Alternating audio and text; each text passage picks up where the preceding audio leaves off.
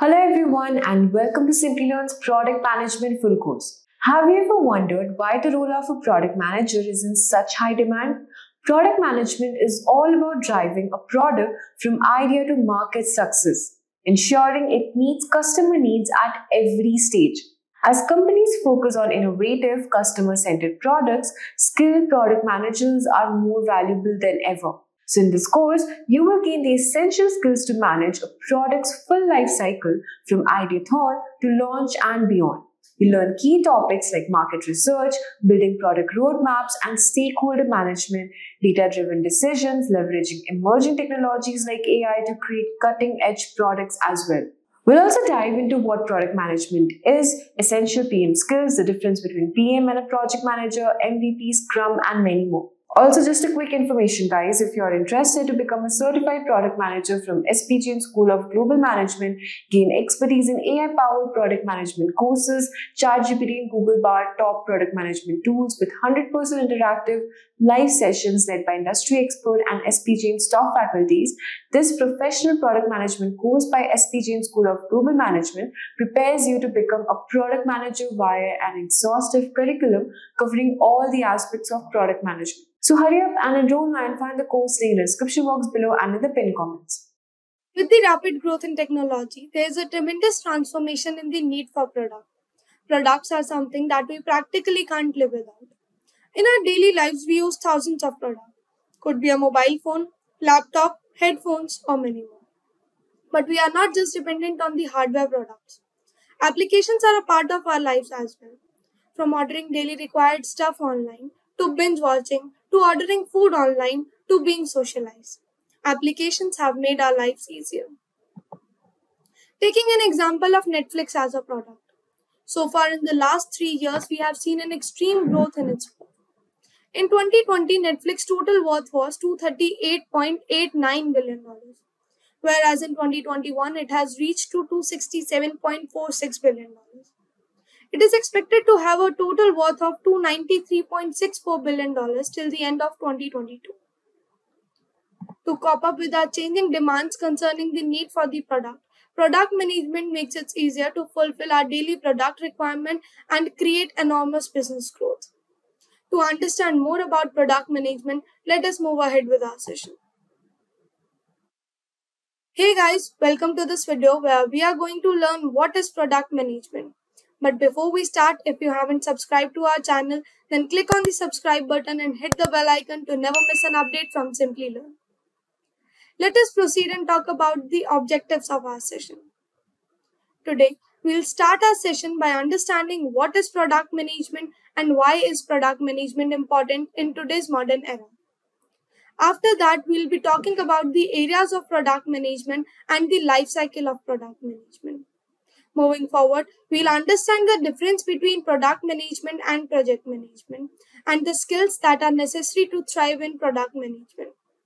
At last, we'll wrap up this session by talking about the companies that are hiring product managers and the future of product management.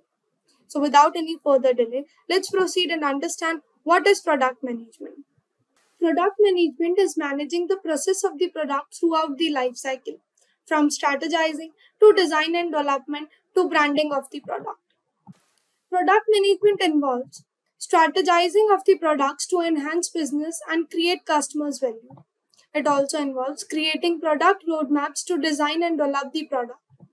It involves specifying functional requirements and creating blueprints to develop the product as per customer requirement. Once the product is developed, it is important to manage the customer feedback, and only then the price of the product is finalized. Let us proceed and understand why product management is important. So, product and market are the two essentials of marketing. Product management plays a crucial role in the success of the product, as product management is the voice of the market inside the industry.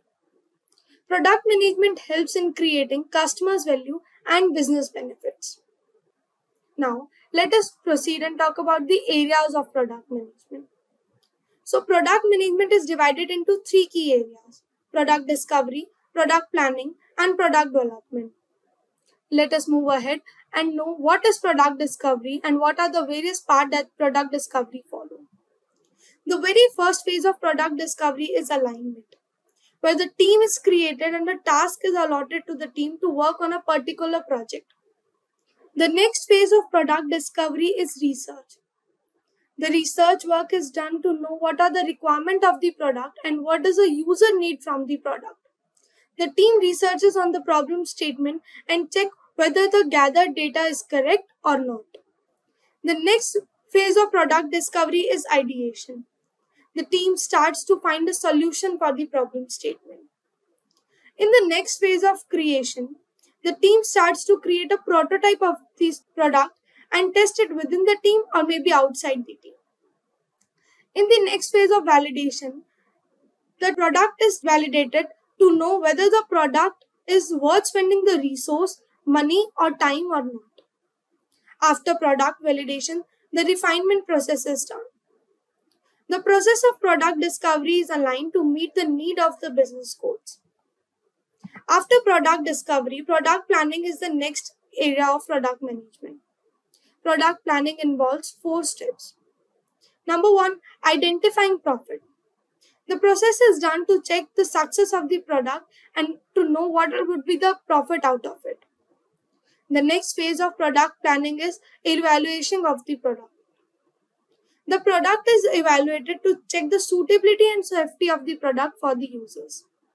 In the next phase, we have allocation of the resources and time plannings. The resources needed for the product are allocated to the team, and a particular time period is planned to provide the product to the customers. The last phase of product planning is complete pre-product planning. So before we start the development process, it is necessary to plan and execute every task so that the development of the product should be complete without any further delay. Once the discovery and planning are done, the product is moved towards the stage of the development. Product development follows the process of idea. The solution for the problem statement is already there in the discovery phase. Now the development team start to work on that idea and start to develop the product using that idea. So once you walk into the step of product planning and you have the idea of what to do and how to do, it is important to do some market research as well. This research will look out for a market to sell your product. Now you got the market to sell your product, it is important to do some development of the product. In the planning phase, we have already created the prototype of the product. The prototype is already tested in the team. So now the development team will start to develop the product using that prototype. Once the product is developed, product validation is done. The product validation means the product undergoes the validation process where the product is tested through every aspect of the testing process, so that the user doesn't find any difficulty using the services of the product. And once the product is validated, it is launched into the market. Launching means to provide the services of the product to the users. Now, let us move ahead and talk about the life cycle of product management. The first phase of product management is product framing. The step involves creating a vision of the product and identifying problems and defining its success. The next phase of life cycle of product management is research. Research means to learning from the people about the need and values of the product. The next phase of life cycle is designing. In this phase, the team synthesize visions, ideas, and research in the prototype of the product. In the next phase of plotting, the testing and solution of the product is done in the real time with real people. After plotting the product is launched into the market. Launching means to send your product into the wild and let it flourish. And once the product is launched into the market, it is important to do the measurements.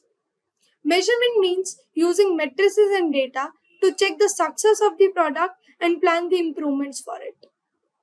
Now the question arises that what is the difference between the areas of product management and the life cycle of product management? So the areas of product management describe every sub-phase that come under every phase of product management or that come under area of product management. Whereas the life cycle of product management represents the workflow of product management as a complete process.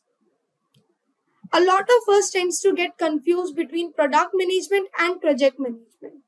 So let us proceed and understand the difference between the two bold terms.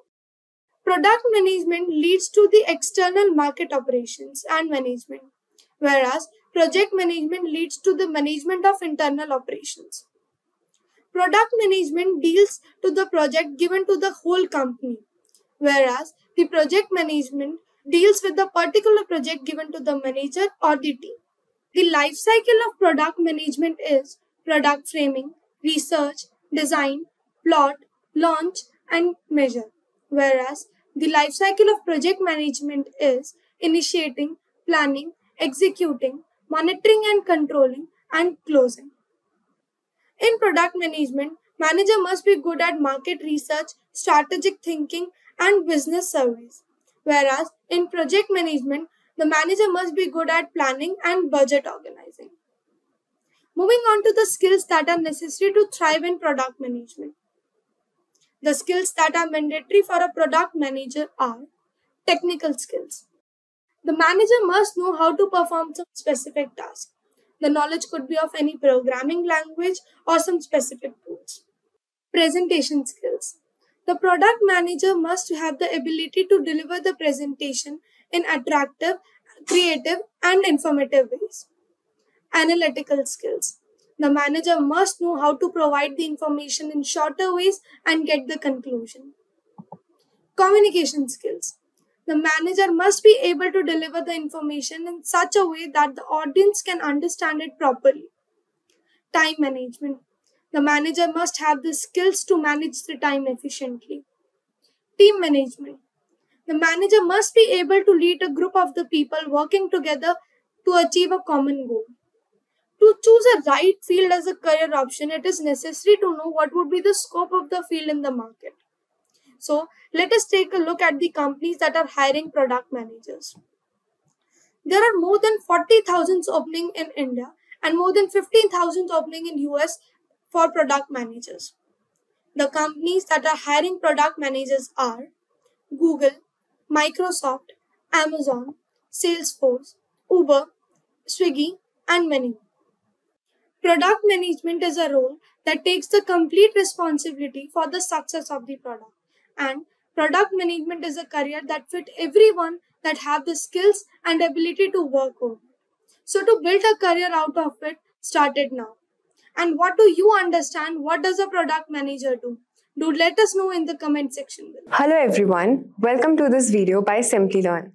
Ever wondered how big companies like Google, Amazon and Microsoft come up with such cool stuff that changes how we use technology? Well, it's all thanks to the product managers.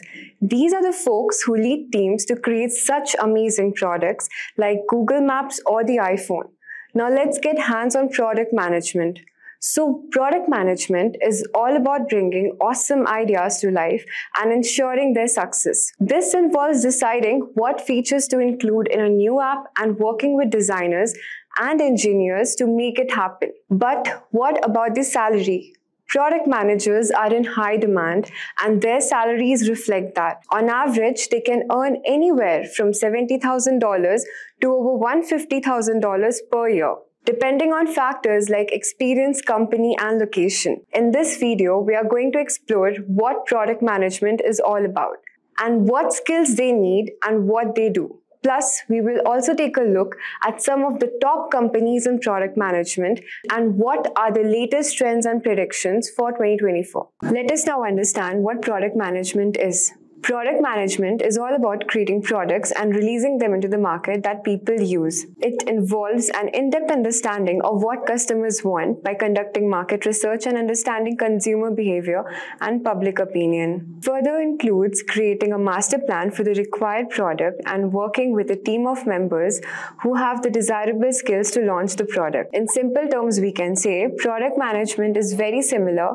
to being the captain of the ship, guiding a product's path from idea to becoming a reality. Now we've got an idea about what product management is, let us now understand who are product managers. A product manager is someone who helps create and improve products for a company. They decide how a product should work, what features it needs, and when these features should be released. They also work with different teams like engineers and designers to ensure everything is completed on time. Product managers are crucial for the product's success and ensure it meets its goals. They are responsible for communicating with customers and finding out what they like and don't like about the product, and then making the required changes to improve it. Now you might be wondering about the skills required to become a product manager in 2024. So let's discuss about skills required to become a product manager in 2024. In this video, we will look into the top 5 skills that are important for business to excel. First skill we'll discuss is technical expertise. Product managers work closely with web developers. Understanding web development and learning the developer's language is very crucial for effective collaboration. Second is critical thinking. Daily decisions about the product and its strategy require strong critical thinking and decision-making skills. Understanding of the UX, understanding user experience principle is vital for effectively communicating with the design team and prioritizing user needs. Then comes business savvy. Business savvy means having strong business skills which are very important to meet business goals, requiring a deep understanding of the company's success factors. And lastly, research skills. A thorough market research is very essential for spotting growth opportunities and threats. Staying curious and continuously researching, especially for discovering new product ideas. We have now discussed the necessary skills required for becoming a successful product manager in 2024. We will now explore roles and responsibilities of a product manager. Let's dive into the essential roles and responsibility of a product manager in 2024. Now we know that product managers are the key players within product management, making sure that the products do well. Secondly, they decide when to add new things and work with teams like engineering and marketing to create products that customers love. They learn about who will buy the product, listen, and also keep an eye on what's happening in the market, making further improvements based on the feedback. By watching how well the product performs compared to others and making plans how to introduce new ones. In this way, they make sure that the product keeps getting better over time. Overall, product managers are really important in helping product to do its best. Let's now discuss about the top 5 companies for product managers in 2024. We will now explore and find out the top 5 companies for product managers. First, we have Google. Google is known for making products that people really like and using data to make decisions. Product managers at Google get to work on cool new technologies that lots of people use worldwide. Product managers at Google make around $150,000 to $200,000 a year on an average. Second, we have Apple. Apple is a top choice for product managers because they make awesome products and have well-known brand. They are super careful about how to make things and keep their process secret. Product managers at Apple usually make between $150,000 to $180,000 a year. Third, we have Amazon. Amazon is a leader in e-commerce and cloud computing, always putting customers first when creating products. Product managers at Amazon work on a variety of products using the company's huge resources and data. Product managers at Amazon typically earn between $130,000 to around $160,000 per year. Then comes Facebook. Facebook has a big name in social media and ads, and their product managers work on products used by billions of users worldwide. Facebook is known for its fast-paced culture and focus on trying new things and making them better. Product managers at Facebook typically earn between $160,000 to around $200,000 a year. Then we have Microsoft. Microsoft is a major player in software and cloud services, and their product managers work on lots of different products. Microsoft is all about being creative, working together, and making even things better. Product managers at Microsoft usually earn between $145,000 to around $170,000 a year. In 2024, product management has changed a lot. Let's talk about the important things for product managers to know. Let's now discuss about the product management trends and predictions for 2024. Here are some of the top predictions for product management in 2024. Focusing on customer satisfaction remains crucial in product management. Product managers need to involve customers and do thorough research to ensure success and monitor satisfaction post-launch to address any issues on time and build strong relationship. In 2023, AI had a big impact on many business. Even though some were cautious about it, AI Assist was introduced to make product management easier. It keeps growing, helping product managers making better decisions based on customer trends and data. There will be a lot more jobs for AI product managers, and we'll see now kinds of AI product manager roles popping up. Data will be crucial for product managers, especially with the rise of AI. Product managers who understand data analysis with lots of data available, product managers can use it to uncover trends, prioritize tasks, plan launches, and monitor performance. In 2024, businesses must prioritize excellent user experiences to keep customers satisfied. Product managers should collaborate closely with UX designers, understanding user behavior and staying updated on UX trends to ensure enjoyable products. Companies are training product managers to adapt new trends, avoiding the need for more. Do you know, friends, that product management is a rapidly growing field in this tech? It mixes creativity, strategy, and technology, with product managers being the key to launching new products. If you are looking for a career that balances businesses, skills, project management, and the latest tech, then this might be a perfect choice for you. In today's video, we will be covering top 10 skills that one needs to become a successful product manager. So guys, let's start with understanding first who is a product manager.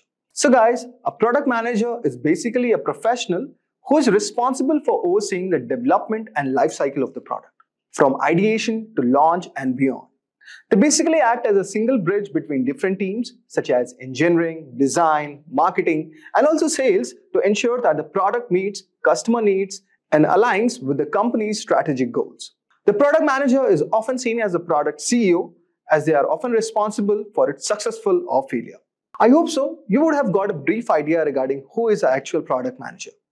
Now let's move on and discuss the top 10 skills which are required to become a successful product manager. So guys, our first skill is strategic thinking. Then is user-centric design approach. Moving ahead, we have product lifecycle knowledge. Then we have problem solving. Then we have prioritization techniques. Moving ahead, we have Agile and SCRUM.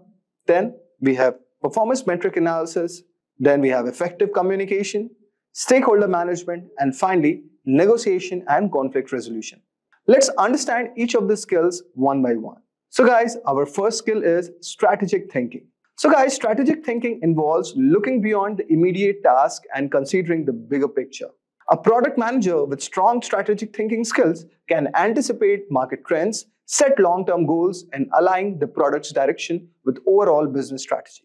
This skills helps in making decisions that ensures the product not only meets the current demands, but is also prepared for future challenges. For example, a product manager at a tech company sees that more people are using a wearable technology. They propose developing a smartwatch that integrates health tracking, communication, and entertainment features, positioning the company ahead of competitors. So you can see, certain task is needed for a product manager in the scope of strategic thinking. Now let's understand our second skill, that is user-centric design approach. So guys, a user-centric design approach ensures that a product is built around the needs and preferences of its users. This skill requires empathy, understanding of user behavior, and a commitment to solving user problems. By focusing on user experience, product managers can create products that are not only functional but are also delightful to use. For example, guys, a product manager at a bank receives feedback that customers find online banking app very confusing.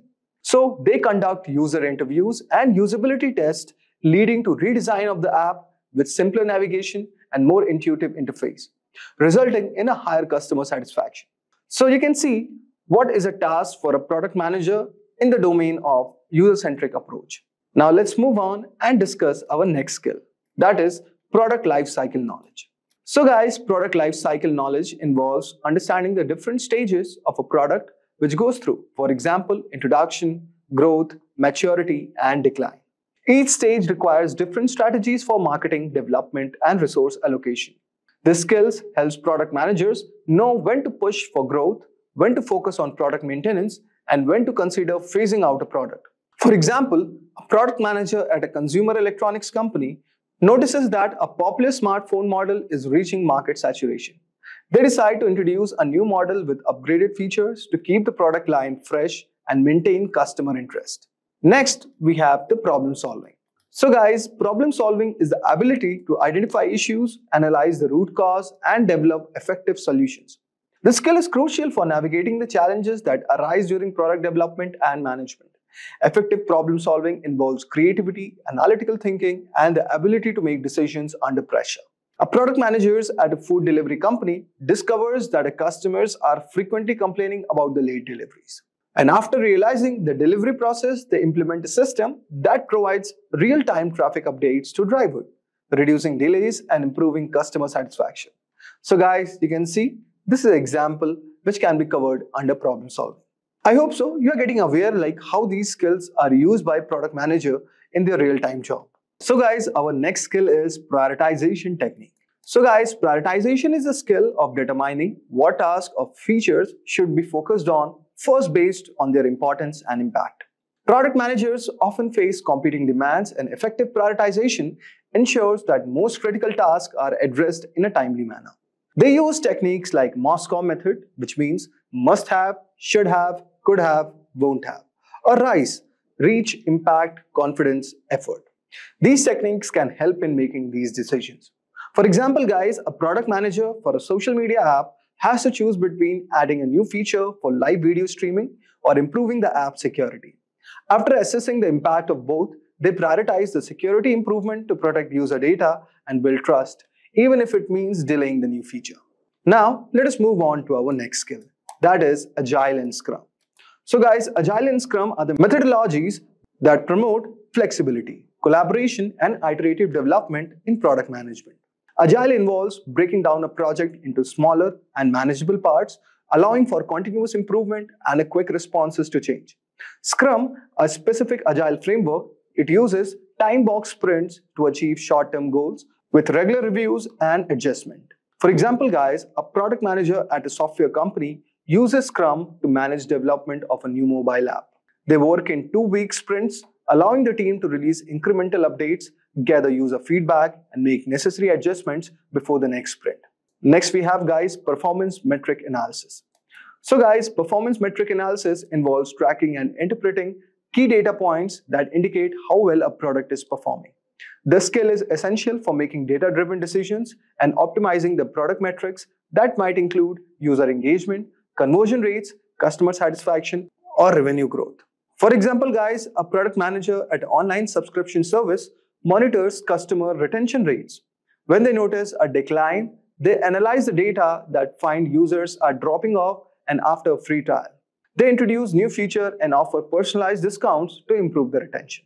So guys, this was how performance metrics help in product management. Next, let us move on to effective communication. So guys, effective communication is the ability to clearly convey ideas, expectations, and feedback to various stakeholders, including team members, executives, and customers. This skill ensures that everyone involved in the product development process is aligned and working towards the same goals. It also involves active listening and the ability to adapt messages to different audiences. For example, guys, a product manager at a retail company regularly updates the development team, marketing team, and company executives on the progress of a new e-commerce platform. By clearly communicating the timeline, challenges, and next steps, they ensure that all the teams are coordinated and working efficiently. The next one that we have all over here is stakeholder management. So guys, stakeholder management involves identifying, engaging, and maintaining positive relationships with all parties interested in the product success.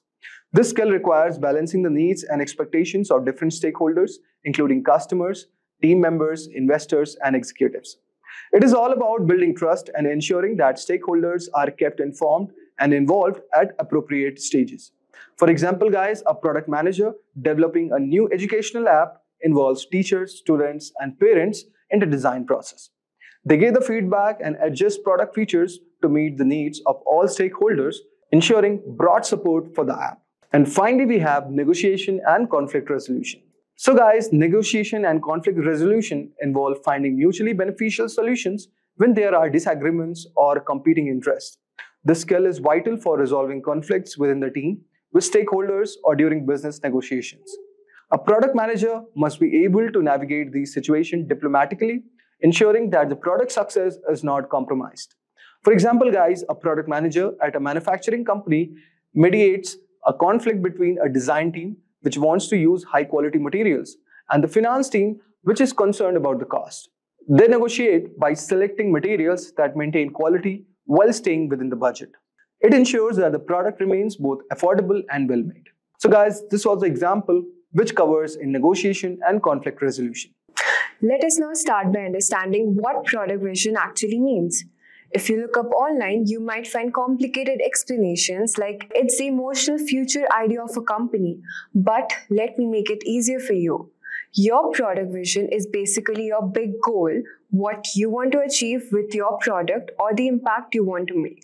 For example, Elon Musk's vision for Tesla is to become the top car company for the 21st century.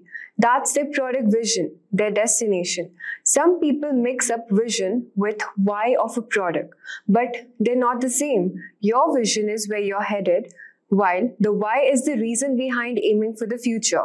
In business, we call this reason the mission. So if your vision is where you're going, the mission is why you're going there. Having a clear vision is very important in product development for two reasons.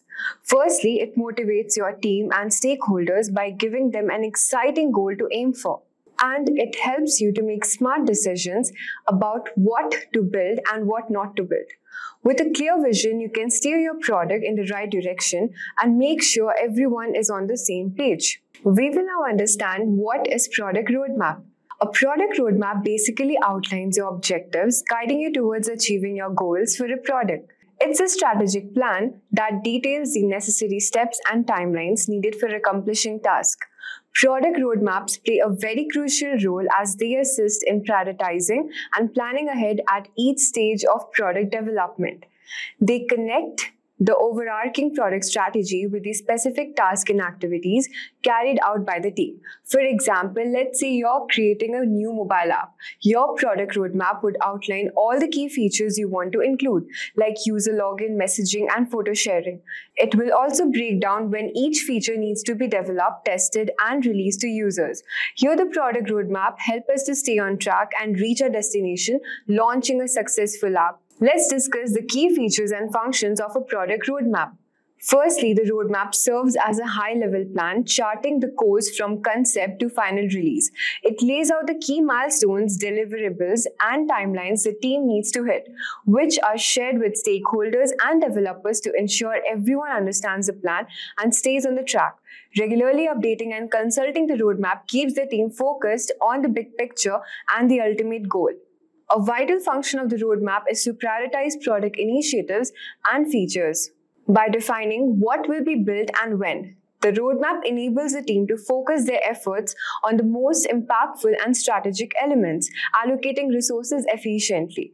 The roadmap also communicates the product strategy to stakeholders, from executives to the sales team. This visual representation fosters buy-in and collaboration across the organization. Roadmaps play a key role in managing expectations by outlining planned releases and feature rollouts and settling clear expectations for customers. Lastly, the best roadmaps incorporate flexibility, adapting to changing market conditions, customer feedback, and new strategic priorities aligned with evolving business needs. We will now explore different types of product roadmaps and how they help us to achieve our product goals. At first, we have portfolio roadmap. This roadmap provides a broad overview of stages for multiple products. Imagine you're overseeing a company that develops both mobile apps and platforms. Here, the portfolio roadmap will help you to see the big picture, what's happening across your product portfolio.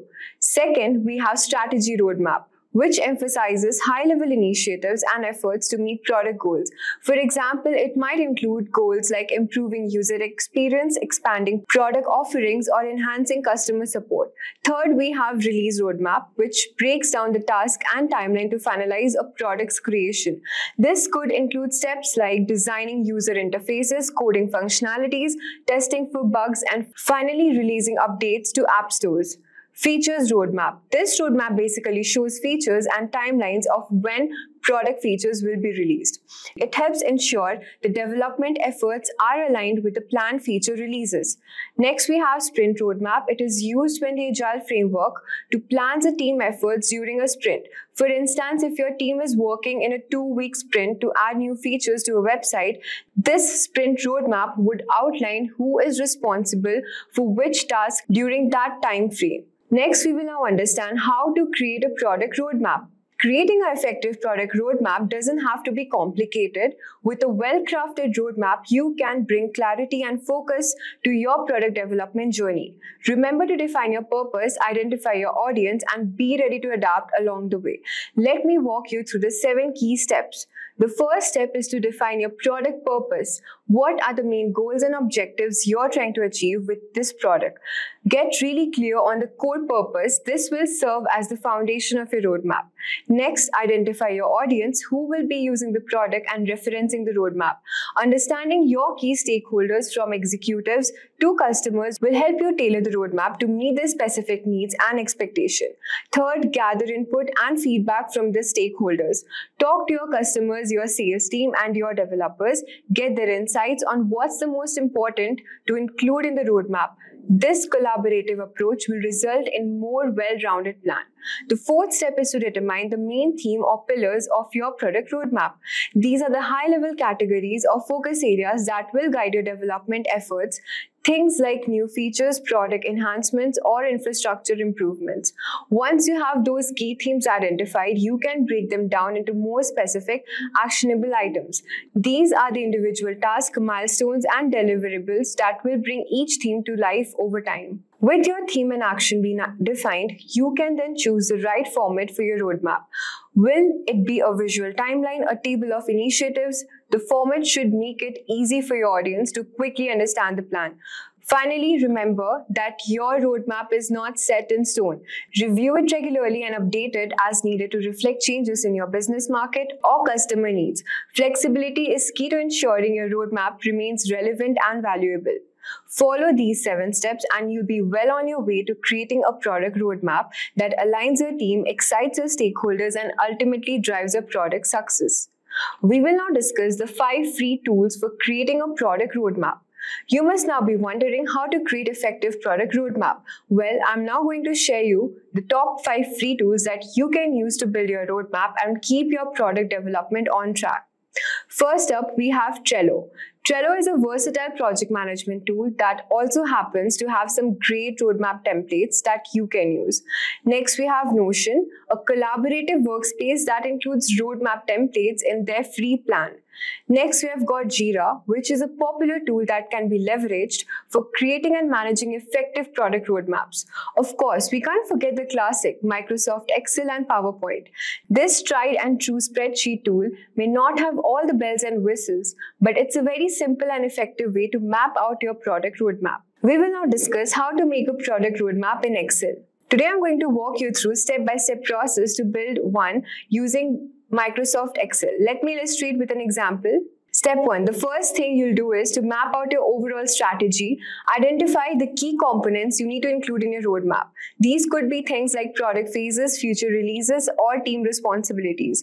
Get these main elements listed out in the column. This will be on the vertical axis of your roadmap. Step 2.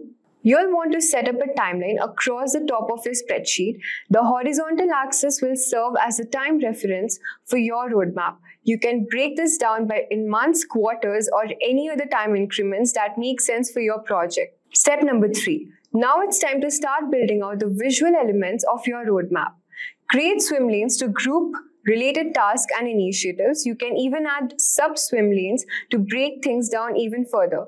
This helps organize a roadmap and make it easier to digest at a glance. In our roadmap example, we have listed a few project steps, breaking down the implementation step into phases, that is phase 1, phase 2, and also phase 3.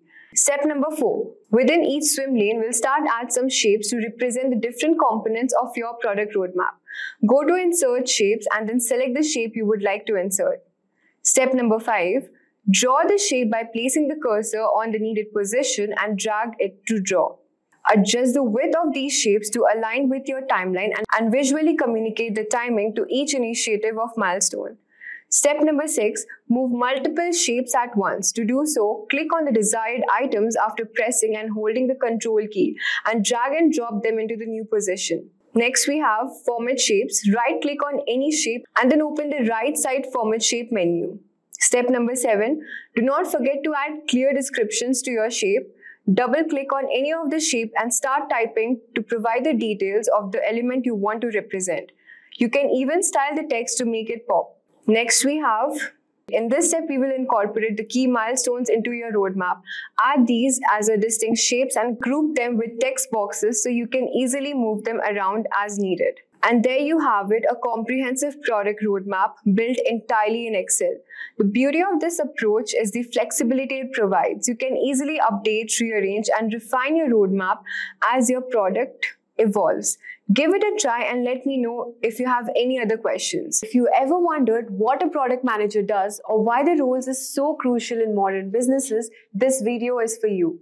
We'll explore the day-to-day responsibilities of a product manager, the key skills required, and how they act as a connective tissue between customers, technology, and business goals. So let's get started. So let's first understand what is a product manager. Let's begin with the basics. What exactly is a product manager? At its core, a product manager is a person responsible for guiding a product's development from its initial concept to its final delivery. They identify customer needs, align those with business's objectives, and ensure that the product delivers value to customer while fulfilling the company goals. Product managers are essentially the CEO of the product, a term popularized by Ben Horowitz. This doesn't mean they have direct authority over teams, but rather they are responsible for defining the product vision, rallying teams behind it, and ensuring the product meets a success criteria. Their goal is to balance business priorities and user experience technological feasibility. Now that we have understood the broad definition, let's explore the specific responsibilities of a product manager. So let us now understand the core responsibilities of a product manager. The first step is to understand the customer.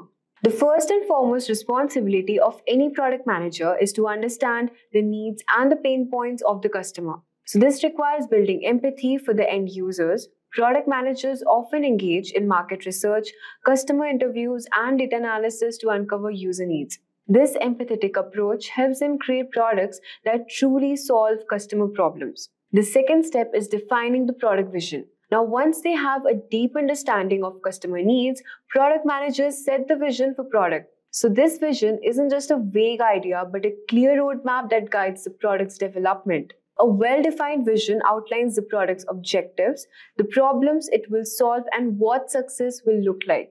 Now, the third step is prioritizing features. Product managers must prioritize features based on customer needs, technical constraints, and business goals. They often have to make tough decisions about what to build next, balancing whether users want against or what is feasible for the development team.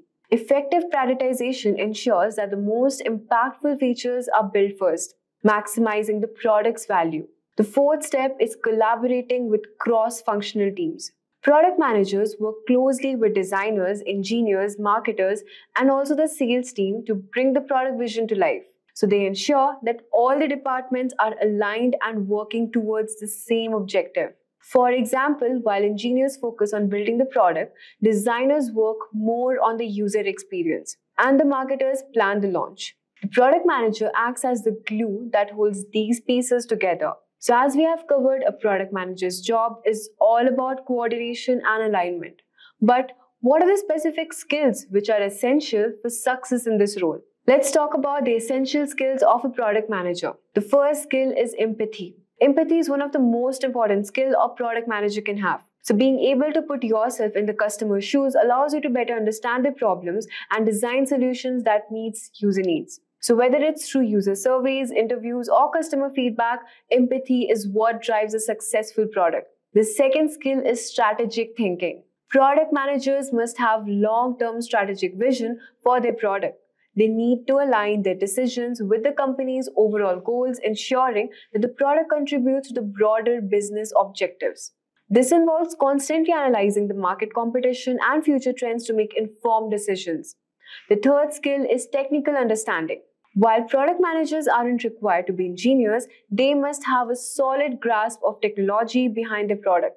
Understanding the technical constraints and opportunities helps them make realistic promises that aligns with engineering's team capabilities. The fourth skill is having communication and leadership. Since product managers are the key points of contact between various teams, strong communication skills are essential. They must clearly convey the product vision, explain priorities, and resolve conflicts. They also need leadership skills to inspire teams to work towards a common goal, even without having direct authority over them. With these skills in mind, let's explore how the product manager's role differs from other similar positions. So, product managers versus product owner. The term product manager and product owner are often used interchangeably, but they refer to different roles. A product manager is responsible for the broader strategy and vision of the product, while a product owner is more focused on the execution and day-to-day task of managing the product development. Product manager focuses more on setting the product vision, defining success metrics, and working with stakeholders, whereas the product owner works closely with the development team, breaking down tasks into actionable sprints and ensuring the team is executing accordingly to the product vision. In agile frameworks like SCRUM, the product owner is more of an operational role, while the product manager operates at a strategic level. Now that we have understood these distinctions, let's dive why these product managers are so vital to a company's success. So why product managers matter? Product managers play a pivotal role in ensuring a product success in the marketplace. So even without effective product management, companies risk building products that either don't meet customer needs or don't align with business goals. The product manager ensures that a product delivers both value and customer to the business. They also bring together different teams to work toward a common goal, creating alignment across design, development, and marketing. This holistic approach leads to better, more successful products that customers love and businesses benefit from. Lastly, if you're inspired to pursue this career, here's how you can start your journey as a product manager. If product management sounds like the right career for you, here's how you can get started. First, you have to build foundational knowledge. Learn the basics of product management, including popular frameworks like Agile and SCRUM. There are many other online courses and resources available to help you get started. Second, develop empathy. Begin interacting with users and customers to better understand the pain points. This will help you practice empathy, which is the key to building a successful product. Get experience. Look for opportunities to manage smaller projects within your current role or volunteer to work on cross-functional teams. Gaining experience with product roadmaps and feature prioritization will help you transition into the role. With dedication and the right skills, you can embark on a rewarding career as a product manager. And that's it for today's video. We have covered what product manager does, their key responsibilities, the essential skills needed, and how to start your journey in product management. So guys, let's start by understanding what is product market fit. Guys, product market fit refers to the moment when company's product resonates deeply with its target customers. It's when customers not only buy the product but also use it regularly and recommend it to others, helping the product gain attraction and sustain growth over the time. This concept is critical for any business that wants to achieve long-term profitability and also success. Entrepreneurs and venture capitalists like Mark Anderson, who is widely credited with popularizing the idea, describes product market fit as finding a good market and creating a product that meets the needs of that market. It's not just about launching a product, it's about ensuring that the product satisfies a significant demand within the chosen market. Without this alignment between the product and market, growth will be significant and demand will be chosen within the market. So guys, without this alignment between product and market, growth will be stunted and profitability will be difficult to achieve. Dan Oslin, a renowned product management expert, developed a framework known as the product market fit pyramid, which helps basically companies navigate the process of achieving this alignment. Now, let's try to move ahead and understand why product market fit is important. So guys, Alex Schulz, Facebook's Vice President of Growth, has emphasized that one of the common issues he observes in the company that he advises is misconception around product market fit. Many companies believe that they have achieved it when they actually haven't. Why does it matter so much? Why do venture capitalists frequently require evidence of product market fit before investing in a company? And why do Mark Andersons divide the startup journey into two distinct phases, before product market fit and after product market fit? The answer is pretty simple, guys. Until you confirm that your product has a large enough market of customers willing to pay for it, your company shouldn't focus on scaling other strategic objectives like upselling and before product market fit. These efforts are premature and potentially counterproductive. For example, guys, spending money on advertising or expanding sales team doesn't make sense if you haven't first proven that there's sufficient market for your product. Achieving product market fit means that your product has demonstrated enough value that a significant number of people want it. It's at this point that the business can begin focusing on growth strategies. But before reaching this stage, the primary goal is to validate that the product solves a real problem for the market. In short, guys, product market fit is the foundation for long-term growth. Without it, even the best of the sales and marketing efforts are likely to fall short. So guys, as you can see all over here, so there are certain reasons like product market fit is important, like I have mentioned, sustainable growth, resource efficiency, investors' confidence, customer loyalty, and competitive advantage. So these are some of the main reasons why product market fit is important. But now the question arises, who is responsible for the product market fit? While product market fit is often associated with the roles of product managers and marketers, the reality is that it's a company's wide responsibility. Every team from sales to customer support and finance plays a role in helping the company reach this milestone. The product team may be at the forefront of creating a product, but customer feedback from sales and support teams can provide invaluable insights. The finance department also plays a key role by tracking key metrics that indicate invaluable insights and also whether the company is making progress towards product market fit or not. In essence of achieving product market fit, it requires collaboration across all the departments. It's not just about developing the right product, it's also about making sure that the entire organization is aligned and focused on meeting the needs of customer. Now, let us talk about a very important question, that how to measure the product market fit. So guys, there's no definitive metric to tell a company that it has achieved product market fit. However, several indicators can signal that you are on the right path. Andrew Chen, a venture capitalist, offers some useful guidelines for assessing the product market fit. The first one is customer feedback. Like, are customers showing a willingness to switch to your product? When your potential customers try your product, do they express a preference for it over other competitors? Market differentiation. Like, have customers who previously rejected other solutions now turn to your product? Are you offering something distinct that captures their interest, like the competitive grouping? Do customers intuitively understand which other products yours competes with? If they place your products in the same category as leading alternatives, it indicates you are playing right in the market. So guys, as you can see all over here, now let us try to understand some of the other measures. The next reason is product understanding. Like, do customers clearly grasp what sets your products apart?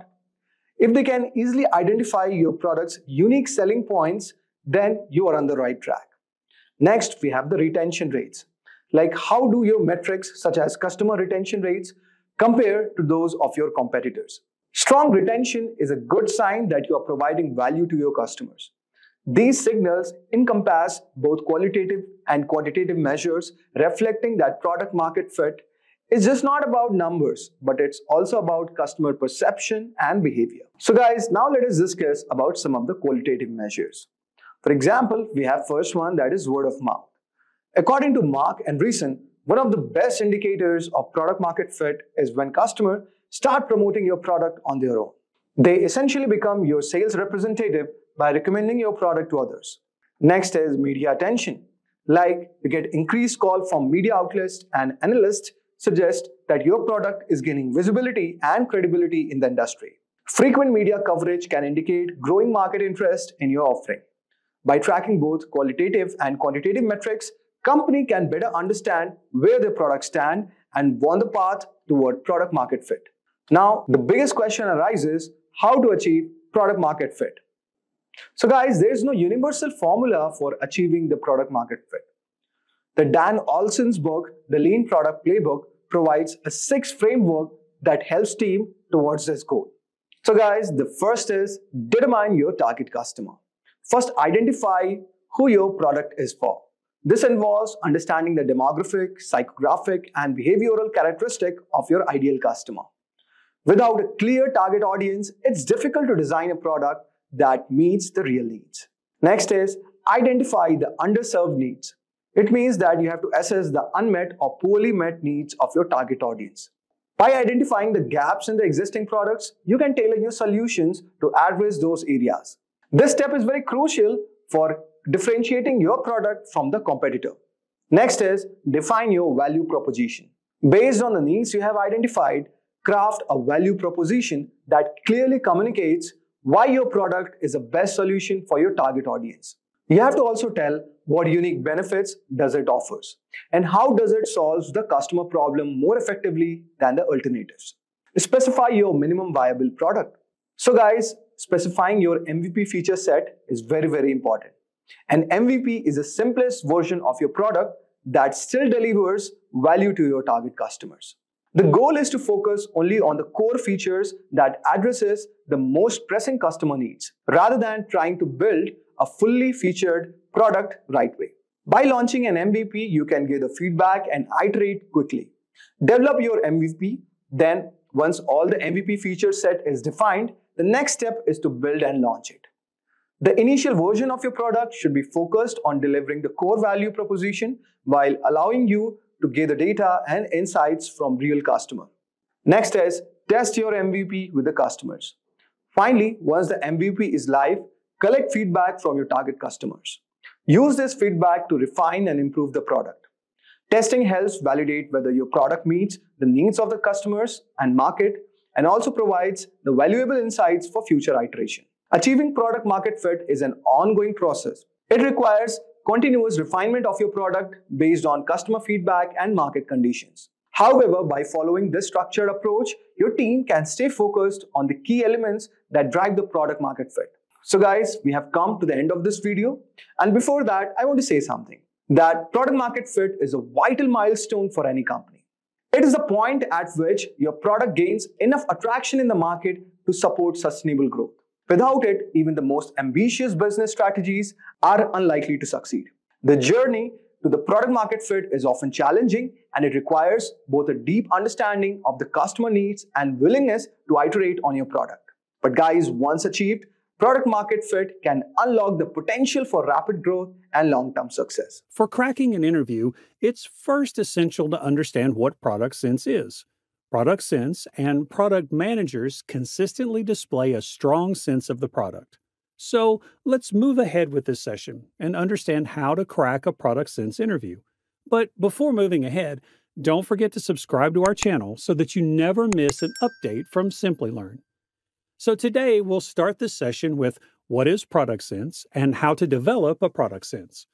Moving ahead, we'll understand the product sense interviews and how to gain product sense. Following that, we'll take a look at what a product sense interviewer is looking to see and some sample questions. And stick to the end, because we will wrap this session by providing you with some tips to follow to crack the product sense interviews. So let's start with the session and understand what is product sense. Understanding a product's requirements is known as having product sense. One of the actual hard talents that good product managers should possess is product sense. It's a key element of product development and any product strategy. It is a crucial talent for designing goods with people in mind. A product's success depends on addressing consumer demands, and product sense is a form of foresight. Many businesses prioritize product sense while choosing individuals for PM positions. True product sense goes well beyond the design and user experience of the solution. One of the components of the product sense equation is anticipating the downsides and trade-offs of each product decision, and knowing which ideas to reject is also included in it. Understanding why a product would or wouldn't function is necessary, and product sense helps you identify the issues your product resolves and how to add new features that work similarly. The ability of PMs to understand products has long been mysterious. Now let's understand how to develop a product sense. Strong product sense is a quality that product managers consistently exhibit. They also provide value that meets client requirements while updating such items. Most product management use scenarios have this goal in mind. Though it is sometimes simpler said than done, improving revenue and profit margins may mean sacrificing these objectives. Product managers and leaders may improve this ability and develop their intuitive sense of user demands in a variety of ways. There are three components that make up product sense. Number one, compassion. This is the capacity to mimic several distinct personalities who are not like you in terms of their thought processes. Having the ability to state that in this circumstance, this sort of user will respond in this way, or to assert that our business partners would react in a certain way, or even that our rivals will see our move in a certain way. One crucial aspect of product sense is the ability to honestly do that well. Going above and beyond to get into users' shoes, into their thinking, and into their problems helps you develop a strong product sense. Talking to various people and partners is a definitive technique to increase your empathy. Don't just converse with them and accept what they tell you as you go about doing this. The most crucial component of developing this empathy is to try to understand why they are saying what they are saying. Although you won't always have the user in front of you to ask what would work, you may accurately forecast it by knowing why they feel or act the way they do. Number two, originality. The ability to think creatively and generate fresh solutions to a given circumstance or challenge is the most elusive but significant component of product sense. It is the responsibility of the product manager to specify the construction process. You may develop the key talent of creative thinking to do this. It might be a force multiplier to be able to come up with novel solutions to consumer issues. In addition to providing sensible answers, the top product managers also inspire innovation. After all, nothing has ever been constructed before without the use of creativity. Setting strategy, prioritizing new ideas, and putting them into practice all need creativity. And number three, domain knowledge. When you have a deep understanding of the industry you work in, ideas for what kind of product to create and how to create it will automatically come to you better and more accurately. To be more precise, I'd advise putting your attention on understanding your users and consumers, the competitors and what they're up to, and any opportunities or constraints presented by technology. Functional expertise is concerned with the product management process, whereas domain expertise is focused on the market. I contend that this is distinct from talents. The art of influencing is one such. Influencing is a crucial ability for PMs since they have a lot of responsibility and limited control over other people. The market, consumers, industry, opponents' products, and etc. are all part of the domain experience. Yes, some technical expertise is required, but the market is still the major concern. Otherwise, you run the risk of becoming technology-driven, missing market possibilities, or misinterpreting client wants. Now, let's move on to the basic detailing of the product sense interview. Product interviews not only attain questions based on the product sense, but also analytical questions and case studies. In most cases, the product sense interviews hold on to the questions like, which is the product you like the most? Why do you like it? And what kind of improvements do you want to make to it?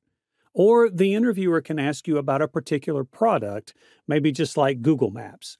The interviewer can ask about how you would improve Google Maps and its services. The questions about actual products are occasionally included in the product sense interviews. A product's design and strategy might also be the basis for these inquiries. For example, what design principles would you use to create a YouTube clone app that runs in the background? Regardless of whether a product is digital or physical, the solutions for its design or marketing tactics always stay the same. PM interviews evaluate three key competencies: product sense, execution, and behavioral competencies. Every employer has a unique interview process, but they all assess the same fundamental competencies. Hard as it may be to admit, most interviewers need rapid thinking and responses. Quick thinking is facilitated by frameworks. Your interviewer for the execution is searching for if you can quantify what matters and apply analytics to make data-driven judgments, if you can identify and balance various trade-offs to make wise product selections, and if you can efficiently use your limited time and resources to have the greatest impact. Now let us understand what the interviewer is trying to see in you or trying to judge you on. The interviewer mostly asks you about the 4 things based on a product: context, prioritization, creativity, metrics. Context. The interviewer will ask you about the context of the problem statement. Do you get the context of the problem? Are you able to empathize with which context the product is going to be used? Who will be the users of the product? And what will be the difficulties the users will face with these particular products? How can we resolve such difficulties? And many more. Prioritization. Are you able to prioritize, from all the major points, segments, and use cases you have developed, the appropriate collection of segments and pinpoints, supporting your decisions with logic and data? Such questions are asked by the interviewer. Creativity.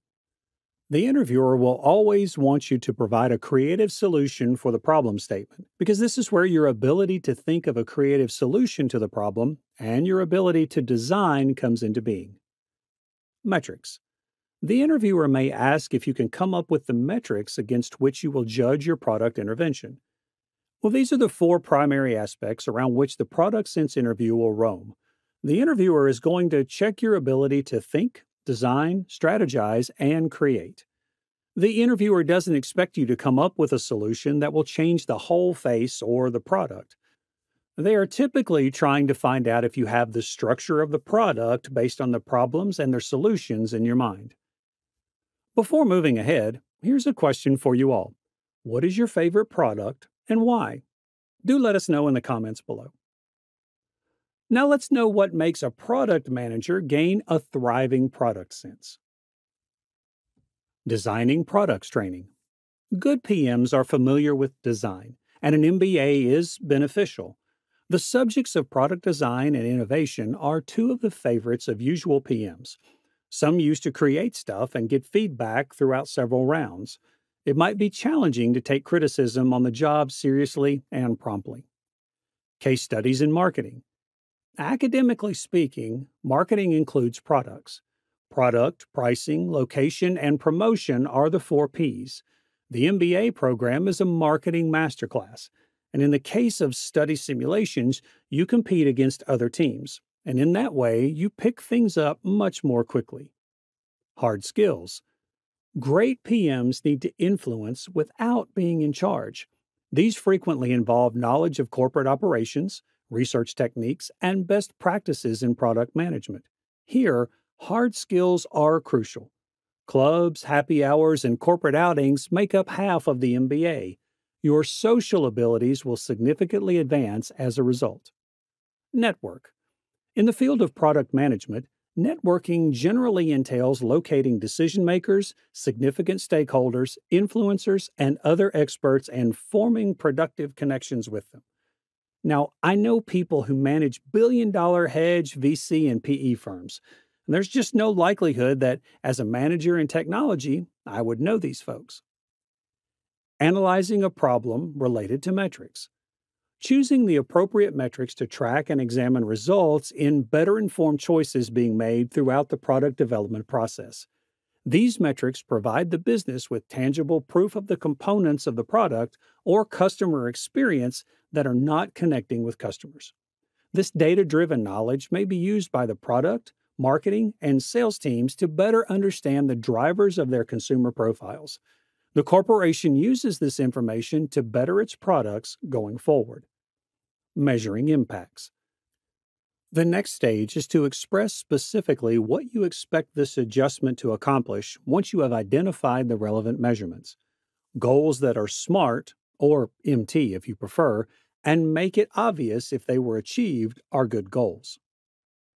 Moving on, let's know what your product sense interviewer is looking to see. Can you clearly articulate who you are building for, why, and how it fits into the meta mission? Can you provide thoughtful reasoning for why Meta should or should not focus on specific aspects of the broadest possible product opportunity at hand? Can you provide a thorough vision for your desired MVP experience to test out your hypothesis, as well as your desired end state for this product, say 3 years out? This comes down to concretely defining priorities and goals. Can you zoom out from your personal user needs and think about how this product could scale and provide maximum value to Meta's global user base of over 3 billion people? Product Sense interview questions will typically be in the form of one very deep hypothetical, what would you build for X, with a series of follow up questions to understand your thought process. Let's now have a look at a few sample questions. The interviewer may ask you, how would you improve Instagram stories? Build a Facebook product for travel. How would you build Facebook Birthday if it weren't there? How can we improve Google Maps? Create a photo sharing app for Google. Build a music app for Facebook. Moving on, let's have a look at the tips that you may follow to crack the Sense interview. Knowing what the interviewer can ask, you should understand what aspect the interviewer is looking for in you. Adhere to the framework. The Product Sense interview is all about following the structural framework to provide an ethical and practical solution to the problem given to you.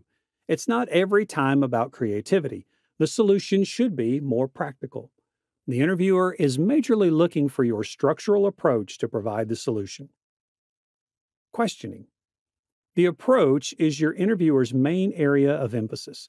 You are not required to respond as soon as you hear the question from the interviewer. It's acceptable to take a break and ask the interviewer a clarifying question if you're having trouble comprehending what is being asked of you. This will help you realize exactly what the interviewer needs to know.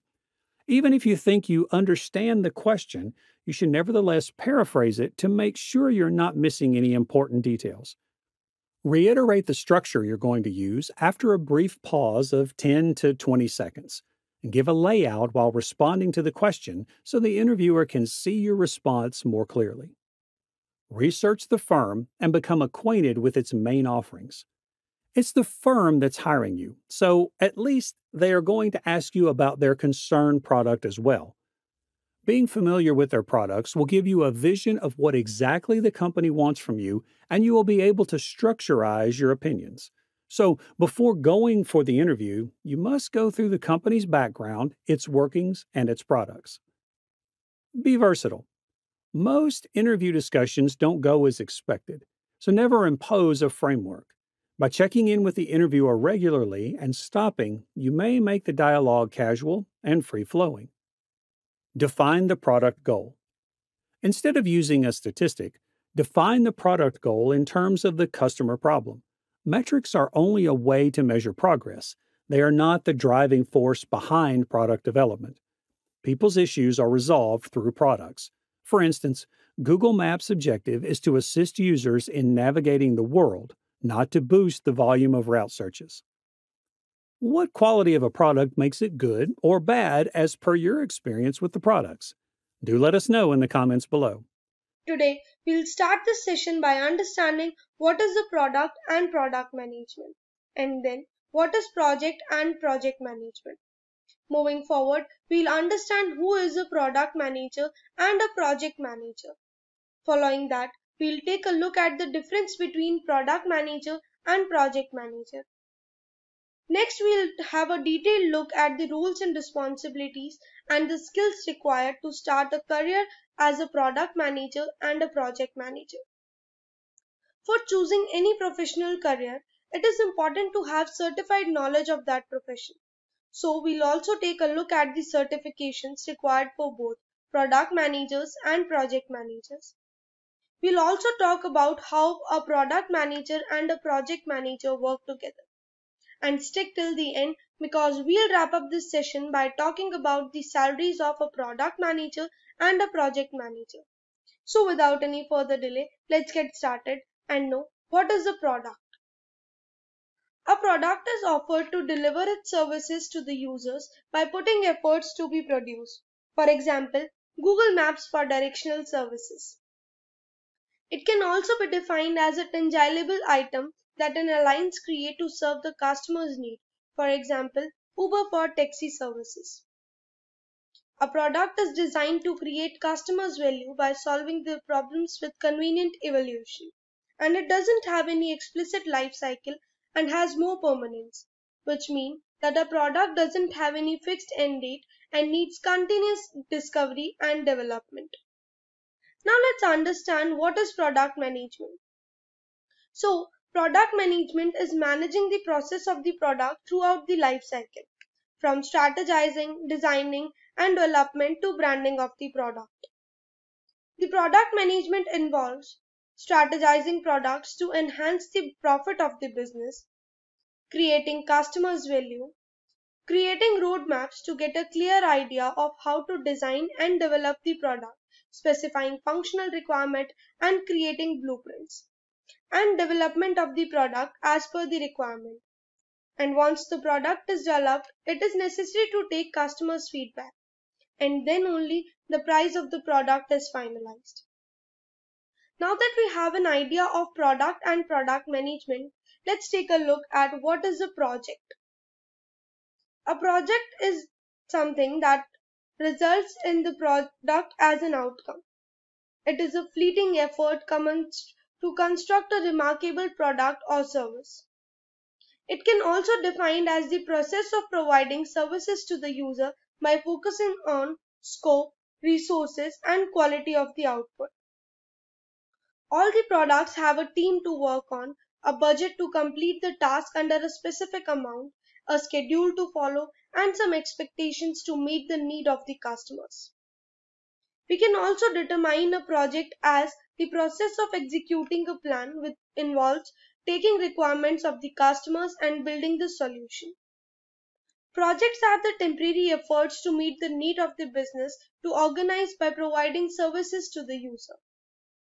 Now let's move further and understand what is project management. So, project management is defined as the process of planning and organizing the resources of the company to complete a specific task. Project management plays the same role irrespective of the belonging industry. It is the role that specifies product of an organization. The main objective of project management is to determine the goals and objective of the project. It also creates a quality assurance check to ensure the standards of the project. It is the approach of applying skills and techniques to complete a project as per customer's requirement. And it helps to get a predictable project planning and execution process. The primary constraints of project management are time, cost, scope, and quality. Now let's know more about product and product managers. So let's move further and understand who is a product manager. A product manager is a person in an organization that is responsible for product development as per the customer's requirement. The manager allows the task to the development team and manages the coordination regarding the product developed between the customers and the developers. The product manager monitors the product and the market and develop the competitive analysis. The product manager is an association between the business, developers, and the users of the product. Now let's understand who is a project manager. A project manager is an individual who plans and organizes the resources needed for the project and looks after the specific need of a project of an organization. The product manager determines the goals and objectives of the project by approaching skills and techniques needed to complete a particular project. The project manager helps to get a predictable project planning and execution process. The primary task of a project manager is to determine the scope of the project by using different methodologies of product management. For example, Agile, SCRUM, Prince2, etc. The manager leads the project throughout the life cycle of the project, from initiating to planning to executing to monitoring and controlling to closing of the project. Now, let's move further and understand the difference between a product manager and a project manager. The product manager deals with the all-around needs of the product, from strategizing to branding of the product. On the other hand, the project manager deals with applying techniques to complete a particular project. The product manager focuses on building up the value of the product, but the project manager focuses on work coordination. The product manager owns the what, and the project manager owns the how. The product manager must be good at market research and strategic thinking, whereas the project manager must be good at planning and budget organizing. The product manager brings the idea related to the product into the marketplace. On the other hand, the project manager uses specific skills to deliver a valuable product. The product manager deals with the external market operations, whereas the project manager deals with the internal operations of an organization. The product manager manages the product till its complete success, whereas the project manager manages the project till it's delivered to the customers. So far we have understood about product managers and project managers. So here's a question for you guys. What is the another title for a project manager? Do let us know in the comment section below. Now let's take a look at the responsibilities of product managers. The product manager manages the product throughout the life cycle, from initial stage of planning to the final stage of complete success of the project. The product manager strategizes the product by planning for the particular product. It's the product manager's responsibility to create customers' value by fulfilling the customer's requirement for a product. And the manager builds the roadmap for a product following which the product is created. The manager manages the specifying functional requirements to lead the team about the product. And the manager continuously manages and monitors the development of the product. And once the product is approved, it is sent out in the wild for branding and launching into the market. Let's proceed and know the responsibilities of project manager. The project manager evaluates the initial intakes that are necessary for a project. To finish the project on time, the project manager makes sure that the project is delivered to the customers on time. To manage the performance of the team by continuously monitoring and controlling the work in the team. To manage the proper communication and coordination in the team.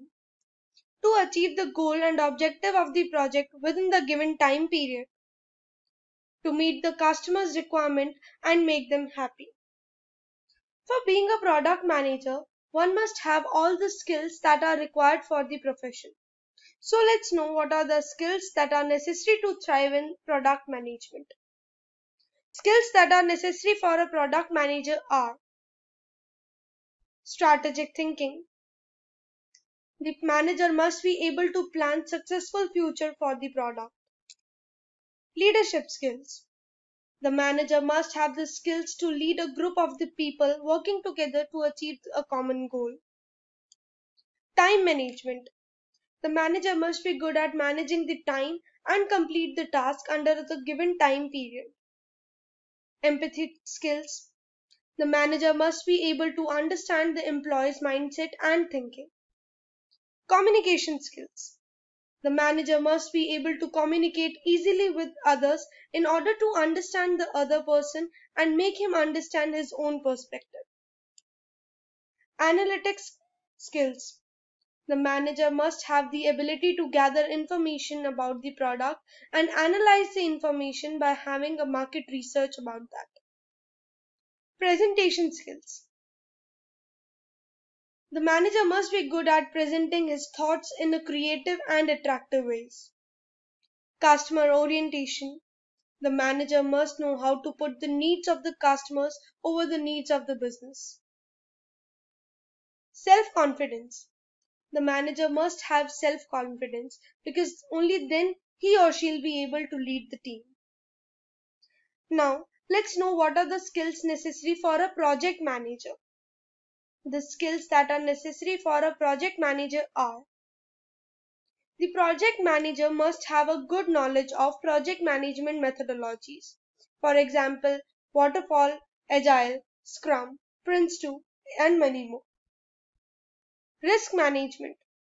The manager must be able to identify and control the threats to the organization's earning and capitals. Basic knowledge of project management tools.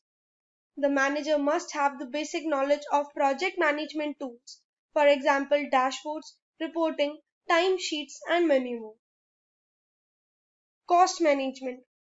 The manager must be good at managing the project cost to provide maximum benefits to the organization. Adaptability. To become a manager, one must be able to adjust to different conditions and circumstances. Critical thinking. The manager must be able to think rationally and understand the logical relationship between the ideas. Now let's move on and know what are the certifications available for a product manager. The certification that fits best for product managers are: Product School Product Management Certification. The Product School offers two types of product management certification. One is Product Manager Certification and the other one is Senior Product Manager Certification. The Product Manager certifications help learners to learn how to build digital product end to end, from discovery to optimization, and to develop a portfolio project with the help of your instructor. And the Senior Project Manager certification assists the product managers to enhance your technical hard skills and learn to leakage advantage to make informed decision and build strategic skill set to help guide your team in context of the marketplace. Pragmatic Institute Project Management Certification. The certification concentrates on defining the roles and responsibilities, focuses on the right feedback from the right sources, and building buyers' products. It also pledges the product managers will accumulate functional skills, tools, and templates in the field of management. The institute has its branches in over 50 plus countries and have over 10,000 plus hiring companies covering the topmost MNCs as well. The institute provides provision methodologies, adaptable resources, battle-tested strategies, and the world-class support to the organizations. Simplilearn Professional Certification in Product Management. Simplilearn's professional certification in product management is one of the top 4 worldwide certified programs in product management. This course is in partnership with SP Jain School of Global Management and involves 4 months of rigorous live training with SP Jain top faculties across Australia, Dubai, and India, along with live sessions from top product leaders. This program prepares you to become a product manager via an exhaustive curriculum covering all the aspects of product management and educates you on the latest industry trends, advancements, and related industry applications from top products experts via live sessions. The program provides a 150% salary hike and is connected with 2,900 plus hiring partners. The program will take you towards product strategy, new product ideations, product development, product lifecycle management, design thinking, UI UX, and many more different concepts of product management. The top companies that are hiring product managers via the Simplilearn product management course are Amazon, Microsoft, Google, IBM, Adobe, LinkedIn, Deloitte, Airbus, and many more. Now let's take a look at the certifications available for project managers. The certification that are fit for project managers are Project Management Professional, that is PMP. Project Management Professional is an international acknowledged professional designation proposed by the Project Management Institute. Gaining a PMP certification can help you and acquisition in your professional and personal growth. The PMP certification can help you showcase your skills and get your work globally recognized. It allows you to prove your experience and competence to lead and direct projects.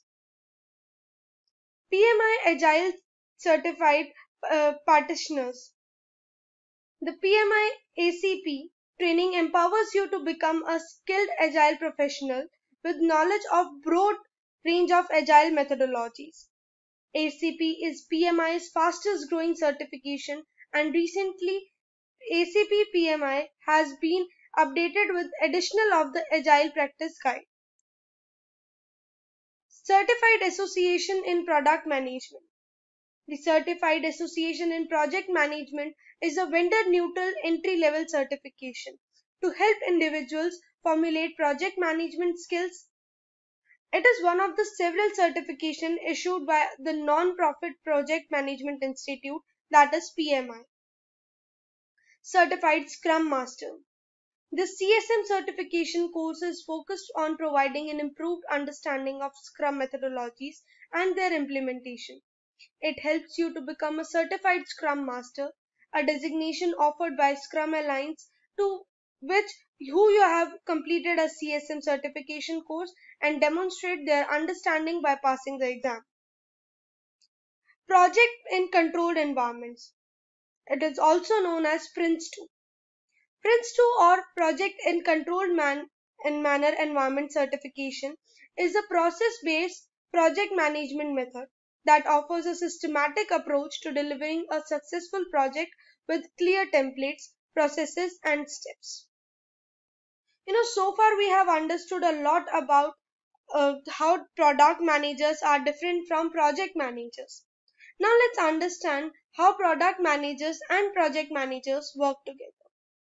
So, a product manager sets the trajectory for a project by creating visions of the and goals by doing market research and knowing the customer's requirement.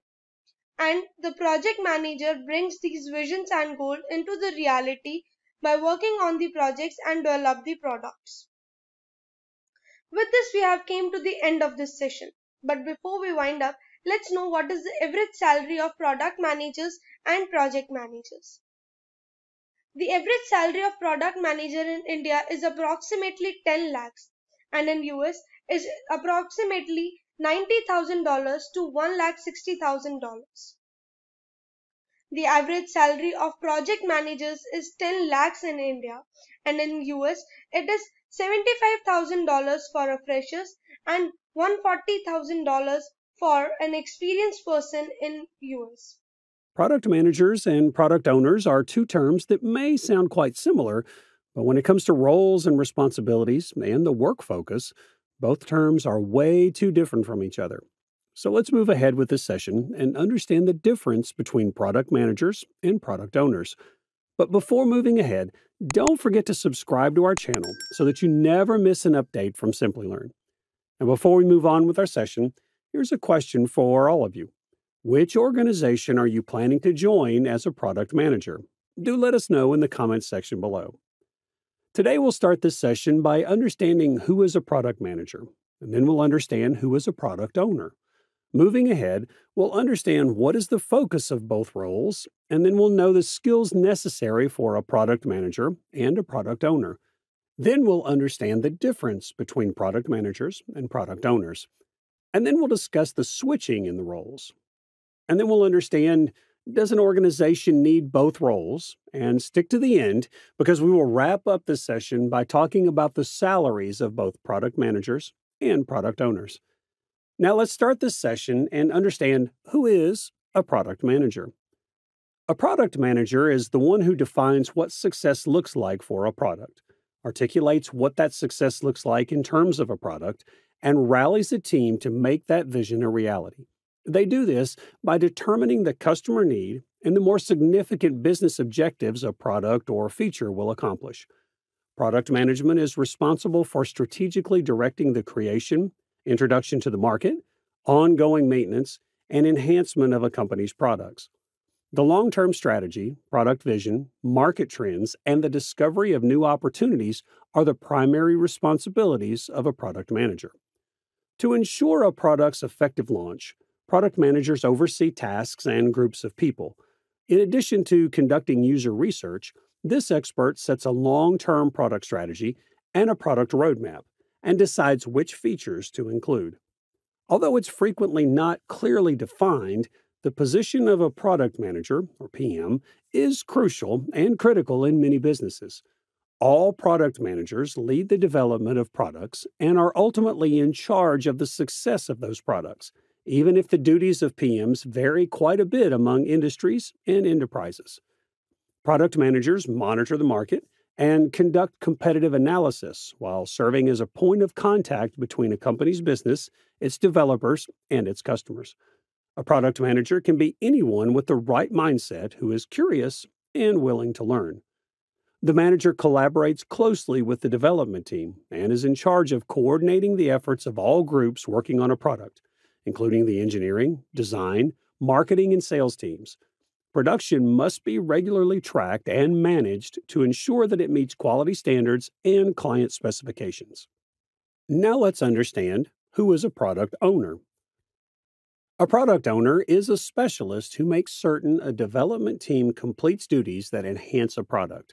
Additionally, they act in the client's and their consumers' best interest. The position is derived from SCRUM Project Management, a framework for setting up the team dynamics and duties for a project. The backlog, or list of necessary work, is likewise managed by the product owners. To help their team know what to focus on, the product owner lists each step in the backlog along with a description of what it requires. These experts, consequently, frequently possess extraordinary strategic and communication abilities. A product owner acts as the organization's point of contact when using Scrum to keep all sections of the business updated on a project's progress. A key position, called product owner, is in charge of speaking on behalf of the development team's interests to the client. Their responsibility is to guarantee that a user advocate attends development meetings. Representing the customer's interests to the development team is the responsibility of a strategic role.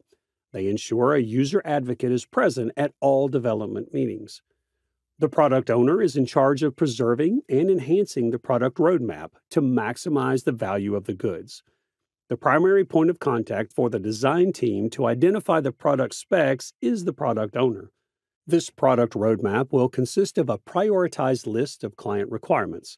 It is the responsibility and accountability of this expert to identify and prioritize user needs. Now, let's understand what both roles focus on. So let's begin with knowing what a product manager focuses on. The following categories can be used to organize some of the product manager's tasks. Number 1, by doing user research and revealing key insights, learn what users need. Number 2, develop the long-term vision and plan for the product. Number 3, bring the team together around a unified product roadmap. Number 4, choose the upcoming features to be built. Number 5, offer clients features that work and make them happy. Number 6, promote alignment concerning the overall strategy and direction of the product across the team, partners, and external stakeholders. Number 7, examining client needs. Number 8, researching a good, service, rival, or market. Number 9, collecting and evaluating customer reviews of a product or service. Now let's know, what does a product owner focus on? The only person in charge of backlog grooming is the product owner. The product owner also does the following in addition to that. Number 1, prioritizes the user stories and organizes them in the product backlog based on the user pains and problems the customers are experiencing. Number 2, to make sure that the development team knows what to work on next, the team builds and prioritizes production processes. Number 3, participates in all Scrum and Agile meetings to make sure that the development activity is in line with the roadmap established by the product manager. Number 4, conveys to the development team the customer's voice. Number 5, input to the product manager on the validated roadmap. Number 6, Transform the project manager's goals into actionable tasks. Number 7, make these jobs part of the employee's everyday obligations. Number 8, user stories should be written for the development team. Number 9, maximization of the value of the product produced by the development team's efforts. Now let's move this session toward the responsibilities of both roles. Now let's see what are the responsibilities of a product manager. To maintain, develop, and increase the sales of current products, a product manager must communicate with several internal and external business stakeholders.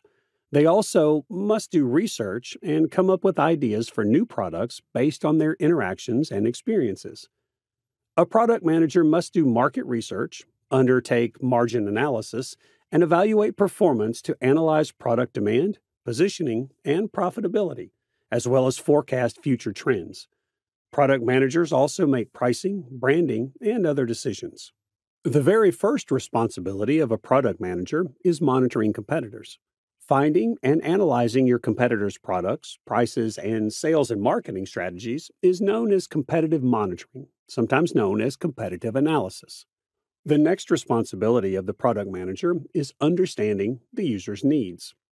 It is your duty as a product manager to determine the target market and to understand the people who use your service, or your users, and what they want to do to build a solution that works for them. The next responsibility is assembling market research and competition data.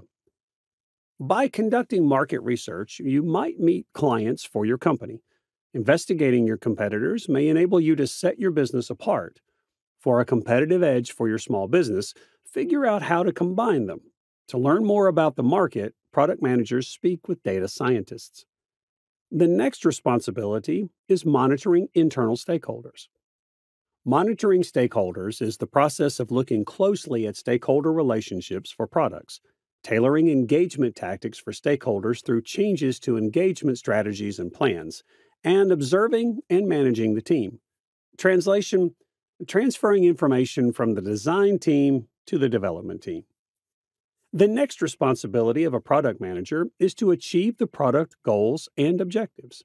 Product goals translate the product vision into specific, measurable objectives. They are quite detailed in terms of your product's performance after it is completed and how you'll measure it. The last responsibility of the product manager is depicting the parameters for product accomplishment. By providing the metrics and data, one may obtain a sense of how to position the product successfully in the market. Now let's move toward the responsibilities of a product owner. Both product owners and managers are involved in the process of developing new products, but their responsibilities are distinct in terms of how they accomplish objectives and where they are located at various stages of the process. The very first responsibility of product owners is engaging stakeholders. Product owners often collaborate with internal stakeholders inside the business. They oversee important interactions with managers, their departments, and the board of directors. To develop the goods and provide answers, these experts gather data from various parties. To enhance user stories in the backlog, a product owner may speak with end users directly. When developing a product, taking into account the viewpoints of many professionals and customers may help both roles perform their responsibilities more successfully. Moving on to the next responsibility of a product owner is taking care of obligations. Product owners concentrate more narrowly on small-scale activities. Product owners are in charge of a project's day-to-day operations and details, while product managers focus on the project as a whole. To assure product fulfillment, these experts may, for example, oversee the manufacturing team, create a backlog, and work with warehouses. The next responsibility of a product owner is analyzing customers. Similar research is conducted by product owners to understand the needs and preferences of the target market, but they are also in charge of teaching the whole team about these topics. Product owners in Scrum teams see to it that all team members incorporate consumer perspectives while creating or updating these features. Along with the product manager, they also help the backlog be optimized based on client input and check to see if a product adequately incorporates it. Moving forward, The next responsibility of a product owner is directing group efforts. Product owners often collaborate with teams daily to make sure they correctly follow a plan and meet backlog requirements. As a consequence, they could collaborate with product managers to choose the most important features and the most suitable schedule.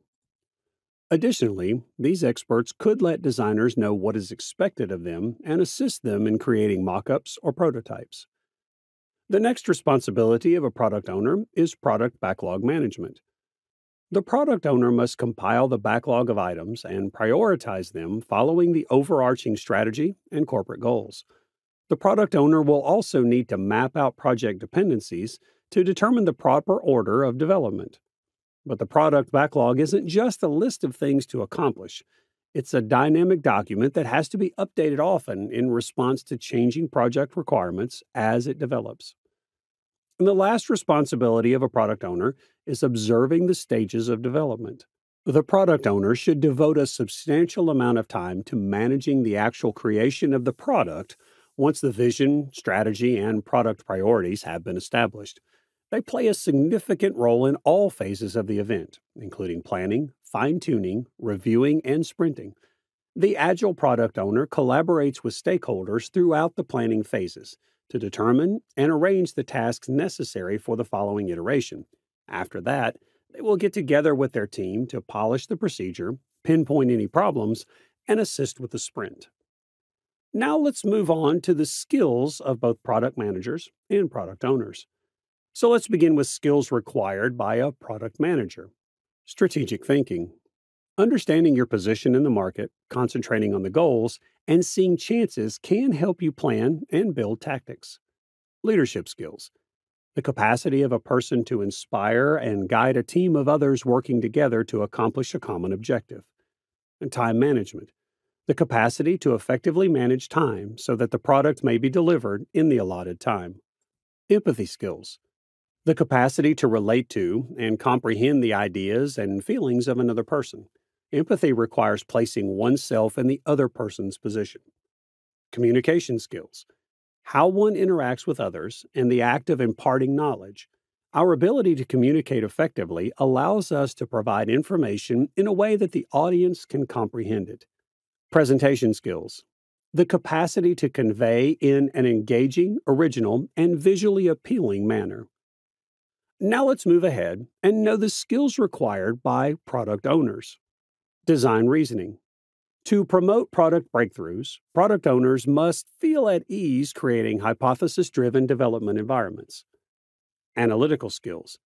The management, evaluation, and approval of the product backlog should be the top priority for a product owner.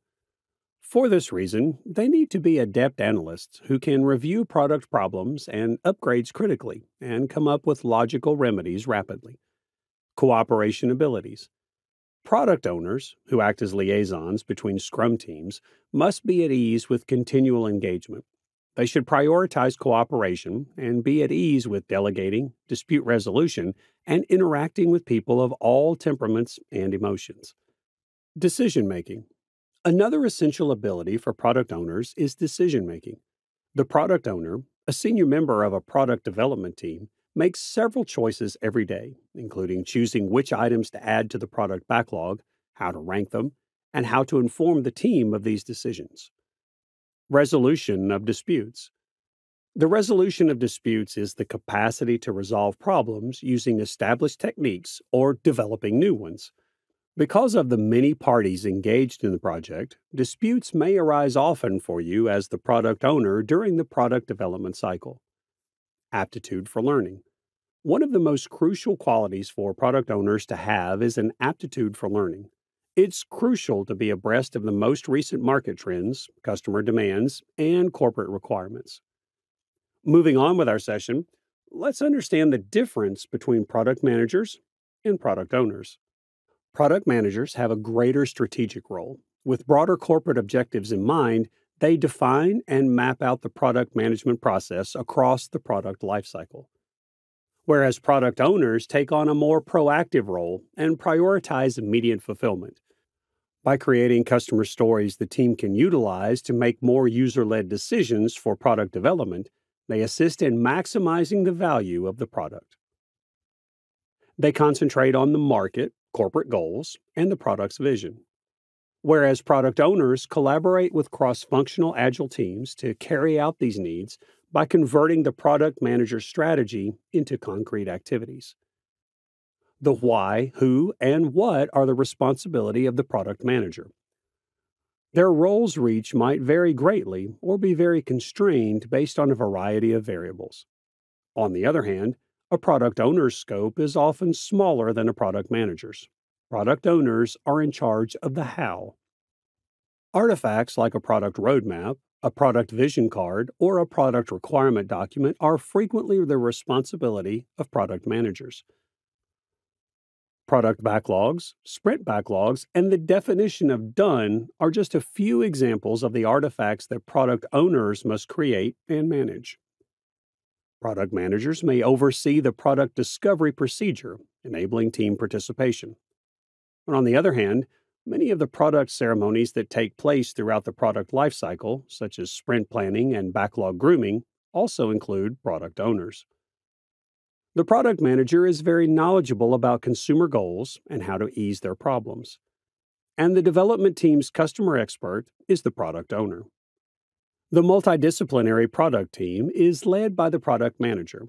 They are ultimately in charge of achieving business and product objectives and also report progress to executives. Whereas the implementation activities are overseen by the product owner on the development team. To decide which features the development team will focus on next, they collaborate closely with the product manager and other product team members. Based on client feedback, the product manager fine-tunes and modifies the product strategy and vision. But product owners make sure that consumers' opinions are considered when choices about various products are made within the company. Long-term customer support and continuous product capabilities are priorities for product managers. Whereas product sprints and releases continue to get product owners short to mid-term attention. Plans and important business results are the responsibility of the product manager. Delivering value to the end users is the responsibility of the product owners. Product managers must communicate with the product teams, even if they are customer-facing. They must work on wireframes and prototypes and attend SCRUM sessions. This is because it's up to PMs to determine the overarching vision, making it crucial to collaborate closely with the product teams. And product owners need to comprehend and sympathize with client needs. If they don't have this, every product they develop will continue to overlook different client pain issues. Now, the next phase is knowing the switch in the roles of a product manager and product owner. So the first question that arises is, can a product manager be a product owner? A product manager's role encompasses end-to-end product management, including feature functionality, product road mapping, and reacting to customer input, in addition to product development and SCRUM. A product manager can also be a product owner because they have a common objective. While the two jobs have the same goal of recognizing client needs and turning those needs into technological requirements, their respective scopes and objectives differ. Leaders must thus decide which of these product specialists their company requires. And in same ways, the next question is, can a product owner be a product manager? So the answer is, a product manager and owner can be the same individual. There are undoubtedly many duties and objectives that overlap with both jobs. But because of this, it makes it logical that many businesses utilize a single person to meet the requirements of both positions and use the SCRUM product owner as an Agile product manager, as Roman Pilcher points out. But the thing that comes next in our mind is, does an organization need both roles? Instead of the titles that will be used, the true question regarding what a firm requires must start with what the desired product outcome is. Prioritizing business value comes first, followed by evaluating the responsibilities and procedures of the product management team to support those objectives. A business system that lacks flexibility frequently has structures and processes built into it. A review of current work assignments, obstacles to be overcome, The overall decision making process and the desired outcome are all necessary. A better understanding of the business's operations will exist once all of these issues have been evaluated, solved, and prioritized. You'll be able to identify any issues, delays, or subpar product management. You could discover that there are new ways in which you can acclimate to the product management framework. It is possible to combine product ownership and management with other tasks, such as product marketing. Now, coming to the end of our session, let's discuss the salary of product manager and product owners. The average salary of a product manager in India is 10 lakhs per annum, and in the US is 90,000 to 160,000 US dollars per annum. The average salary of a product owner in India is 13 lakhs, and in the US is approximately 1 lakh US dollars per annum. Why product backlog is important? The product backlog is a fundamental component in Agile and SCRUM methodologies, serving as a dynamic, prioritized list of features, enhancements, bug fixes, and other changes that are needed to improve a product. Prioritization. The team can prioritize tasks based on the product's requirements and the value they bring to stakeholders. Transparency. The product backlog offers a clear view of upcoming work, ensuring everyone understands the project's direction and goals. Flexibility. It allows for the easy integration of changes and new ideas into the product development process. Focus. With a well-defined list of tasks, the team can concentrate on completing the most valuable ones first. Efficiency. It enables the team to select work from the backlog as they have capacity, optimizing workflow and productivity instead of being overloaded with tasks. Let's understand what is a product backlog in Agile. The product backlog in Agile is like a big to-do list for a project, specifically for those projects managed using Agile methodologies, which are approaches to software development that emphasize flexibility, collaboration, and customer feedback. Imagine you're planning a big party which represents the final product. Your to-do list, the product backlog, includes everything you need to do to make the party happen. This list might include tasks like send out invitations, buy decorations, plan the menu, and so on. Each task is important for the party to be successful. In the context of a software project, this list includes all the features, functions, requirements, enhancements, and fixes that need to be addressed to make the final product meet the customer's needs. These items are typically listed in order of priority, with the most important or urgent items at the top of the list. The team working on the project will regularly review this list, often in a meeting called the Backlog Grooming Session. But what is backlog grooming? Let's understand. What is backlog grooming? Backlog grooming is a term commonly used in Agile software development. Imagine you're planning a trip and you have a list of things you want to do or places you want to visit. Your list might include things like booking flights, reserving accommodations, and planning activities. Now, think of this list as your backlog in Agile terms. It's a list of tasks or features that need to be completed for a project. Backlog grooming is like going through this list regularly to make sure it's organized, prioritized, and ready to be worked on. Here's how it works. Reviewing and adding items. You start by looking at the items on your list backlog and making sure they're still relevant and needed. If there are new ideas or requirements, you add them to the list. Prioritizing. Not all tasks are equally important. You need to decide which ones should be done first. So, you prioritize the items on your list based on factors like customer needs, project deadlines, or business value. Breaking down tasks. Some items on your list might be big and complex. It's easier to work on smaller, manageable tasks. In backlog grooming, you might break down big tasks into smaller ones so they can be completed more easily. Estimating effort. It's important to have an idea of how much time and effort each task will take. During backlog grooming, you might discuss and estimate the effort required for each item. This helps with planning and resource allocation, ensuring clarity. Everyone involved in the project should have a clear understanding of what each task entails. Backlog grooming provides an opportunity to clarify any doubts or questions about the items on the list. Keeping it up to date, backlog grooming isn't a one-time thing. It's an ongoing process.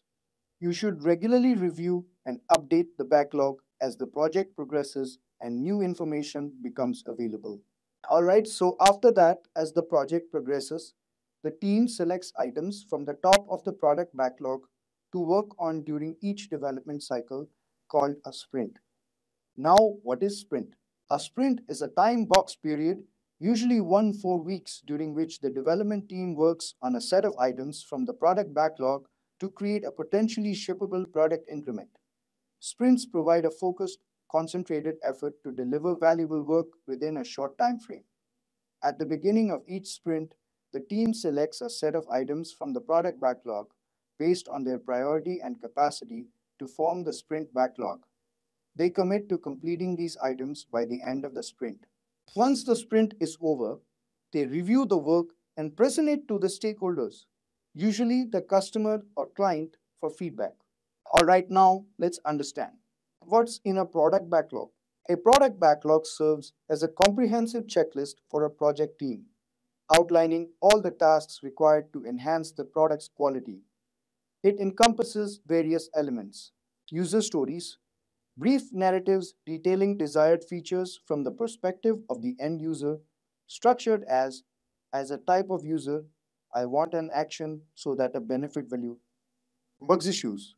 Any flaws or malfunctions within the product are documented here for resolution. Tasks. These entail specific actions necessary for fulfilling a user story or rectifying a bug. Enhancements. Suggestions for improving the product's functionality or value, not necessarily related to troubleshooting. Technical work. Tasks related to enhancing the product's technical aspects, such as code-based refinement or software component updates. Knowledge acquisition. Activities aimed at empowering the team with essential insights or skills for making informed decisions, such as research or exploration tasks. And there you have it. We've explored the ins and outs of the product backlog in Agile. By understanding its importance and how to manage it through backlog grooming, you're well equipped to steer your projects towards success. Hello, everyone. It's a pleasure to welcome you to our new session where we will discuss product management metrics and KPIs.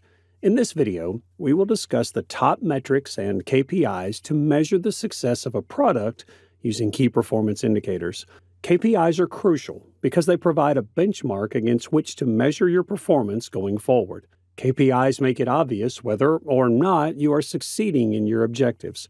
And by using KPIs, you may define objectives, plan a course of action to achieve them, and assess your progress as you go. But before moving ahead in our session, don't forget to subscribe to our channel and hit the bell icon to never miss any updates from Simplilearn. Now, before we start our session, here's a question for you all. What, according to you, is the most important metric that defines the success of a product? Do let us know in the comments below. Today, we'll start this session by providing you with a brief introduction to the product management metrics and KPIs. And then we will be discussing product management metrics and KPIs, and stick to the end because we will be discussing product management frameworks, which are the HEART framework and the R framework. Let's start with the session and know about product management metrics and KPIs. Like other company teams, product management teams utilize key performance indicators, or KPIs, to set clear goals and natural choices, recognize success, and spot risks and problems. A lack of KPIs can cause a product management team to have a poor sense of progress, making it challenging to evaluate and learn from past work and make it difficult to prioritize amongst different activity streams when progress veers off course. The product manager often defines these KPIs depending on what they think are the most crucial indicators to measure and report on. The product's success and the product management process are ultimately measured and improved using product KPIs. The breadth of the product manager's KPIs might vary depending on the organization's procedures and product type. The KPIs could significantly favor the design and manufacturing of the product, for instance, if the team's primary goal is product development. However, If they want to recognize the influence on the customer, the KPIs might be more broad to include use and consumer behaviors. The decision-making process about the KPIs that matter must ultimately be left to the product team leader, although it should be highly influenced by the organization's top-level goals. Let's now understand what are product management metrics. Metrics for product management give product managers the crucial information they require to monitor the performance and health of their products. Your product is more likely to offer accurate insights on what adds value to your current users and help convert potential users by setting and tracking the proper metrics. Product metrics are used by product managers to recognize which features are most used, underused, or completely ineffective, finding out how customers interact with a product, find out how frequently people return after registering, test how well your product is received by customers, identify the user cohorts that are power users, and others. There are 5 basic metrics that are used to measure the success of a product.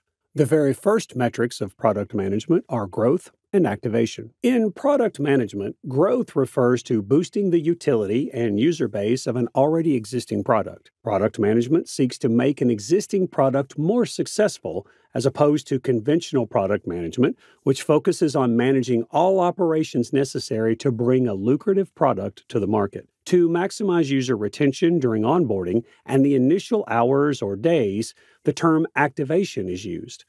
Onboarding customers with less friction, educating them about the benefits of your product, and gaining their early commitment are all examples of activation goals.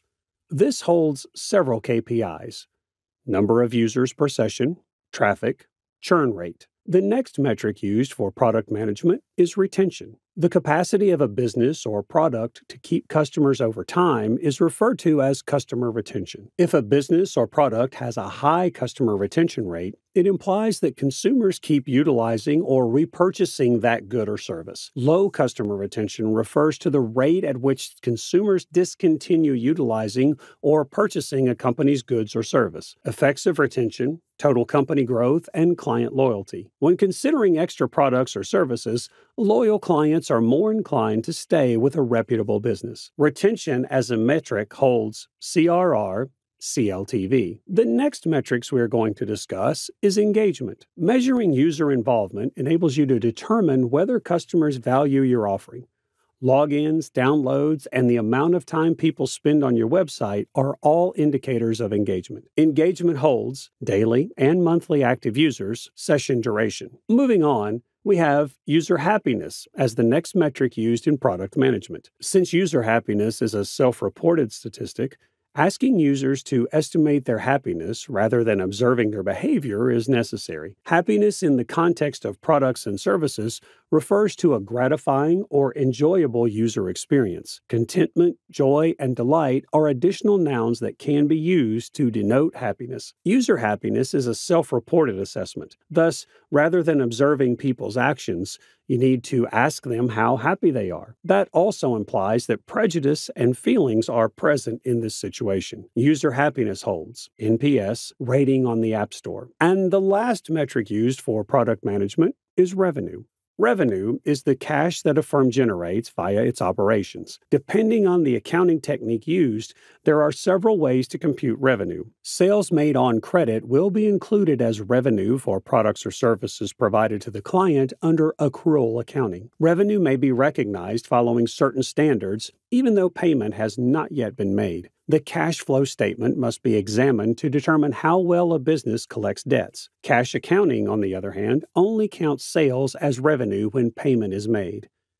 Revenue holds CAC, MRR, ARPU. Now, let's move ahead in our session and understand what are product management KPIs. The success of a team may be measured using KPIs for product management. Product management, sales, and marketing teams, as well as other business experts, use these KPIs to set objectives, track development, and address problems. Because they offer advice on setting priorities and assigning tasks, KPIs are beneficial for product managers and other team leaders. The creation and management of high-quality products for a corporation depend on these metrics. Product managers can carry out the following tasks thanks to KPIs: establish goals, track development, take notes on prior work, make sensible choices, manage competitors, resolve issues, deliver high-quality products. The very first product management KPI is monthly recurring revenue, or MRR. A company's predictable income stream from month to month is measured by its monthly recurring revenue. This metric's main objective is to compare performance between different subscription terms or packages, each with unique features and costs. For companies that provide software as a service, or SaaS, or make money by selling subscription services, this type of technology is ideal. These sales activities are recurring and simpler to predict than one-time purchases. Product managers may monitor the business's financial health and track the rise or drop of monthly revenue using MRR. This gauges a product's monthly gross sales. If you wish to compute this, you must take into account the MRR at the beginning of the month, add the income from new customers, and subtract the number of customers you lost. For subscription-based businesses like SaaS, where no further sales are made after a client becomes recurring, MRR is simple to evaluate. Monthly recurring income is calculated by multiplying the average monthly revenue per user by the overall number of users for a particular month. The next product management KPI is the customer retention rate. It is the proportion of clients who remain clients after a specific amount of time. The length of time you can keep clients will be measured using this KPI in product management. You should also check to see if steps are consistently done to keep clients if the number of customers departing starts to fall. Without a retention plan, it is common for firms to focus solely on recruiting new clients while utterly disregarding their current clientele. Asking your former clients why they choose to stop doing business with you is another strategy you may employ to lower the retention rate. Always remember that acquiring new consumers is harder than maintaining relationships with your current clientele. Older customers are more likely to spend more money with you than new ones. Additionally, it is common for current customers to test new features, upgrade plans, or offer comments. It could be more profitable for a corporation to concentrate on keeping them. The retention rate is equal to customers at the end of a period minus new customers divided by customers at the beginning of the period times 100. Moving on, the next product management KPI is the Net Promoter Score. The number of current customers who are likely to recommend your product to a friend or colleague is measured by a KPI called Net Promoter Score. It keeps track of the number of consumers that aren't interested in your goods, or detractors. Customers who give you a rating of 9 or 10 are the ones who will remain loyal to you. They sing psalms about your brand and are referred to be promoters or advocates. NPS equals the ratio of promoters to detractors. The specific definition of a good NPS score is ill-defined. The ideal NPS score does not exist. Depending on the industry, it varies. A firm in the electronics sector can have a higher NPS score than one in the telecom sector. The percentage of patrons who are inclined to suggest a product or promoters and those who disapprove of it, or detractors, is known as the Net Promoter Score. A high NPS promotes growth, and knowing how many customers are complaining might help a company identify a problem with the customer experience. This measure displays the most popular product features and may inspire teams to come up with fresh concepts for brand new features or improved UX design. Here's the equation. NPS is calculated as the percentage of promoters minus the percentage of detractors. The next KPI used in product management is average revenue per user. The average revenue per user is the amount of money a business may anticipate from a single client. This is an excellent technique for an SaaS business to evaluate the effects of a new strategy, a new subscription plan, or a pricing change. Which client segments provide the greatest value may be determined by running the computation for several subgroups. This can provide information to investors about profitability levels, guide investment choices, and guarantee the business's financial stability. You may calculate the amount of money each user generates each month or year using ARPU. Knowing your ARPU may help you make decisions more easily when you are unsure of how to price a new product or when you want to raise the price of an already existing product. Both new users and current users can have their ARPU calculated. For a new user, ARPU refers to metrics that are based on accounts after the price of the product or subscription plan changed. But for an existing user, it relates to figures from before the price change. ARPU is calculated as monthly recurring revenue divided by total accounts. The next product management KPI is customer acquisition cost. The anticipated cost of acquiring one customer for your firm is known as the customer acquisition cost. Understanding the necessity of measuring CAC is essential if you plan to operate a firm for the long term. CAC covers the money you spend on advertising, overhead, the effort of the sales staff, software used, and other expenses.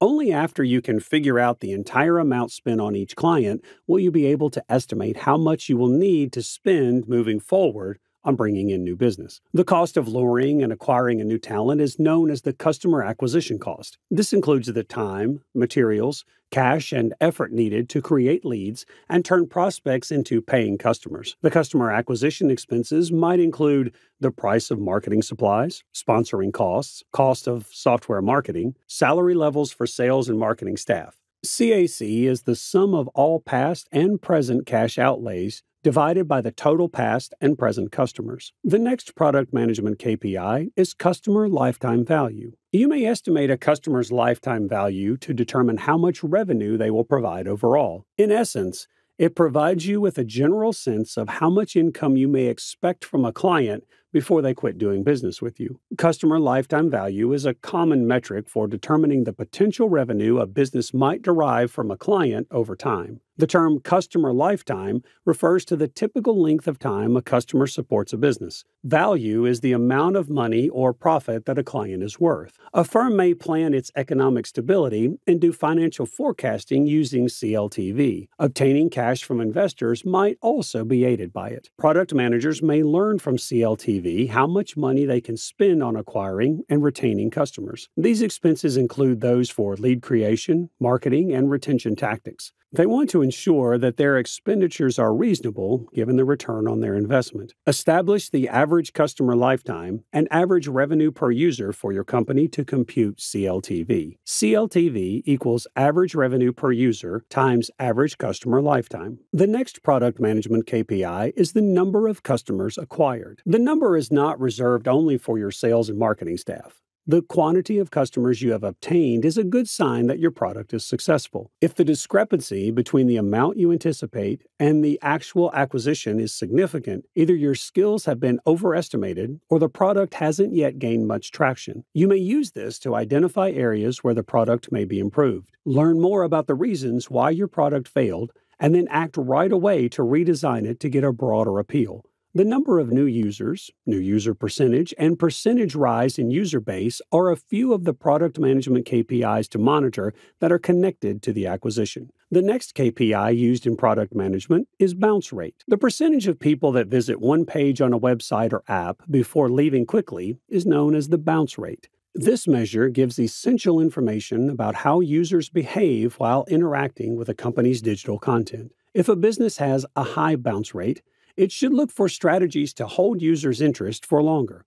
It is a statistic that assesses the proportion of people that access just one page before leaving the website or simply staying for a brief period. The bounce rate provides you a chance to improve the offering so that the visitor explores more pages and progresses farther down the sales funnel. You may boost the average user's focus on the website by using this statistic. The bounce rate should be decreased according to the product manager. The next KPI for product management is churn rate. The pace at which customers depart a business, or the churn rate, is the reverse of the retention rate. Particularly following a product modification, it provides information on client satisfaction. Two different turnover rates exist: client churn and churn in revenue.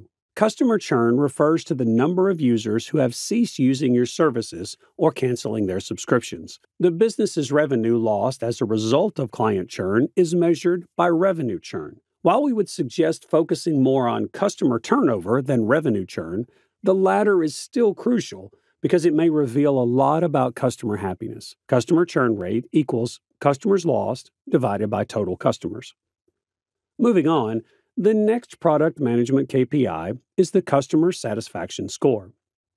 The level of a client's happiness with a product or service feature is known as the customer satisfaction score. Companies can identify it by conducting customer satisfaction surveys, which are typically rated on a scale of 1 to 10. This can assist managers and staff in determining how they might enhance their efforts to provide a better client experience. A leader can use it to decide whether they want to do a more in-depth qualitative examination of client happiness. CSC is a metric that assesses consumer satisfaction with a given commodity or service. Customers are asked to rate their satisfaction with a particular item or service using a rating scale in this kind of survey. This metric is calculated by adding the scores and dividing them by the total number of respondents. CSC gauges how satisfied a single feature or service is, whereas NPS gauges total satisfaction. To continually learn from the customer how they like utilizing a certain feature, use CSC frequently. Make sure you address their problems based on the feedback to provide them with compelling reasons to renew the product. The next KPI we have for product management is the number of users per session. A product manager may learn which aspects of an app are most used by monitoring the number of user activities every session. This is dependent upon the acts that a user repeats. This is particularly beneficial if a business is evaluating the use of a new website or application component. They can measure client interest in the modification to see whether it is intriguing or practical. KPIs are used to monitor if a product is still meeting client demands. This KPI monitors user activity on your website and mobile application. Any action they do and the characteristics they employ fall under this category. This is a potent KPI that may direct your approach to feature uptake. The next KPI is traffic. The volume of users who locate and assess websites are referred to as traffic. It may be organic, emerging spontaneously, or it may be paid, emerging as a result of sponsorship of content or the purchase of advertising space by a business. People that are in traffic are typically curious about a company and may eventually make a purchase. This is a useful indicator for assessing the success of your internet marketing. Additionally, it may be eye-opening to know where your traffic comes from. You will be able to identify the most effective channels for you when you measure sponsored traffic. You will be able to identify which platforms perform best and which don't, if you have a variety of channels where you post content to generate organic traffic. Analyzing this measure will be fun for your marketing team. You should ask the user why there isn't more active participation if you see that the engagement rate is low. Send your clients questionnaires to learn where you are falling short and how you can enhance their experience to encourage them to utilize more of your product. Moving ahead, the next KPI used for product management is session duration. The amount of time a person spends interacting with a website during a session. Strategies to monitor the use of digital products include this kind of measure. Although revenue is not measured, customer involvement is, and this has a big influence on sales. The more a customer engages with a business's website and digital content, the more probable it is that they will purchase anything from that business. Online resources may offer vital information to prospective customers about the goods, goals, and values of a business. Longer session times demonstrate user interest in a website, which is beneficial. The success of a marketing campaign may be measured by user interactions, which can also foster brand loyalty. These kinds of measures that are centered on the customer are great strategies to increase financial performance. The number is crucial because it lets you know how valuable the information in your offering is. In the end, it will have an impact on client loyalty and retention rate. Adding new videos and links and enhancing your website's general design are the only ways to improve it. Session duration equals the total time users spend on your product divided by the number of users.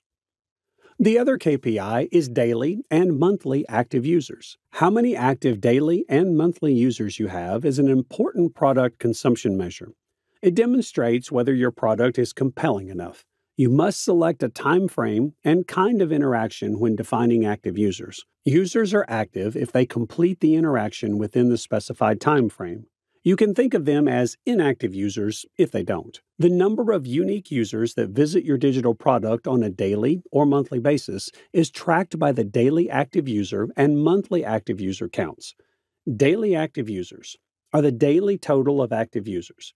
Users who are active each month are counted as monthly active users. To get a clear picture of how engaging your product is, compare your active users, daily and monthly, to your entire user base. The last KPI used for product management is rating on the App Store. Users may give your app a star rating on a scale of 1 to 5. The summary rating of your app, which appears on your product page and in search results, is based on user ratings. When you publish a new version of your app, you have the option to reset the summary rating, which is unique to each region on the App Store. However, we advise being cautious when using this function. Having few ratings may deter potential users from installing your app, even if refreshing the summary rating might guarantee that it matches the most recent version of your program, which can be advantageous if an update answers customers' prior issues. Now let's move ahead in our session and know the frameworks used for product management. So in this video, we will be discussing the two most important frameworks of product management. That is, HEART framework and R framework. So let's first understand the HEART framework. An approach to enhance software user experience is called the HEART framework. According to 5 indicators focused on the user, the framework aids businesses in assessing any part of their user experience. The HEART framework, which was created for user experience designers and researchers, may be a helpful technique for product managers, since it is centered on developing a deeper understanding of user behavior and user preferences. Google UX created the HEART framework 10 years ago as a means of precisely defining product KPIs. To enable data-driven decision-making, it aids in defining and delivering user-centered product metrics. The HEART framework may be used by product managers to prioritize features, assess the performance of a product, and make more data-driven product choices. The user's experience is measured by HEART. Instead of focusing on system or technology metrics like failures, we wish to pay more attention to user data, like usage frequency. These categories include happiness, engagement, adoption, retention, task success. Adoption. The rate of users who finish the trial or onboarding process and switch to regular use is known as adoption. It tracks the success of your client acquisition and activation processes and enables you to pinpoint the factors that encourage repeat usage. Task success. To determine whether users can successfully execute their tasks using your solution, look at task success. Based on the findings of these tests, you may modify your app's functionality, such as the backend, to make sure information flows through it smoothly and delivers the outcomes users are looking for. Engagement. User activity is gauged via engagement. Depending on your product, this may include the number of sessions each week, the number of likes or downloads, the length of sessions, the number of transactions, as well as other metrics. It is vital to define, track, and monitor suitable user behaviors in your app. The findings will provide you invaluable insights into how people use your app, and you will be able to observe the effects of any changes you make. Retention.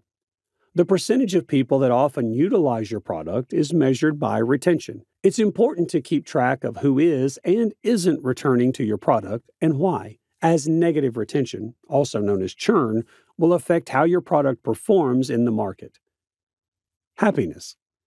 Users' levels of happiness reflect their opinions of your product. It is a way to gauge how satisfied users are, and methods include surveys, in-app reviews, and Net Promoter Score, or NPS. This is quite helpful when determining how customers feel about the most recent version of your product or the addition of a new feature. This may then affect the features you decide to preserve and the ones you decide to create. Now, coming toward the end of our session, let's learn about the R framework. One of the most often used frameworks for measuring growth and success in SaaS and startup businesses is the R model.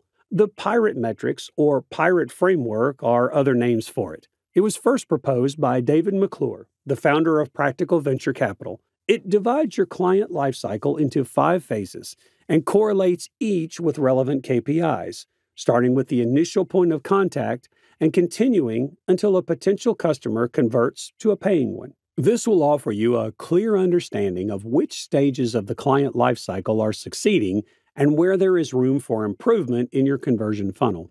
R is a startup metric approach created by entrepreneur and angel investor David McClure, often known as startup metrics for pirates. You may improve the user experience for your customers by using these metrics, which reflect all consumer activity patterns. They let you measure conversions more accurately and concentrate on the best channels. The nicest part about R is that it doesn't require any technological expertise, making it simple to comprehend for both seasoned entrepreneurs embarking on new projects and for newcomers with brand new enterprises. In short, it exists to assist you in making better data-driven decisions and achieving success by maximizing each of the 5 criteria. And if you comprehend them, you'll be able to see any issues with your startup straight away, as well as what specifically isn't working and how to correct it. By doing this, you may prevent basing choices on guesswork or on bad information. The 5 stages of your client's lifecycle are referred to as R,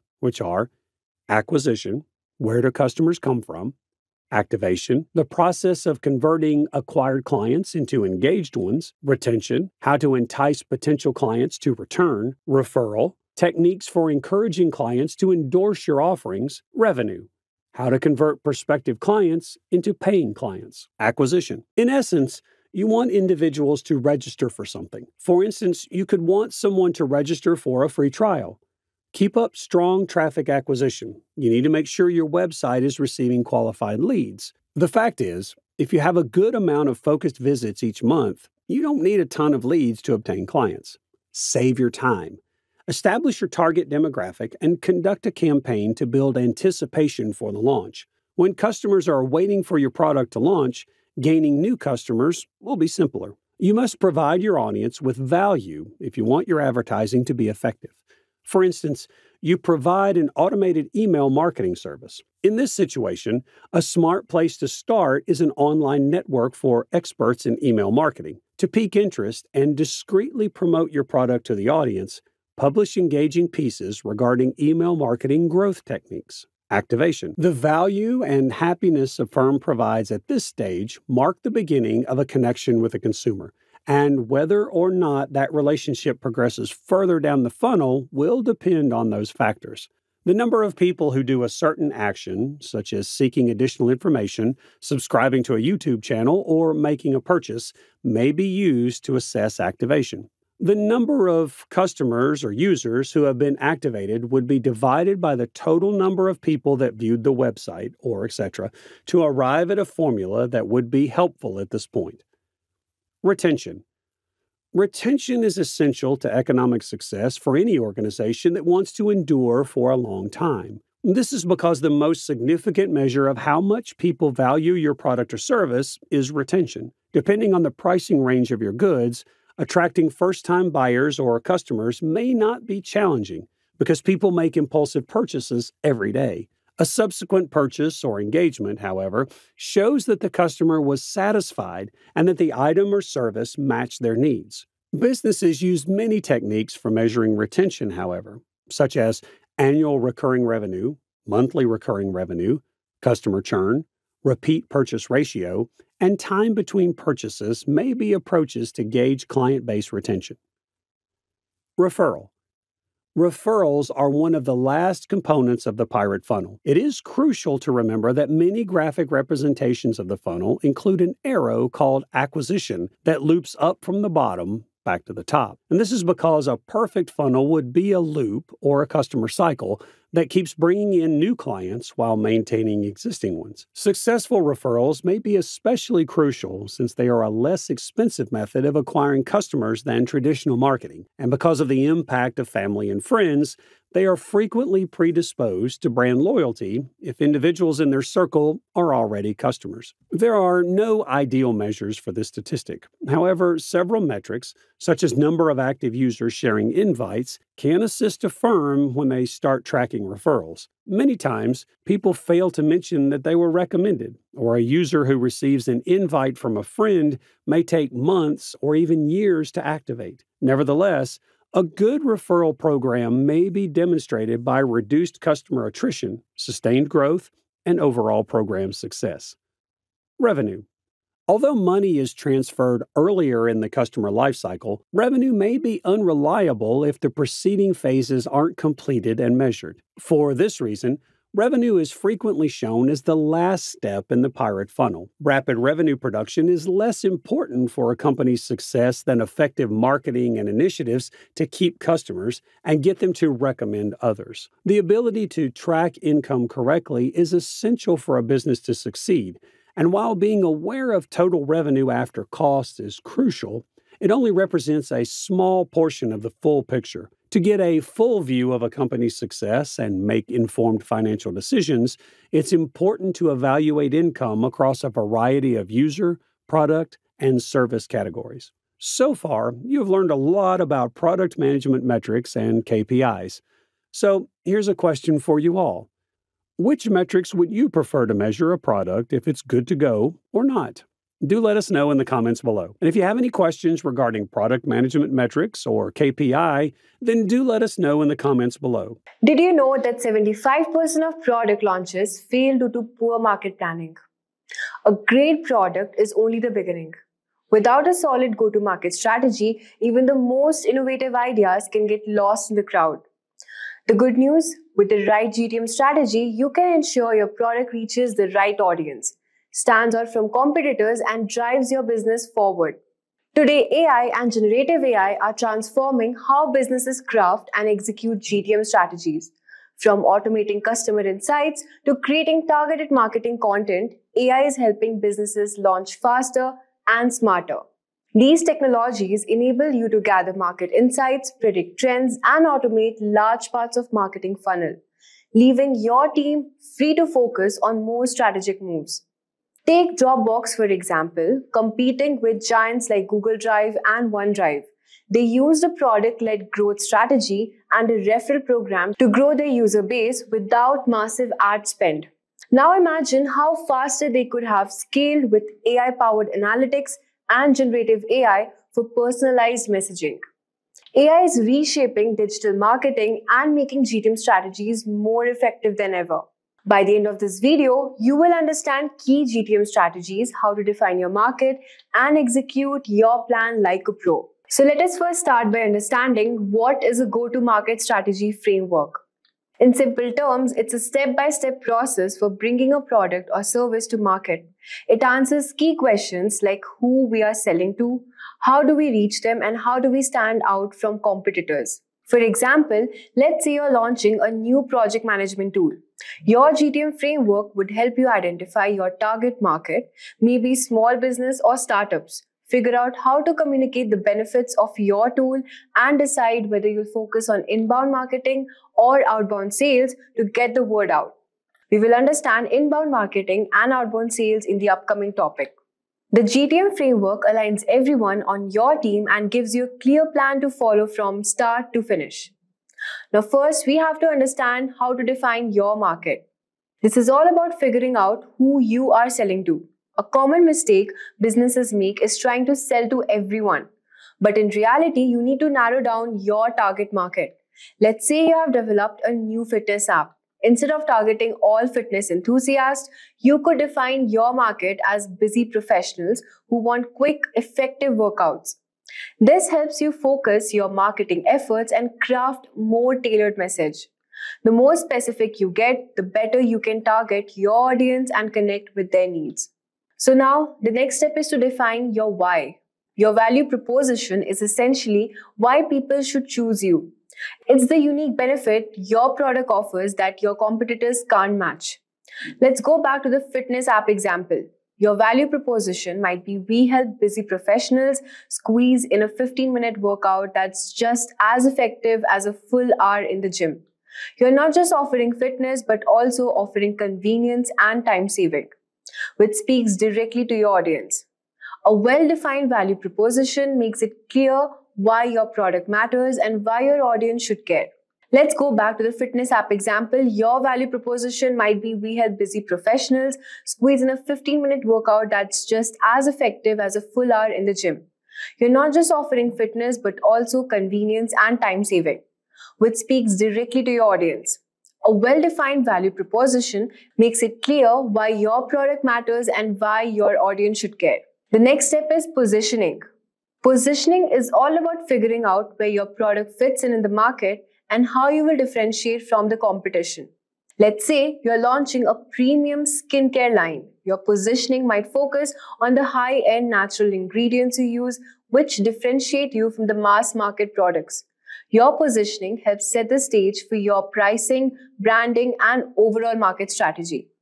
So, what are the 5 go-to-market strategies? When it comes to launching a product or entering a new market, there are 5 primary go-to-market strategies which businesses typically use. The strategy allows you to choose which depends on your product, target market, and overall business goals. Let's break down each strategy with examples so that you can see how they play out in real life. The first is inbound marketing. So this marketing attracts customers by creating valuable content that addresses their needs and pain points. Over time, potential customers find your content organically through search engines or social media. For example, HubSpot mastered inbound marketing by providing free resources like blogs and webinars. Their content is optimized for search engines, leading small businesses to their site, where they eventually convert to customers. This marketing is best for companies which is investing in long-term content creation and SEO to attract organic leads. The second is outbound sales. Outbound sales involve directly reaching out to prospects through cold calls, emails, and demos. This approach is more direct and aggressive, targeting high-value clients. For example, Salesforce uses outbound sales by targeting decision makers at large enterprises with personalized outreach, scheduling demos, and closing deals through direct interaction. This type of marketing is best for B2B companies which target enterprise clients that require personalized engagement. The third is product-led growth. In product-led growth, the product itself drives growth. A freemium model lets users try the product for free, with upgrades to premium features based on the product's value. Example, Slack, which offers a free version of its platform, allowing teams to experience its benefits before upgrading to a paid version for more features. So this type of marketing is best for software as a service companies, which is focused on user experience and self-serve onboarding. The fourth is channel sales. Channel sales rely on third-party partners, resellers, distributors to sell your product, which allows you to reach market you couldn't through direct sales alone. For example, Microsoft partners with resellers to sell products like Office 365, bundling their software with other services to reach more customers. So this type of marketing is best for companies which is looking to scale quickly through third-party networks. Fifth is account-based marketing. Account-based marketing focuses on targeting high-value accounts with personalized marketing and sales efforts. It is a tailored approach designed to build deep relationship with key clients. Example, Snowflake targets large enterprises like finance and healthcare companies, crafting personalized content and outreach to address their specific needs. This type of marketing is best for B2B companies, which targets large enterprises where personalization is key to closing deals. Now that we have discussed the top 5 marketing strategies, let's now talk about important step, which is understanding the competition. Knowing your competition is crucial to understand the successful go-to-market strategy. You need to ask who else is solving the same problem and how they're doing it. Once you understand your competition, you can figure out how to differentiate yourself. For example, if you are selling a new project management tool, you might find that the competitors offer more features, but they are too complicated for small businesses. So your strategy could be offering more simpler, user-friendly tool specifically designed for startups and small businesses. The next step is messaging. Your messaging is how you communicate your value to your audience. It's important to keep your message clear and consistent across all the channels. Think of messaging as the story you tell about your product. What makes your product special? How will it improve your customer's life? This messaging needs to come across in your website, email, ads, and even in sales conversations. For example, if your value proposition is about saving time, your messaging might say, get fit in just 15 minutes a day. No gym required. This directly speaks to your audience pain point of not having enough time for long workouts. Next step is execution. Now it's time to put everything into action. You have defined your market, crafted your messaging, and figured out how to stand out from the competition. Your execution could involve inbound marketing like content, social media, and SEO, outbound sales through cold outreach or email campaigns, partnerships with other businesses that reach your target audience. For example, if you're using inbound marketing, you might create helpful blog posts or videos that address your audience's pain points and lead them to your product. If you're using outbound, you'll want a highly targeted email campaign that resonates with potential customers. So guys, let's start with the first fundamental question, that why do companies conduct market research? So guys, market research is a process of gathering, analyzing, and interpreting information about a market, including its customers, competitors, and overall industry dynamics. It involves collecting data from various sources such as surveys, interviews, observations, and secondary research also, and using that data to gain insights into market trends, consumer preferences, and competitive landscape. The primary objective of market research are: first, understanding the consumer needs, preferences, and behavior. Second one we have is identifying market opportunities and potential threats. Third one we have is assessing the feasibility and viability of new product or services. Now let's move on and try to understand what are the major categories of market research. Here are top 4 major categories of market research. The first one that we have all over here is quantitative research. This category focuses on collecting numerical data from a large sample size to quantify consumer behaviors, preferences, and attitudes. It involves methods such as surveys, online polls, questionnaires, and experiments, which allows for statistical analysis and generalization of findings. Next one we have all over here is qualitative research. Qualitative research aims to gain deeper insights into consumer motivations, perceptions, and attitudes through non-numerical data collection methods. Techniques such as interviews, focus groups, ethnographic studies, and observations are commonly used to provide rich, descriptive insights into consumer behavior.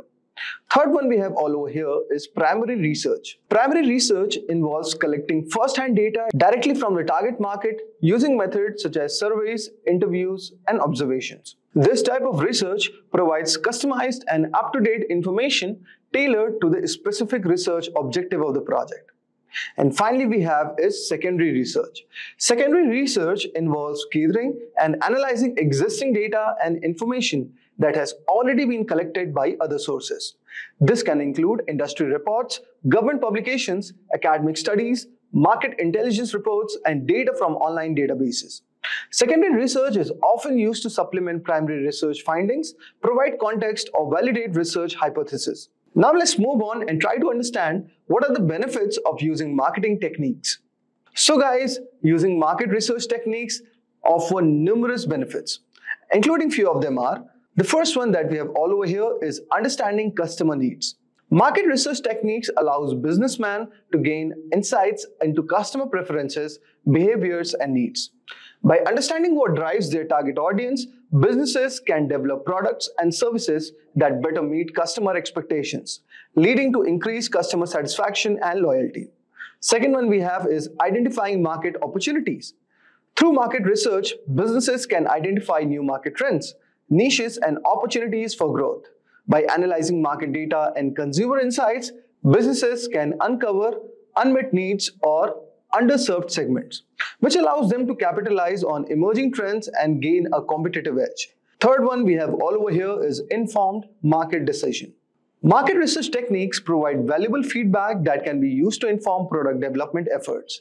By gathering insights from customers through surveys, interviews, or focus groups, businesses can identify product features, functionalities, and improvements that align with customer preferences and market demands. Next one we have all over here is measuring ROI. Market research enables businesses to measure the effectiveness of their marketing initiatives, product launches, or strategic decisions by tracking the key performance indicators or KPIs and also conducting post-campaign analysis. Businesses can evaluate their return on investment and identify areas for improvement or optimization. Overall, market research techniques provide businesses with valuable insights, enabling them to make data-driven decisions, stay ahead of market trends, and maintain a competitive edge in today's dynamic business environment. Now let's move on and discuss about top marketing research techniques. Here are some of the top 8 marketing techniques. The first one that we have all over here is surveys. If I talk about surveys, guys, surveys are a research method which are used to collect data from sample of individuals by asking them questions about their attitudes, behaviors, preferences or opinions. Surveys can be conducted through various channels such as online questionnaires, phone interviews, face-to-face interviews or mailed questionnaires. Second one we have all over here is focus groups. Focus groups are a qualitative research method that involves gathering a small group of individuals representing a target market to participate in a guided discussion led by a moderator. Focus groups provide insights into consumer perceptions, opinions, and attitudes through group interaction and discussion. Third one we have all over here is social media listening.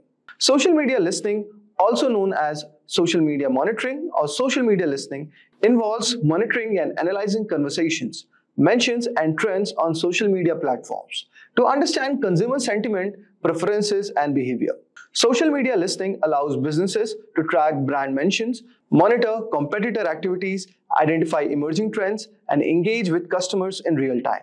Fourth one we have all over here is experimental research. Experimental research is a method which is used to establish cause and effect relationships between variables by manipulating one or more variables, observing the effects on another variable. Experimental research involves control experiments conducted in laboratory or real-world settings to test hypotheses and draw conclusions about the effects of interventions or treatments. Next one we have all over here is data mining. Guys, you would have heard about data mining. Data mining is the process of extracting patterns, trends, and insights from large data sets using various statistical, machine learning, and data analysis techniques. Data mining allows businesses to uncover valuable insights about consumer behavior, preferences, and trends hidden within large volumes of data. Next one we have is observation. Observation is a research method used to systematically observe and record behaviors, events, or phenomena in natural or controlled settings without direct interaction with participants. Observation allows researchers to gather data about participant actions, interactions, and behavior as they occur in real time. Next one we have is public domain data. Public domain data refers to the information that is freely available and not subject to copyright or other legal restrictions. Public domain data can include government publications, open access research articles, historical records, and other types of data that are accessible to the public without restrictions. Next one we have all over here is competitive analysis. Competitive analysis is the process of evaluating and analyzing the strengths and weaknesses of competitors with a specific industry or market. Competitive analysis involves gathering information about competitors' product, pricing strategies, marketing efforts, and market share to identify opportunities and threats and inform strategic decision making. So guys, I hope so you would have got an idea regarding what are the top 8 marketing techniques that you can apply for your business. Now let's move on and discuss a case study of Apple, where we are going to discover how their market research made one of the most successful product, which is known as iPod. So guys, in the early 2000s, Apple revolutionized the music industry with the introduction of iPod, a portable digital music player. Apple's success with the iPod can be attributed in part to its meticulous market research and understanding of consumer needs. Before developing the iPod, Apple conducted extensive market research to identify opportunities in the digital music market. They recognized the consumers were frustrated with the existing MP3 players, which were often bulky and had limited storage capacity, and were difficult to use also. Additionally, Apple identified a growing demand for digital music downloads and recognized the potential for a device that seamlessly integrated hardware, software, and content. Apple's market research guided the design and development of the iPod, focusing on the key features that address the consumer pains, points, and preferences. These features include a sleek, portable design, a user-friendly interface with the iconic click wheel, and significant storage capacity to hold thousands of songs. Additionally, Apple partnered with the record labels to secure licensing agreements for its iTunes Music Store, offering consumers a convenient and a legal way to purchase and download digital music. The iPod was launched in October 2001, to a widespread acclaim, quickly becoming a cultural phenomenon and transforming Apple into a dominant player in the digital music industry. Apple's market research driven approach enabled them to create a product that resonated with the customers, driving significant demand and establishing the iPod as a market leader in the portable music players for years to come. This case study highlights the importance of market research in understanding consumer needs, identifying market opportunities, and guiding product development efforts. By conducting thorough market research, companies like Apple can develop products that meet consumer demands and achieve commercial success in the competitive markets. Introduction to Agile Manifesto. The Agile Manifesto is a seminal document in the field of software development, created in 2001 by 17 software developers who sought to outline a more flexible and efficient approach to project management and development. It emphasizes individuals and interactions, working software, customer collaboration, and responding to change over traditional processes, documentation, contract negotiation, and plan following. This manifesto has since become the foundation for Agile methodologies, promoting a flexible, team-oriented approach that values adaptability and customer satisfaction above rigid adherence to plans. With the manifesto in mind, let's start exploring the 4 core values of Agile. The 4 core values of Agile focus on people and results rather than rigid processes, individuals and interactions over processes and tools, prioritizing teamwork and communication above strict adherence to tools and processes. Imagine a team deciding together how to solve a problem instead of just following a manual. It's like choosing a group discussion over filling out forms. Working software over comprehensive documentation, valuing functional software that meets user needs over detailed paperwork. Think of it as cooking a meal that tastes good and serves its purpose, rather than writing a detailed recipe book before the meal is even made. Customer collaboration over contract negotiation, emphasizing ongoing engagement with customers rather than sticking strictly to initial agreements. It's like working with a home builder who listens and adapts to your changing needs during construction instead of sticking strictly to the original plan. Responding to change over following a plan, being open to change and adapting plans as needed instead of rigidly following a set path. Picture a road trip where you're open to taking a more scenic route based on new information rather than sticking to the fastest route Google Maps suggested initially. These values guide the Agile methodology towards flexibility, efficiency, and customer satisfaction. The 12 Principles of Agile Software Development. The 12 Principles of Agile Software Development, as outlined in the Agile Manifesto, advocate for customer satisfaction through early and continuous software delivery. Prioritizes getting a functional product to the customer as soon as possible, then updating it regularly. Example, a team releases a basic version of an app to meet initial user needs, then adds new features based on feedback.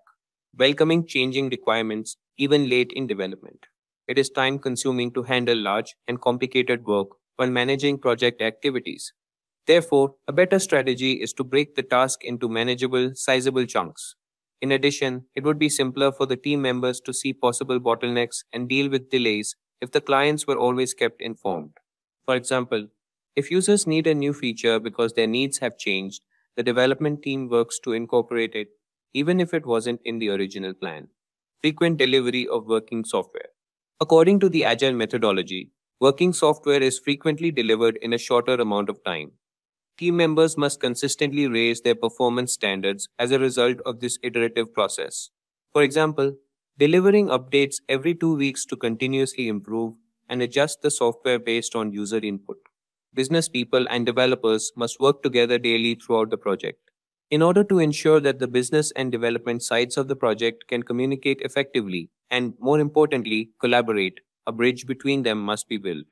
To facilitate an intellectual exchange that both parties can agree on, make use of the same tools you would have used in managing remote teams. For example, regular meetings between the client and the team to discuss the project's direction and adapt as necessary. Build projects around motivated individuals. Give them the environment and support they need, and trust them to get the job done. The project manager must establish a supportive and stimulating environment where team members are free to express their ideas and make recommendations for enhancing the output of the group. This results in a massive improvement in their general performance, eventually aiding the project. For example, Allowing a developer to choose their tools or method of working to solve a problem can lead to more innovative and effective solutions. The most efficient and effective method of conveying information to and within a development team is face-to-face conversation. Efficient communication among the parties concerned is stressed strongly in the Agile Manifesto. Thanks to improvements in communication technologies, it's now simpler. Instead of having a quick conference in the office, all participants can now meet via video conferencing. For example, solving misunderstandings or clarifying requirements through direct discussion rather than through emails or reports. Working software is the primary measure of progress. Delivering a functional product that pleases the consumer is the single determinant that can guarantee success. Before Agile, numerous success metrics decreased the quality of the finished product. For example, a team focuses on delivering a basic but operational piece of software first, rather than ensuring every document is perfect. Agile processes promote sustainable development. The sponsors, developers, and users should be able to maintain a constant pace indefinitely. Burnout will occur if you work on a project for a long time. It's inevitable. Avoid placing too much of a workload on your employees. The value of your project will be affected. So, assemble the best team for the job that will work hard but refrain from overworking themselves and endangering the project's quality. For example, instead of pushing for long hours to meet an unrealistic deadline, the team sets a realistic timeline that allows for steady progress without overtime. Continuous attention to technical excellence and good design enhances agility. Any Agile team's main goal should be to provide value to the client. Therefore, a multi-skilled team that can manage all the project's technical components and offers the chance for continual improvement is crucial. For example, regularly refactoring code to improve its structure without changing its external behavior. Simplicity, the art of maximizing the amount of work not done, is essential. You should avoid adding extraneous complexity to a project if you want to complete it swiftly. You can accomplish this in various ways, including by using Agile tools, which eliminate busy work and offer you more significant influence over all project-related decisions. For example, developers decide not to add a feature that only a few users would use, keeping the system more straightforward and easier to maintain. The best architectures, requirements, and designs emerge from self-organizing teams. Simply said, a self-organized workforce with decision-making autonomy would function better since each team member would be responsible for meeting client expectations rather than a lone project manager. For example, a team decides who will work on what tasks based on each member's strengths and current workload rather than having a manager assign tasks. At regular intervals, the team reflects on how to become more effective, then tunes and adjusts its behavior accordingly. Agile techniques are constructed on the notion of iteration, where teams consistently enhance their game by learning from their previous wrongdoings. Project managers should inspire team meetings where everyone evaluates their work and discusses how to develop their management and technical skills. For example, at the end of each development cycle, the team needs to discuss what they can change to work more efficiently in the next cycle. With core values and principles in mind, let's have a look at implications of Agile values and principles. The implications of Agile values and principles revolve around fostering a culture of flexibility, collaboration, and continuous improvement. They lead to enhanced adaptability to change, allowing teams and businesses to respond swiftly to market shifts and customer needs. Increased customer satisfaction by prioritizing customer feedback and delivering value early and often. Improved product quality through iterative development and a focus on technical excellence. More efficient and motivated teams due to empowerment and a focus on individuals and interactions. These points underline how adopting Agile can transform organizational workflows and outcomes. Now, let's see some real-world applications of Agile. Innovation in tech. Companies like Spotify utilize Agile to foster innovation, rapidly testing and deploying new features. Adapting to market changes. Netflix applies Agile principles to quickly adapt to user preferences and technological advancements, maintaining its market leader position. Banking sector agility. Banks have adopted Agile to improve their digital services, making customer transactions smoother and more secure. Healthcare efficiency. Agile methodologies help healthcare providers streamline operations and improve patient care through faster, more responsive services. Manufacturing flexibility. Even in manufacturing, Agile enables companies to respond swiftly to market demands and supply chain challenges. And there you have it, folks. Picture this. There's a team working hard on a cool new tech product. They are excited, but when they launch it, something's off. People aren't connecting with it like they hoped. That's where user personas come in. By really understanding who their users are, the team turned things around. Suddenly, the product wasn't just liked, it was loved. Here's the kicker. Studies show that using these user personas can make designing stuff way easier, like over 130% easier. But get this, most companies aren't using them. It's like having a secret weapon and not even knowing it. Our story, inspired by real events, shows just how important it is to understand the people using your tech.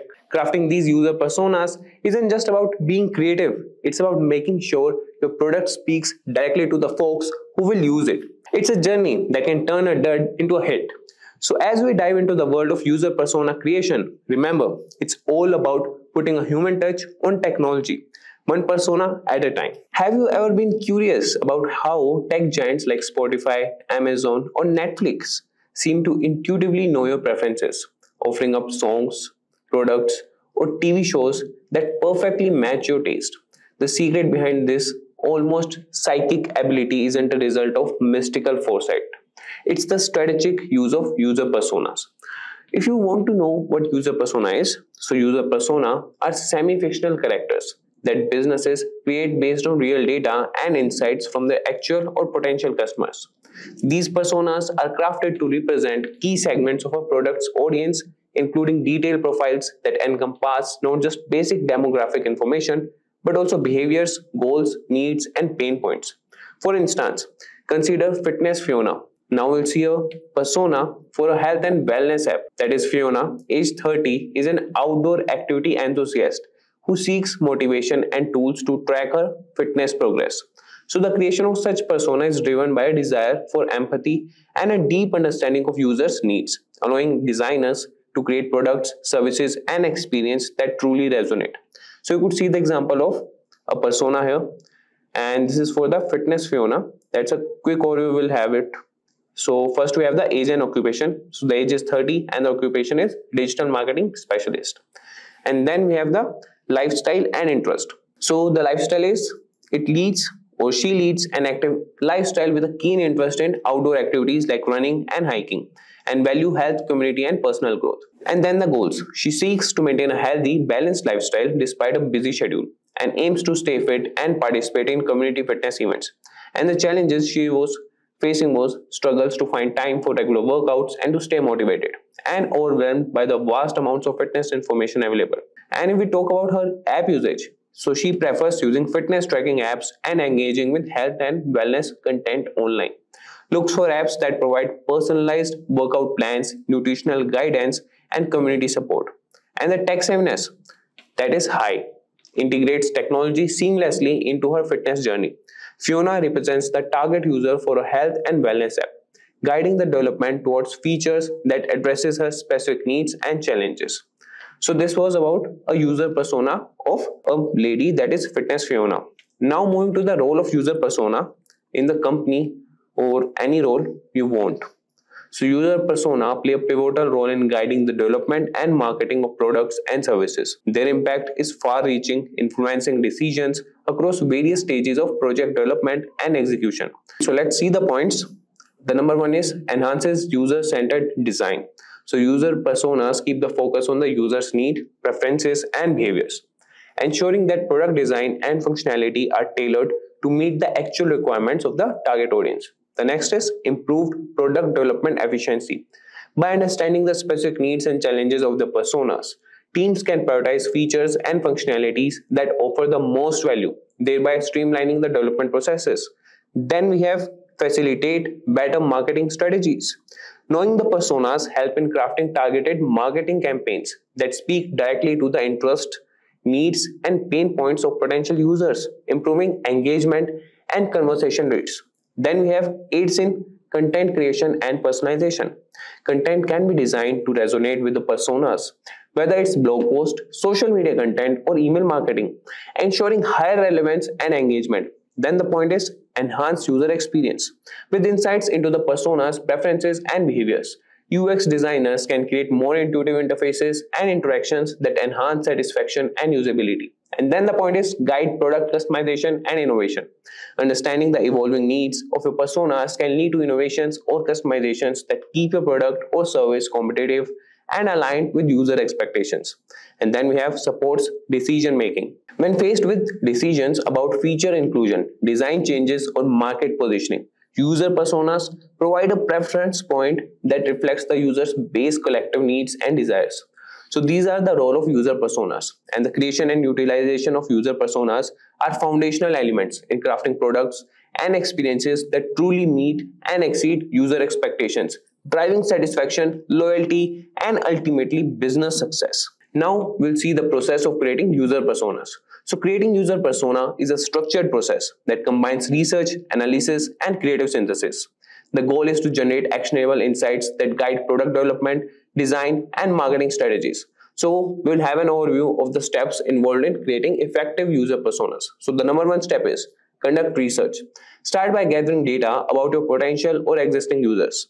This can include qualitative methods like interviews, focus groups, and ethnographic observation, as well as quantitative methods such as surveys and analysis of user behavior data from analytics platforms. So let's understand this with an example.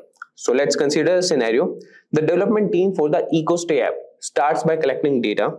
They conduct online surveys targeting travelers interested in sustainable living. They also analyze forum discussion on ecotourism websites and interview frequent travelers to understand their preferences and concerns. So the next step or the process would be analyze the data. Look for patterns and commonalities in the data collected. This might involve segmenting users based on demographics, behaviors, preferences, or goals. The aim is to identify meaningful groups of users who share specific characteristics or needs. And the findings we have from here is, from the research, the team notices, like we are again back to the example. So from the research that was done, that was the conducting the research. So the team notices patterns. Many respondents prioritize sustainability but also express concerns about cost and the authenticity of eco-friendly claims. They identify three main segments: budget eco-travelers, luxury eco-tourists, and eco-conscious families. So these were the findings, analyzing the data. And then we have create draft personas, the next step. So based on your analysis, start drafting your personas. Each persona should represent a significant segment of your audience. Include demographic details, behaviors, needs, goals, challenges, and any other relevant information that defines the persona. So you could start drafting the persona.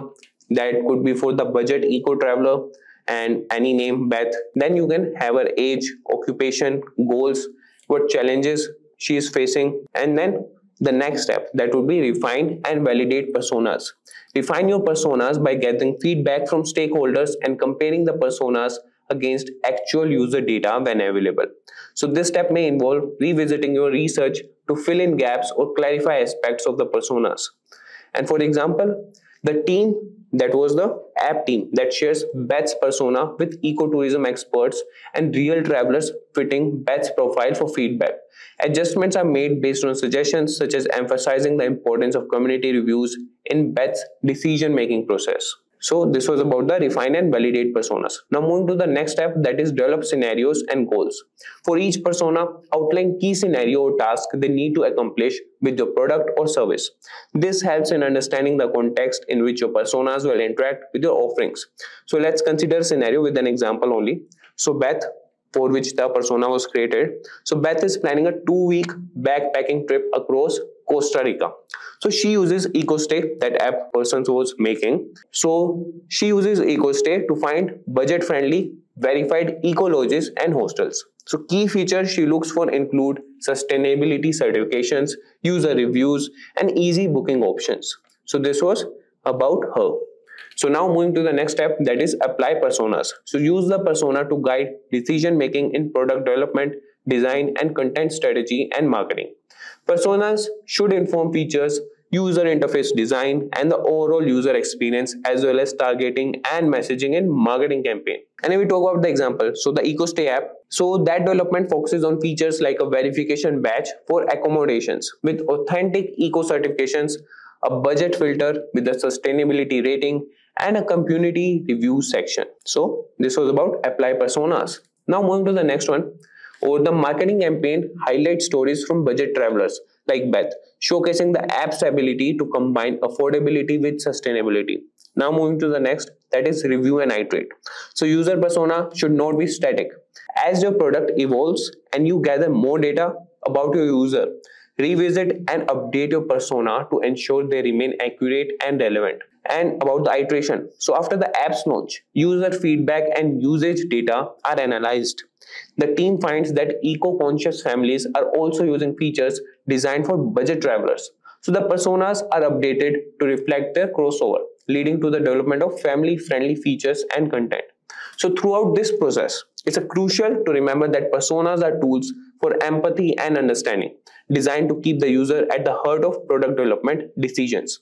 While the exact details and depth of each persona can vary depending on people's scope and the available data, the fundamental goal remains the same: to create a product that resonates with and meets the needs of your target users. So now moving to the next topic, that is applying persona to product development and marketing. Certainly, applying user personas effectively streamline both product development and marketing, ensuring efforts are closely aligned with user needs. So now we'll see a condensed overview. So starting with the product development, number one point would be feature focus. Use personas to pinpoint essential features that truly matter to your target users, enhancing the product's value. And then design decision. Tailor design elements to match the preferences and tech proficiency of a persona, improving usability and user satisfaction. And then we have personalized experience.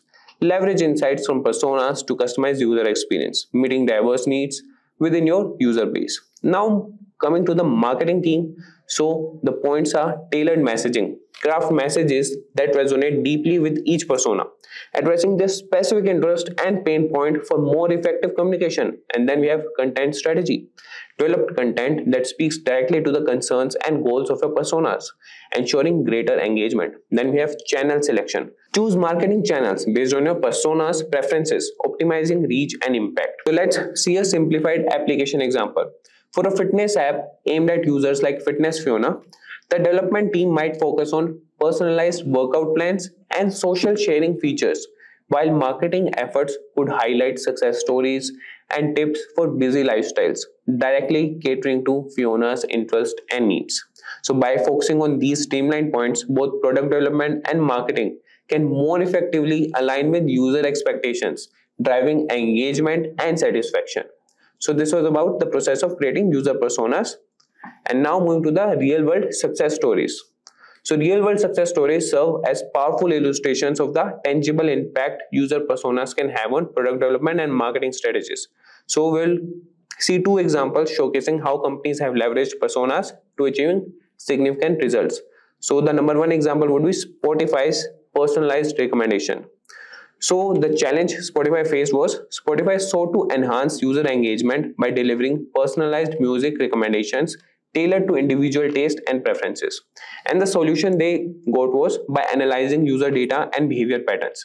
Spotify created user personas representing different music preferences, listening habits, and discovery preferences.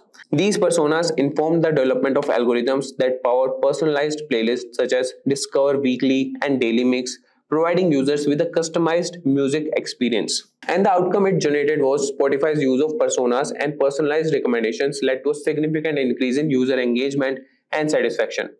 Discover Weekly alone reached over 40 million users within its first year, driving longer listening sessions and boosting user retention rates. Now moving to the next example, that is Airbnb's host and guest personas. So the challenge was Airbnb aimed to enhance the experience for both host and guest by understanding their distinct needs and pain points. And the solution they output or the outcome was detailed personas for both host and guest, encompassing demographic information, motivations, and behaviors. So these personas guided product development decisions, informing the design of features such as host profiles, guest reviews, and search filters tailored to specific preferences. And the outcome that got was by aligning product features with the needs of their user persona. Airbnb achieved significant growth and improved user satisfaction. Hosts felt more empowered to showcase their properties effectively, while guests enjoyed a more personalized and seamless booking experience, resulting in increased bookings and positive reviews. So these real-world success stories highlight the transformative impact that user personas can have on product development and marketing strategies. So by understanding their users on a deeper level and tailoring their offerings accordingly, companies can drive engagement, retention, and ultimately business success. Now, talking about the common pitfalls and tips. So navigating the creation and application of user persona comes with its share of challenges. So here we will see some common pitfalls to avoid and tips to ensure effective use of persona. So the common pitfalls are overgeneralization. Creating personas that are too broad or stereotypical that can lead to inaccurate representations of your user base, resulting in ineffective strategies. And then comes the point, lack of data validation. Relying solely on assumptions or anecdotal evidence without validating personas with real user data can lead to misleading insights and misguided decisions. And then comes the static personas. Treating personas as static representations of users can result in outdated or irrelevant profiles. User needs and behaviors evolve over time. Personas should be regularly reviewed and updated. Ignoring negative personas. Focusing only on positive personas can lead to neglecting important segments of your user base with different needs or pain points. So these were the common pitfalls. Now the tips for success. So the number one is conduct thorough research. Invest time and resources into collecting both qualitative and quantitative data to ensure your personas are based on accurate and comprehensive insights. Then comes the point, validate persona with real users. Use surveys, interviews, and user testing to validate personas and ensure they accurately represent your target audience. Then comes the iterate and update regularly. Continuously revisit and refine your personas based on new data and insights to keep them relevant and aligned with evolving user needs. Then comes the point, focus on key personas. Prioritize personas that represent the most significant segments of your user base, focusing your efforts on addressing their needs and preferences. And then comes involve cross-functional teams. Collaborate with stakeholders from different departments, including marketing, design, and product management, to ensure alignment and buy-in for persona-driven strategies. And then comes user personas as decision-making tools. Integrate personas into your decision-making processes for product development, marketing, and content strategy to ensure user-centric outcomes. So by avoiding common pitfalls and following these tips, you can harness the power of user personas to drive informed decision-making, improve user experiences, and ultimately achieve greater success with your products and services. And in summary, user personas are an invaluable tool for understanding and empathizing with your target audience. By creating detailed profiles based on real data, you can inform product development, design, and marketing strategies effectively. Avoid common pitfalls like overgeneralization and static personas by continuously validating and updating them. With user personas, you can prioritize features, make informed decisions, and tailor experiences that resonate with users, ultimately driving engagement and business success. Hey there, fellow entrepreneurs. So picture this. You have got this killer product idea, right? And naturally, you want it to be like totally flawless before you launch it out into the world. But here's the thing. No matter how much you sweat over it, there's always going to be some hiccup or snag along the way. It's just the way the cookie crumbles, you know. But fear not, my friend, because there's a game changer known as MVP. But what exactly is MVP and why does it matter? Well, let's start with numbers. Did you know that 42% of startups fail because there's no market need for their product? Shocking, right? That's where MVP swoops in as a game changer. By focusing on the core features and functionalities, MVP allows companies to bring a product to the market quickly and test its viability with real users. And get this, companies that prioritize MVP development are 3 times more likely to experience success with their product launches. In fact, 78% of businesses say that MVP helped them learn what customer really wanted, leading to more successful iterations down the road. So whether you're brainstorming your next big idea or fine-tuning an existing project, stick around as we unravel the mysteries of MVP. Also, if you are interested in advancing your career, consider SP Jain's Professional Product Management course, led by industry experts.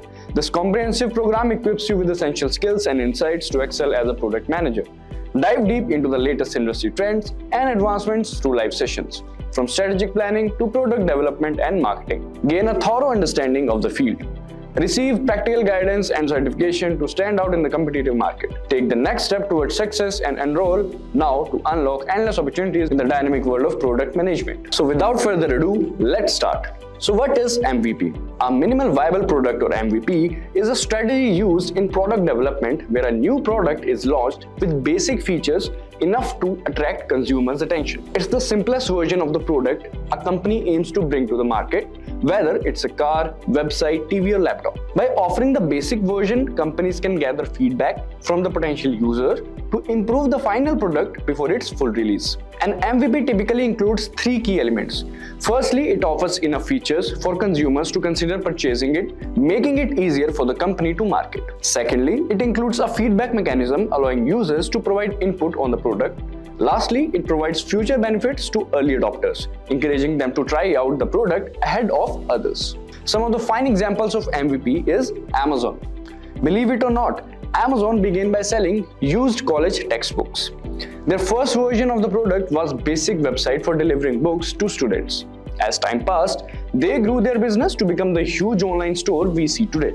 Similarly, another fine example is Airbnb. Airbnb's journey began with a bold idea: renting out air mattresses. Yes, you heard it right. They kicked off with a simple website connecting travelers with hosts offering makeshift accommodations. This quirky start was their MVP, that is minimal viable product. Slowly but surely, they listened to user feedback, fine-tuned their problem, and expanded their horizons. It's a tale of humble beginnings turned into a global phenomenon. Who knew an air mattress could spark a revolution in travel? And there are many more examples like that. But implementing the minimal viable product approach requires more than just having an idea, doing the basics and launching it. It involves strategic planning to ensure its effectiveness and value. Now let's understand the benefits that companies get from MVPs. Creating a minimal viable product can assist you in avoiding many potential mistakes that you might overlook when deeply passionate about your product. Understand the preferences of your target audience. When a company builds a minimal viable product, they make a basic version of their product to see what people like. By doing this, they can learn what features or things their consumers prefer. It's like trying out different flavors of ice cream to see which one people like the most. Helps create a better product. Yes, making an MVP lets companies test their ideas quickly and see what works and what does not. This helps them make improvements and build a better final product. It's similar to making a rough sketch of a drawing before making the final detailed version. Next is it helps to analyze the demand. With an MVP, companies can see how many people are interested in their product.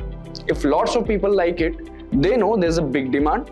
If not many people are interested, they might need to change their plans. It's a bit like testing the waters to see if people want what you're offering. Next is ensures quick release. Instead of spending a long time making a perfect product, an MVP lets companies release something quickly. This means they can start getting feedback and making improvements sooner. It's like serving a simple version of a dish at a restaurant first and then making it fancier based on the customer's say. So this was about the benefits. Now let's talk about how to develop a minimal viable product. So first is understand your goals. Before starting to develop your minimal viable product, it's important to know what you want to achieve. Think about what problem your product will solve or what benefit it will provide to the people. Understanding your goals helps you stay focused and build a product that meets your objectives. The next is study your market. Take some time to reach and understand the market where your product will compete. Look at similar products already available and see what makes them successful or what could be improved.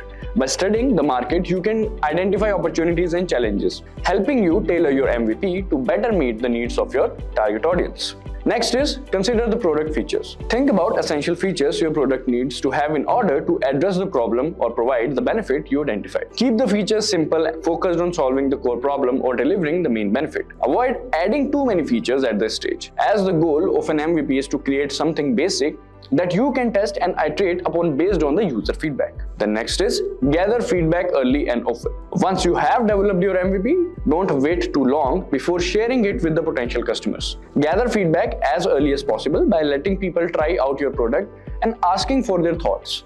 This feedback will help you understand the aspects of your MVP and are working well what areas need improvement, allowing you to make adjustments and iterate quickly. The next is iterate based on feedback. Use the feedback you receive to make improvements to your MVP. This might involve adding new features, refining existing ones, or even pivoting in a different direction based on what you learn from the users.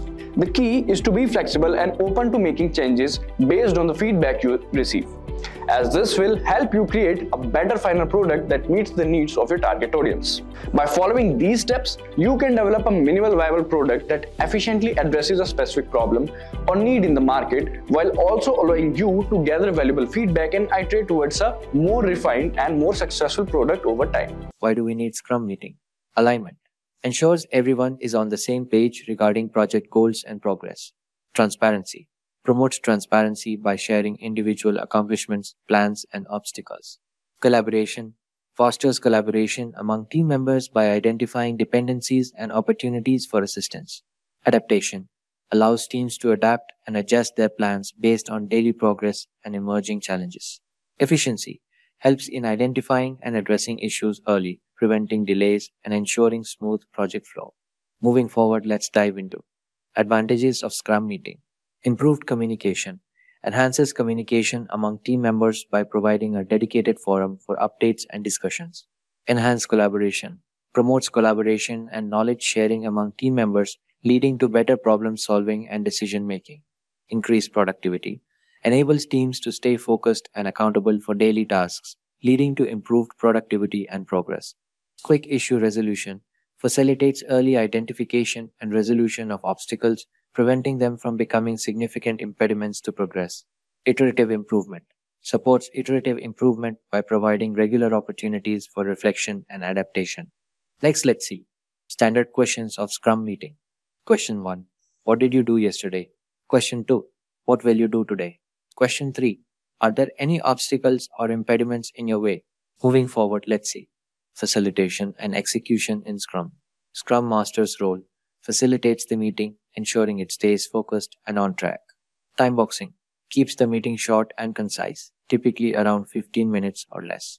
Adapting format allows teams to modify the format or questions to better suit their needs and context. Staying standing encourages participants to stand during the meeting to maintain focus and keep it brief. Let's conclude this video. Conclusion. Value proposition.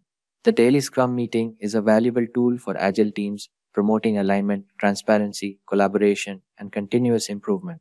Integration with Agile Principles. It aligns closely with Agile principles of frequent communication, adaptation, and collaboration, making it an essential practice within Agile methodologies like Scrum. By incorporating these, teams can gain a comprehensive understanding of the purpose, benefits, execution, and continuous improvement aspects of the daily Scrum meeting within the Agile development framework. Do you remember when the first iPhone came out in 2007? It was a game changer. But if you try to use the same iPhone today, you might feel outdated. That's because technology moves fast and customer demands keep evolving. So tech giants like Apple must keep innovating and investing heavily in research and development to stay ahead. Keeping track of the entire process from ideathon to product launch is a massive task, especially for companies dealing with complex manufacturing and global distribution. This is where the Product Lifecycle Management (PLM) comes in. Before Product Lifecycle Management, companies had a really tough time. Different teams didn't always talk to each other, and it was hard to keep track of all the information about a product, causing problems like delays and products that didn't quite hit the mark. Apple saw this and knew they needed a better way to manage their products from start to finish. So they came up with PLM strategies, that is Product Lifecycle Management strategies, and special computer programs to help everyone work together better. With Product Lifecycle Management, everyone involved in making and selling the product could share information and work together very smoothly. So this was how Apple keeps launching new innovative products like the latest iPhone or the Apple Watch while phasing out the older models. So if you have ever wondered how companies like Apple keeps delivering such cutting-edge products, it's all about managing the entire life cycle effectively. In this video, we will explore what PLM is, that is Product Lifecycle Management, the various phases and steps involved, its benefit through a simple example. Let us now understand what is Product Lifecycle Management. Product Lifecycle Management is like the blueprint that guides companies through the entire journey of a product, from its birth to its retirement. Take for instance the evolution of smartphones. In the development stage, companies like Apple or Samsung spends months designing and perfecting the new phones, deciding on features like camera quality, battery life, and screen size. Once the design is locked in, they move on to the introduction stage, where the new phone is launched with much fanfare and marketing buzz. As people start buying the new phone, it enters into the growth stage. Sales skyrocket, and the company may even release updated versions with a better features like enhanced cameras or faster processors to keep up with the demand and stay ahead of the competition. But eventually, every phone reaches to the maturity stage. Competitors catch up and sales starts to level off. That's when companies might offer discounts or bundle deals to keep customers interested, but inevitably sales begin to decline as newer models hit the mark.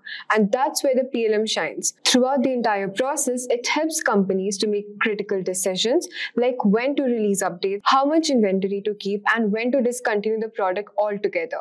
By effectively managing the product lifecycle, companies can stay agile, maximize profit, and always offer their customers the best products. Now that we have discussed what product lifecycle management is, we will now understand the different phases of product development. When it comes to products, we go through a journey from just being an idea to becoming a real tangible thing that customers can buy and use. This journey is what we call the product lifecycle, and it has several phases. Let's use the example of a new smartphone to illustrate these phases. It all starts with the concept and design phase. This is where the magic happens. The initial ideathon research on what customers want, studying competitive products, and defining the smartphone's core features and requirements. Once the concept is locked in, we move on to the development phase. Here, the detailed designs and prototypes are created, tested, and refined based on the real-world feedback. Imagine engineers tinkering with different models, running all sorts of validation tests, and making sure the smartphone is ready for the prime time. With all that hard work done, it's time for the production and the launch phase. This is where the final market-ready version of the smartphone is produced and rolled out to the stores and online outlets for customers to get their hands on it. But the journey doesn't end here. After launch comes in the service and support phase, where the company provides assistance, updates, and resources to help customers get the most out of their new smartphone purchases. Eventually, even the best product reach out to the end of their road. That's when the retirement phase, where the company figures out the best way to phase out an aging product. Maybe offer incentives for upgrades and potentially recycle or repurpose components for future innovations. So there you have it, the 5 key phases that product typically go through in the product lifecycle management. Let me walk you through the stages of product lifecycle management. Every product goes through different stages during the lifetime, known as the product lifecycle. This cycle starts when the product hits the mark after development and ends when it's taken off the shelves or discontinued. Learning the product lifecycle management can help improve your chances of success in product management.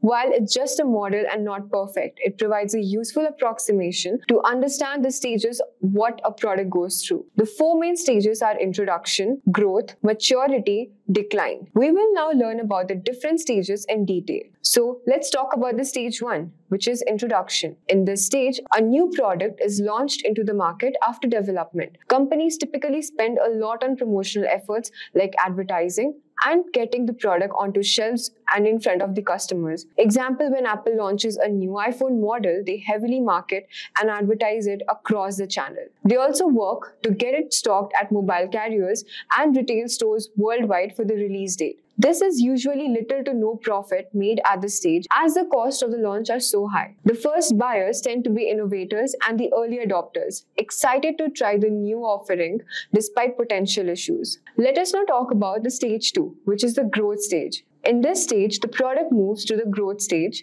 where the consumer demands accelerates. The primary objectives are to rapidly gain as much as market share as possible and bring aboard new customer segments. Your focus shifts to aggressive marketing, promotions, and added product features and models to appeal to different customer groups. For example, Apple markets the new iPhone to different audiences like professionals, gamers, photographers, etc. They add new color options and storage capacities to give buyers more choices. Retail channels and online ordering systems have to handle the huge surge in demand.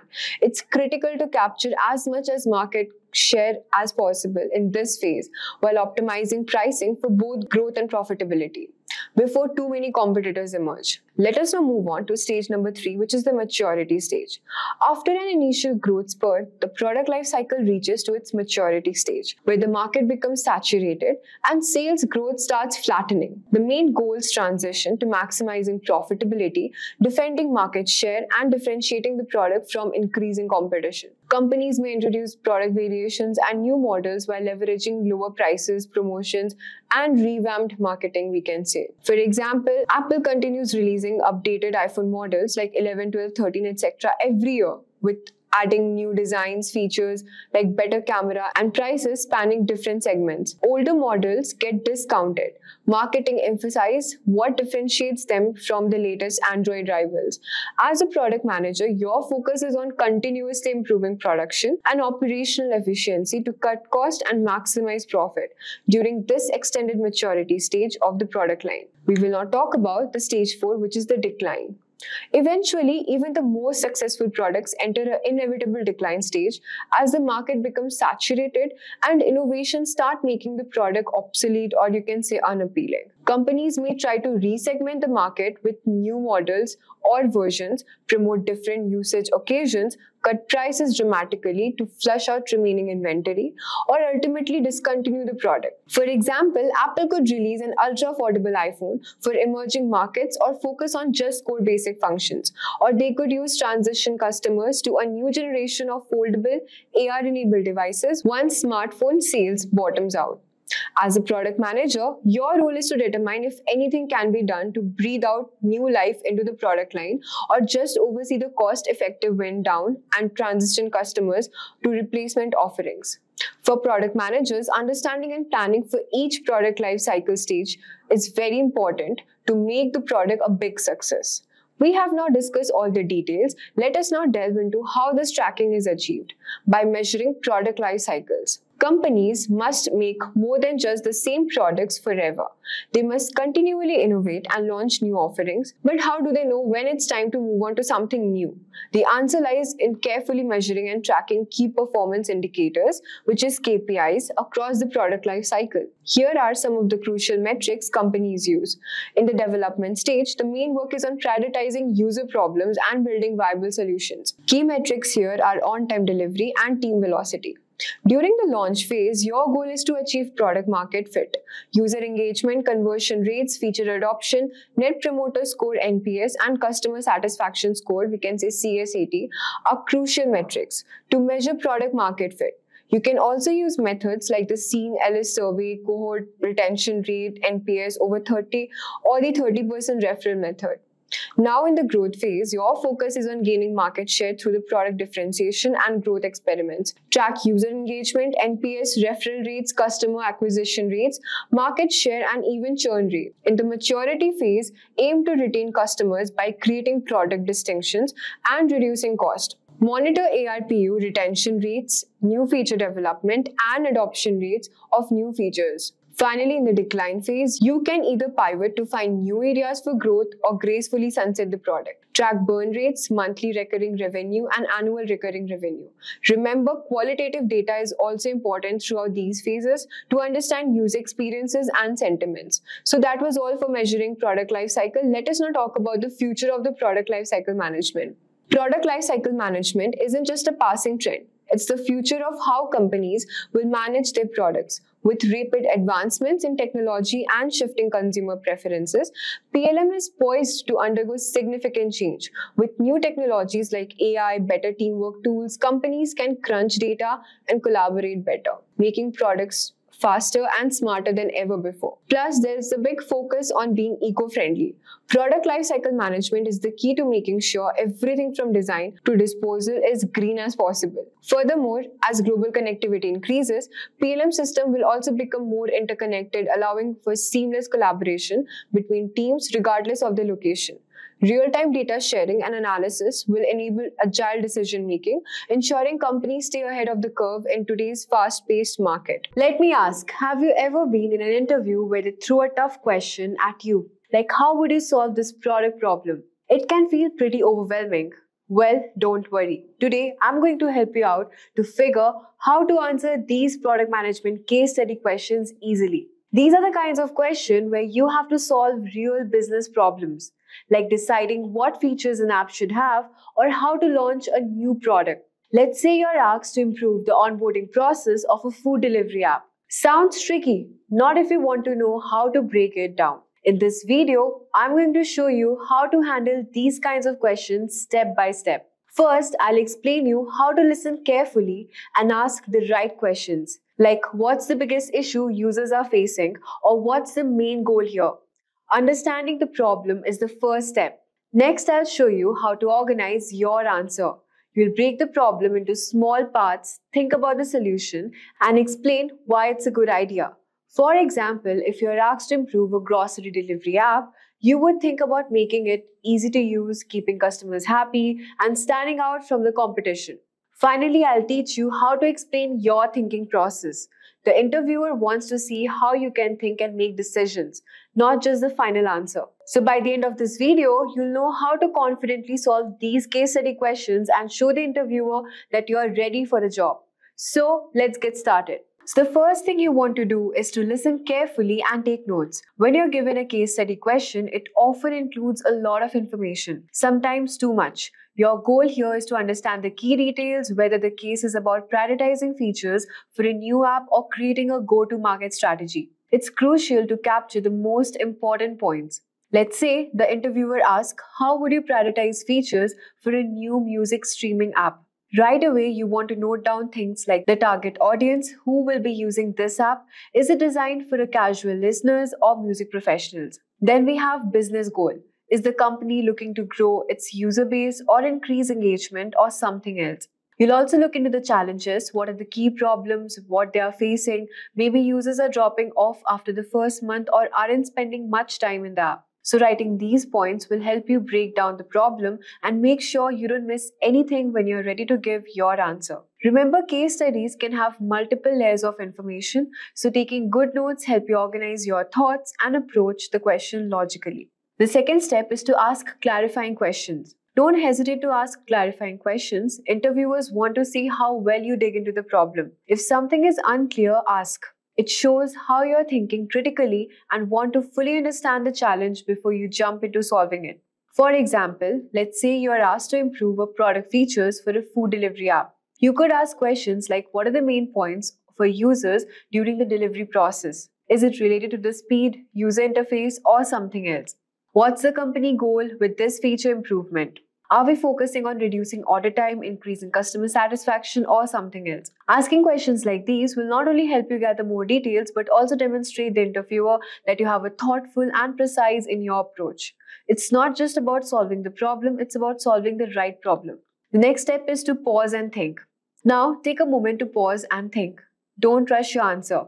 It's tempting to jump right in, but giving yourself time to process everything will help you approach the case study with a clear mind. Reflect on the problem and consider how it ties into the broader goals of the company. For example, if you're tasked with designing a feature for a food delivery app, think beyond the feature itself.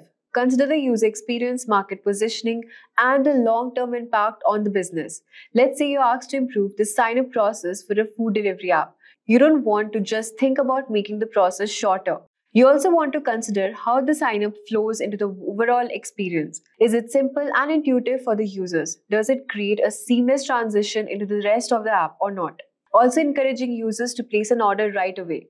Taking a moment to pause allows you to think through different aspects of the case and gives you a chance to identify any connections that might not be immediately obvious. The next step is to structure your answer. Now that you have gathered your information and asked clarifying questions, it's time to structure your answer. A clear and well-organized response will show the interviewer that you can handle complex problems in a logical way. Here's a framework that works well. The problem. Start by clearly relating the business challenges or opportunity. For example, the food delivery app is facing high cart abandonment rates during checkout, which is impacting conversation. Your approach should be explaining how you would approach the problem. This might involve analyzing user behavior, conducting market research, or benchmarking against competitors.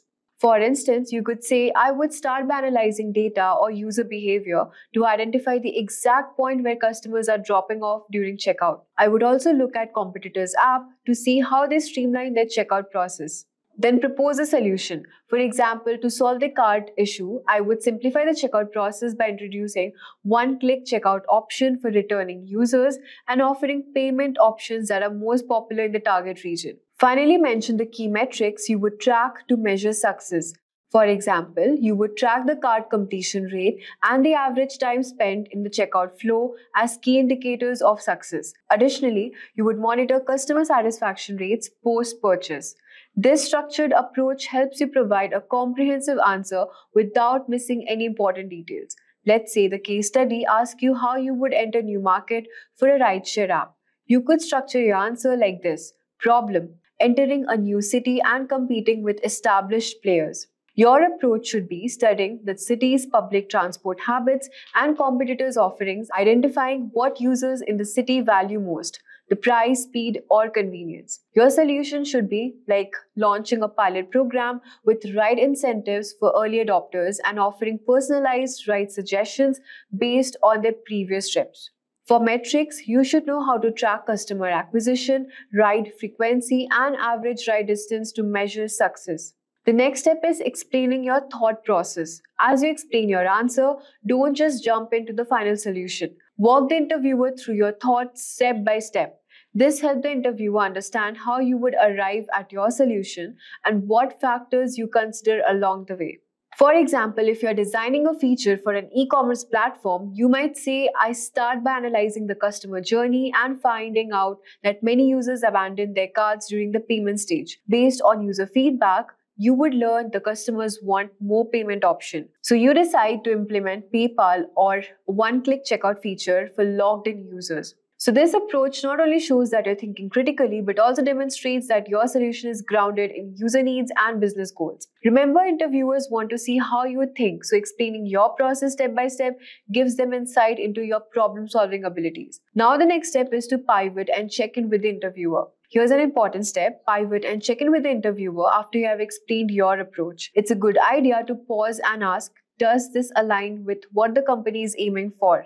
Or would you like me to dive deeper into any of the specific area? This shows that you're open to feedback and willing to adjust your approach based on the input, which is a crucial skill for any product manager. Flexibility is the key in this role, and checking in with the interviewer demonstrates that you can adapt your strategy as needed. Let's say you're discussing a product launch strategy. After explaining your approach, you could ask, do you think this timeline works for your team, or should we consider a phased launch or test the market first? This kind of back and forth creates more interactive discussion, allowing the interviewer to give you feedback and potentially guide you toward the direction they are looking for. The next step is to summarize your answer. Before wrapping up, it's important to summarize your answer. Quickly restate the problem, your approach, the solution, and the success metrics. For example, to summarize, my solution for improving the onboarding process involves simplifying the sign-up flow by offering social media login options and displaying a progress bar to give user a sense of completion. Success would be measured by tracking the number of completed sign-up and the time users spend during the process. This final recap reinforces the key points you have made and leaves a strong impression on the interviewer. It also shows you that you can clearly, concisely communicate complex ideas. So what are the type of questions asked in the product management interview? Product management interview typically covers a range of questions designed to test your problem-solving strategy and communication skills. Here are the 5 types of questions you might encounter. First, you have product design questions. These questions ask, for example, how would you design an app for grocery delivery that provides a better user experience? The goal is to access your ability to think from the user's perspective and create intuitive solution. The second question is the go-to-market strategy questions. These questions focus on how you would launch a product into the market. For instance, how would you create a go-to-market strategy for a new streaming service? They access your understanding of market analysis, competitive benchmarking, and customer needs. Feature prioritized questions. These are the questions about how would you decide the features to build first. For example, if you're managing a project management tool, how would you prioritize adding new features like task scheduling, integration with email, or reporting tools? Then we have metrics and data analysis questions. These questions ask you to define which metrics matters the most and how would you use user data to guide your decisions. For example, what metrics would you track to measure the success of a new product launch?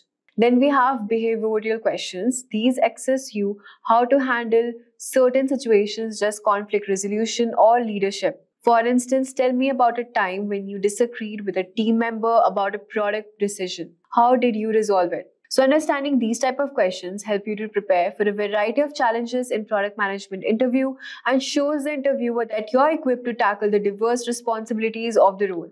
There's no right answer. What matters is showing your thought process and decision-making skills. In today's competitive online landscape, outranking competitors is essential to drive organic traffic to your website and establish your brand as an authority in the industry. As companies seek to innovate and stay competitive, the role of the product manager has become increasingly important in driving success.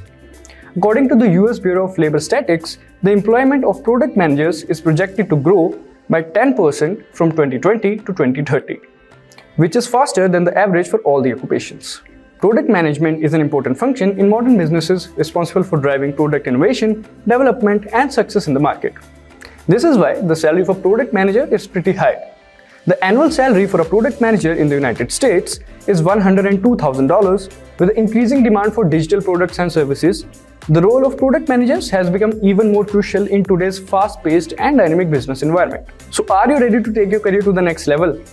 Simplilearn's professional certificate in product management will introduce you to the perfect mix of theoretical knowledge and extensive hands-on capstone projects. This program is in collaboration with SP Jain School of Global Management, which is ranked 4th in the world by Times Higher Education. This program involves 4 months of live, rigorous training from SP Jain's top faculties spread across Australia, Dubai, India, etc. This program covers first, why products fail and some succeed, understanding your product. In this session, you will appreciate the purpose of your product and how to make decisions among disruptions and changing market conditions to keep the purpose anchored strong. Next course is leadership, growth mindset, and having a product culture. In this session, we will learn about leadership thinking, culture for product development, and product milestone achievement. Next is feeling the pulse of the customer product ideation and strategy. In this session, we will learn about understanding the product audience, understanding product relevance, defining key results and objectives. Next course is product idealization, design thinking, innovation, and market. In this course, we will learn about product idealization strategy, design thinking techniques, innovation and market fit, creating buyer personas, positioning, and messaging based on standard templates and frameworks. Following this course is value validation and testing if customers would pay. In this session, we will learn defining product value, conducting market research analysis, and product resource identification. Along with all these, there are many other topics and concepts that will be covered in this professional certification in product management program. So what else can you expect from this program? This program includes Simplilearn's Job Assist, which will help you get noticed by top hiring companies. Second is SP Jain Global School of Management certification. Third is hands-on learning experience by solving real-life product problems via project on Facebook, Tesla, Instagram, Netflix, and Nike. Fourth is hands-on learning via case studies and assignment. Then fifth is 8 times higher engagement in live online classes by SP Jain top global faculties. Next is product management toolkit training that involves Jira, Mixpanel, Google Analytics, and Balsamiq.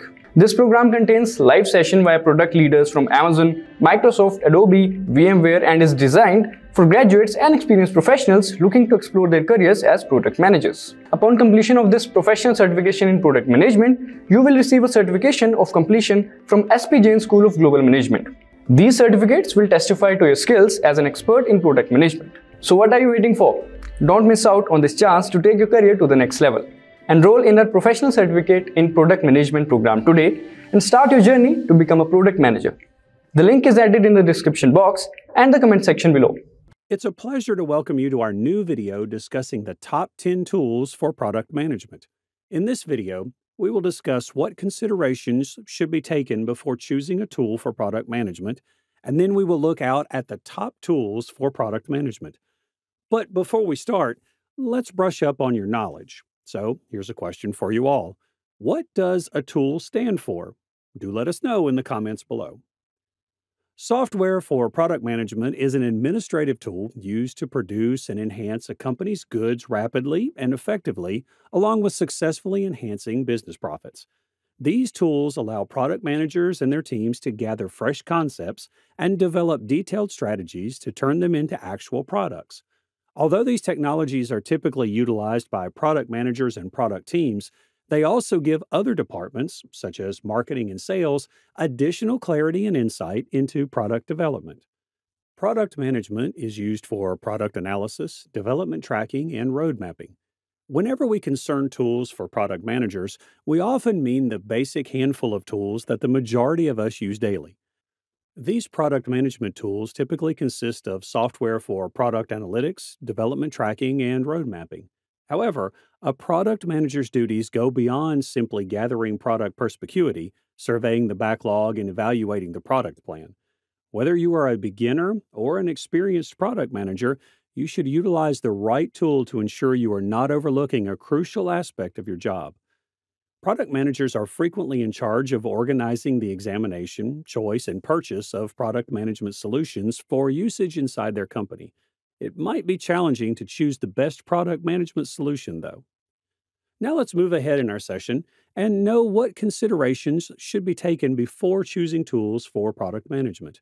Depending on the requirements of the business, each product firm will have a unique collection of tools in its accumulation. The set of tools that the product team employs to manage their operations is known as product management tool accumulation. These tools are frequently integrated, where they perform well together and complement one another. The product development efforts may succeed or fail greatly depending on the choice of product management tools. So, to have a successful product, there should be some considerations to follow up on before choosing a management tool. So, let's take a look at the concerns one must heed before choosing a product management tool. The very first consideration that should be taken is to recognize the demands of your product management staff. Making a charter with a list of questions for your new product management tool is an intelligent method to assess the requirements of your product management team. The charter will aid in outlining particular demands and may be used as a benchmark for assessing items. The next consideration that should be considered is to do some product research. It's time to research the various product possibilities after you have a clearer idea of your demands and criteria for a product. Reading product reviews and seeing product demonstrations are the most significant ways to accomplish this. You'll have a deeper grasp of the features and how each product functions by doing the research for the product. Moving on, we have to consider items depending on product needs. Following your research, it's time to analyze the items in light of your unique needs. Start by grading each item according to how effectively it satisfies your needs. To rank the various items, you may add a column to each need to rank the various items. This stage will enable you to evaluate and contrast several solutions and decide which product management suite is best for your team. The next consideration is to aim to stay within your budget. When looking at product management solutions, budget is always an important consideration. But if you work for a startup or a smaller firm, it's much more crucial. Keep in mind that some of the top goods could have steep asking prices as well as ongoing costs. The simplest method to achieve this is to set a predetermined budget for your product tool and use it as a guide when weighing various possibilities. Then we have to make sure that the tool is with effortless use. Make sure the tool you use is simple to use before you buy it. Although it should be obvious, certain technologies are quite complex and need users to undergo many days of training. The technology that works best for you and your team will be the one that you find simple to use. Many tools allow you to try them out for free, so you may decide whether to buy them before you use them.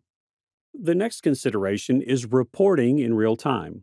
Find a product tool that offers real-time reporting to save time. Creating reports that reflect the product's current condition will gather data from many parts of the product management systems. Moving on, we have a reputable interface. Although there are a lot of tools available, some of them appear somewhat dated. Expandability needs to be your main criterion when selecting a tool. Opting for something attractive looking doesn't hurt either. The last consideration that should be taken is security. Scalability is great, but if your data isn't secure, neither is the integrity of your product. Examine the security features that your desired tool supplier offers. To keep your client data private and isolated from everyone else's, choose a different dedicated hosting platform. Let's proceed in our session and know what top tools are used for product management. How do you assess and determine which tools are best for your team? Consider your firm and product size and development stage as a starting point. A tiny firm with one product manager, for instance, probably won't require or have the funds for numerous tools. You could pick a few applications that provide a wide range of integrations and features. A huge organization, on the other hand, would require specific tools created for complex work streams and several teams. The very first functioning of product management is user tracking and analysis.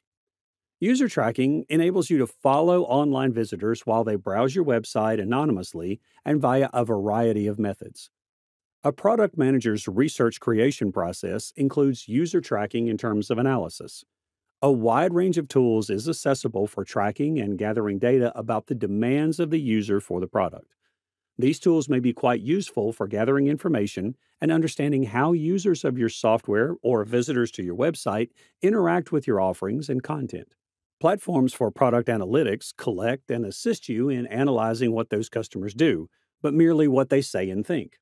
You'll want a product management platform, such as Done, that provides distinct analytics and insight into how customers utilize your product. User tracking and analytics can be done using Pendo. The tool used for user tracking and analytics is Pendo. Pendo assists businesses in determining who is using the features and products they are developing. You can find out which features people like and don't like, as well as how they move across your product range with the help of our product analytics tools. Additionally, you may examine how product adoption differs depending on an account, a user's job, or their attitude. Their objective is to provide product teams with the knowledge they need to do their duties more effectively and make daily decisions with less difficulty. Although in-app messaging provides our customers a method to quickly and simply put these insights into action, product analytics are fascinating and powerful.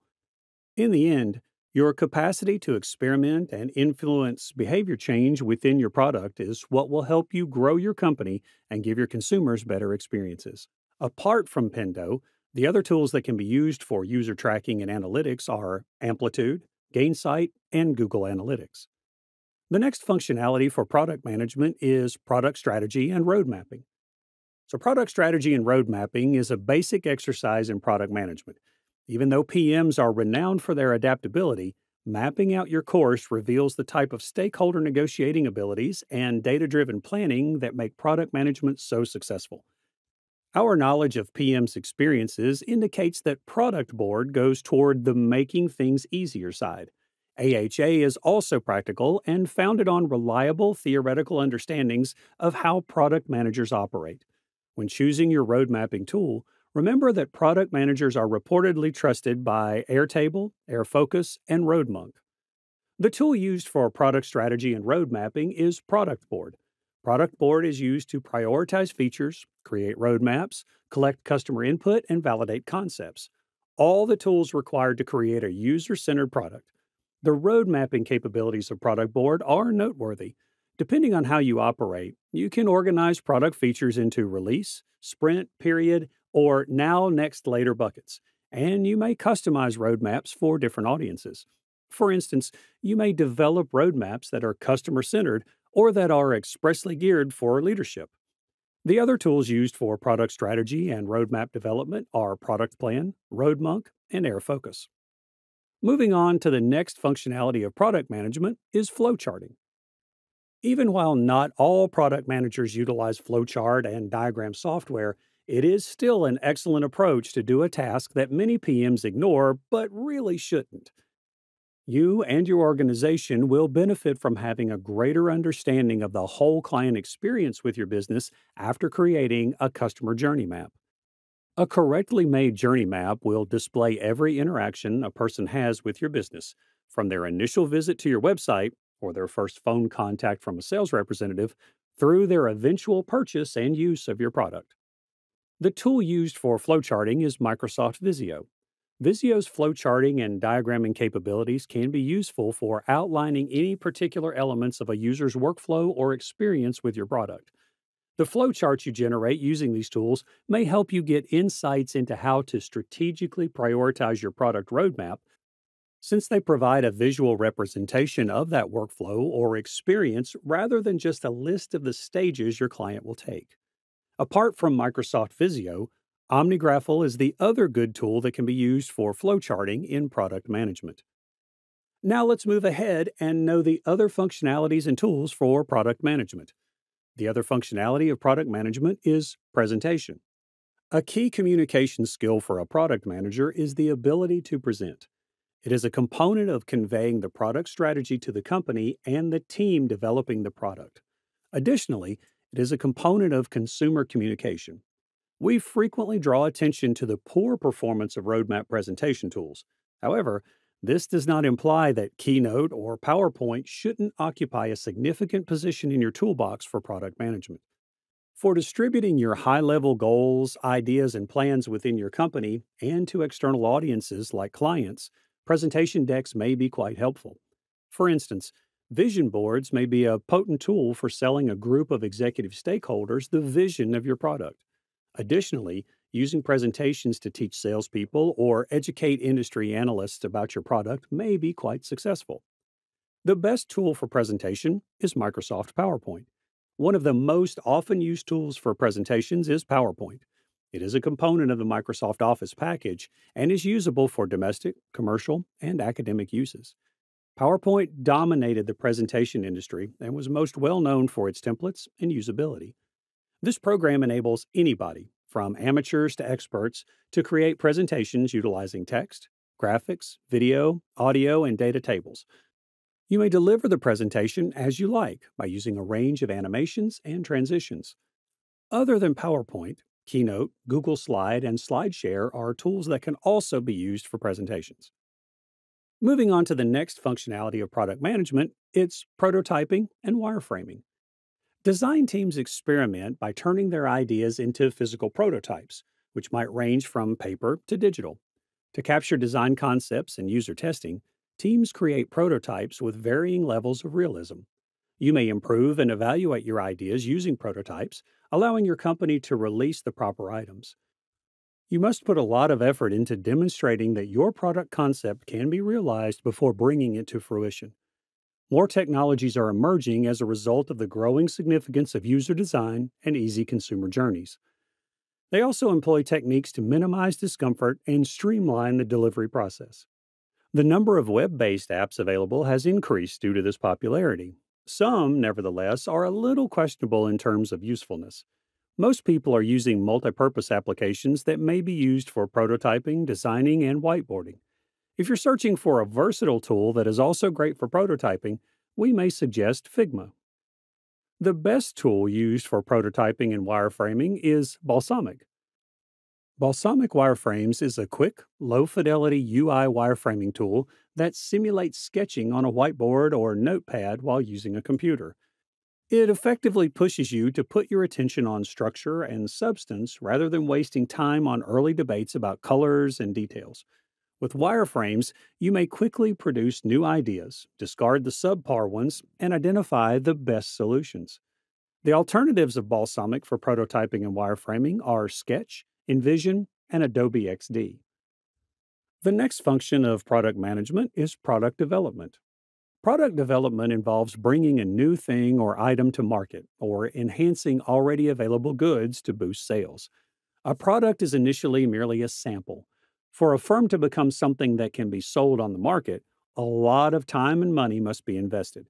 The idea, design, development, and marketing of newly developed or freshly renamed goods or services are all phases in the process known as product development, sometimes known as new product management. The entire process of creating a product, from conception through market launch, is referred to as product development. Product research makes the difference between a product's success and failure, both at launch and throughout the product lifecycle, by helping you understand the requirements and desires of your consumers and keeping an eye on the competitive landscape and environment of your product. The best tool used for product development is Rally. The foundation of value stream management is Rally. By enabling business leaders to address challenging issues like how to prioritize capabilities related to development, how capabilities relate to development outcomes, how to track capabilities progress from planning to delivery, and how to find opportunities to optimize flow, Rally's insight contributes to value stream management. Rally is used by value streams to make complicated processes transparent and enable swift business pivots based on data driven choices. The alternative to Rally for product development is Azure. Moving on, we have project management as the next functionality of product management.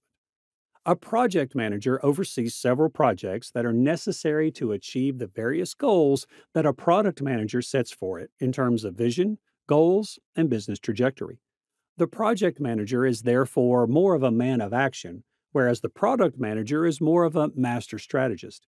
Making a distinction between projects and products might be helpful. Though product management and project management are two different jobs, still there would be some interactive work. No product manager can operate without zero work support of a project manager. The tool used for project management is Jira. Jira brings teams together for everything from agile software development and customer service to startups and companies. Jira assists teams in planning, assigning, tracking, reporting, and managing work. Jira software, the top solution for agile teams, helps software teams develop better.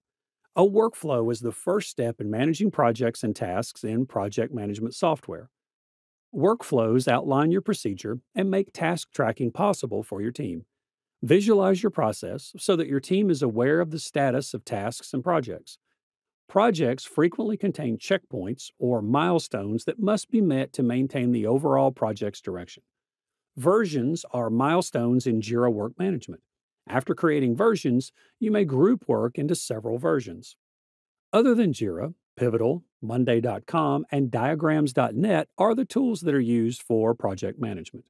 So moving on from project management, collaboration is the next functionality of product management. Working in the product sector offers some of the most intriguing opportunities for cross-functional collaboration. Although there are difficulties, which we'll discuss momentarily, it exposes everyone engaged to every step of the product development and launch process. UX designers have the chance to learn more about marketing, and engineers have the chance to learn more about UX design. The tool used for collaboration for product management is Trello. Trello is one of the more powerful project management applications that aims to improve teamwork inside and between departments. Trello allows you to manage several projects and arrange various activities by allowing you to create boards, lists, and cards. To get a clear picture of everything that is happening, you may also set up calendars, make checklists, and assign productivity indicators. Trello has built-in automation for the best processes and the least amount of manual effort, like many other top products today. Trello is an essential component of your product management stack since the job of the product manager involves coordinating a lot of various moving elements. The alternatives for Trello for collaboration are GoToMeeting, Dropbox, and Zoom. The next functionality of product management is user experience and testing. In the field of product management, the phrase user testing is frequently used. Usability testing is frequently used interchangeably with user testing. During the user testing phase of the design process, you analyze your product or service using actual customers to develop user-centered designs. Through this technique, you may learn how your target market behaves when using your product, giving you useful information for the development process. The best tool used for user experience and testing is Adobe Target. Adobe Target is a rule-based testing and targeting tool that can be integrated with analytics and provide reports for marketing offers, customization, and UX testing. This feature enables marketers to determine which offers, experiences, and messages are engaging customers. It has a user interface, integrated best practices, and powerful features for tracking site traffic. It allows for more conversion and properly filters results according to its self-learning algorithmic methodology. The tailoring of consumer interactions across all marketing channels and business contact points may also be automated. Other tools that can be used for user experience and testing are Helio, Hotjar, and UXCam. In the end, the last functionality of product management is customer feedback and survey. Getting feedback from customers involves talking to them and asking them what they think of a good or service. To properly comprehend their behavior and demands, it is crucial to pay attention to their thoughts and feelings.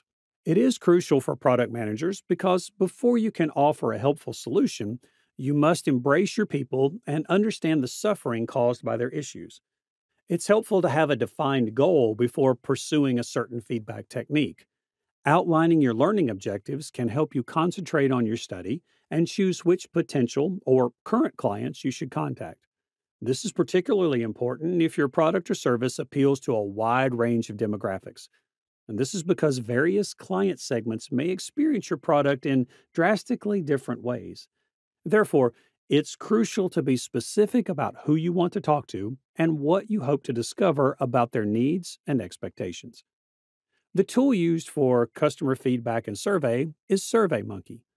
Following are the features of SurveyMonkey that may help product managers with customer feedbacks and surveys. Obtain viewpoints and get insightful wisdom. For every audience, it is simple to build polls, quizzes, and surveys. Obtain comments using a web link, email, mobile chat, social media, and other channels. Get sophisticated analytic tools and automatically examine your data. Your data may be exported or integrated with your preferred apps. Make smarter decisions based on facts by utilizing your insights. And alternatives, Typeform, Google Forms, and FormStack. Other than SurveyMonkey, the tools that can be used for customer feedback and surveys are Typeforms, Google Forms, and FormStack. With this, we have come to the end of this session. But before winding up, let's take a look at the bonus tools for you that serves multiple purposes in terms of product management. The very first tool is Slack. To strengthen product organization, Slack has emerged as the most crucial tool. Slack is utilized to cut down on pointless meetings, facilitate teamwork, make information widely available, and involve our consumers in the creation of new products. By acting as a central communication, reporting, and file center, the software boosts efficiency for both small and big teams. Slack Connect streamlines communication by bringing everyone into your virtual headquarters to complete tasks, breaking down organizational walls.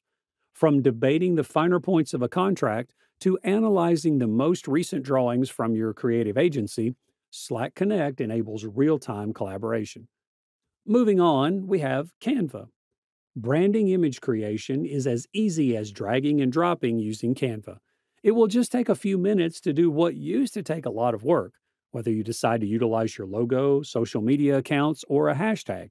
The transparency option in Canva also makes branding your product seem slick and unobtrusive to the viewer. You can maintain brand management with Canva for Teams while enabling anybody on your team to generate on-brand visuals, even without design skills. Your team may quickly create and distribute branded designs using the thousands of professionally created templates at your disposal. Even if you have little to no experience with graphic design, Canva enables you to generate that content fast and effortlessly. But before winding up, here's a question for you all. Which of these tools have you used before? Do let us know in the comments section below. Thank you for joining our product management full course. If you have any doubts or questions, ask them in the comment section below. Our team of experts will reply you as soon as possible. Thank you and keep learning with Simplilearn. Staying ahead in your career requires continuous learning and upskilling. Whether you're a student aiming to learn today's top skills or a working professional looking to advance your career, we've got you covered. Explore our impressive catalog of certification programs in cutting-edge domains, including data science, cloud computing, cybersecurity, AI, machine learning, or digital marketing. Designed in collaboration with leading universities and top corporations, and delivered by industry experts, choose any of our programs and set yourself on the path to career success. Click the link in the description to know more.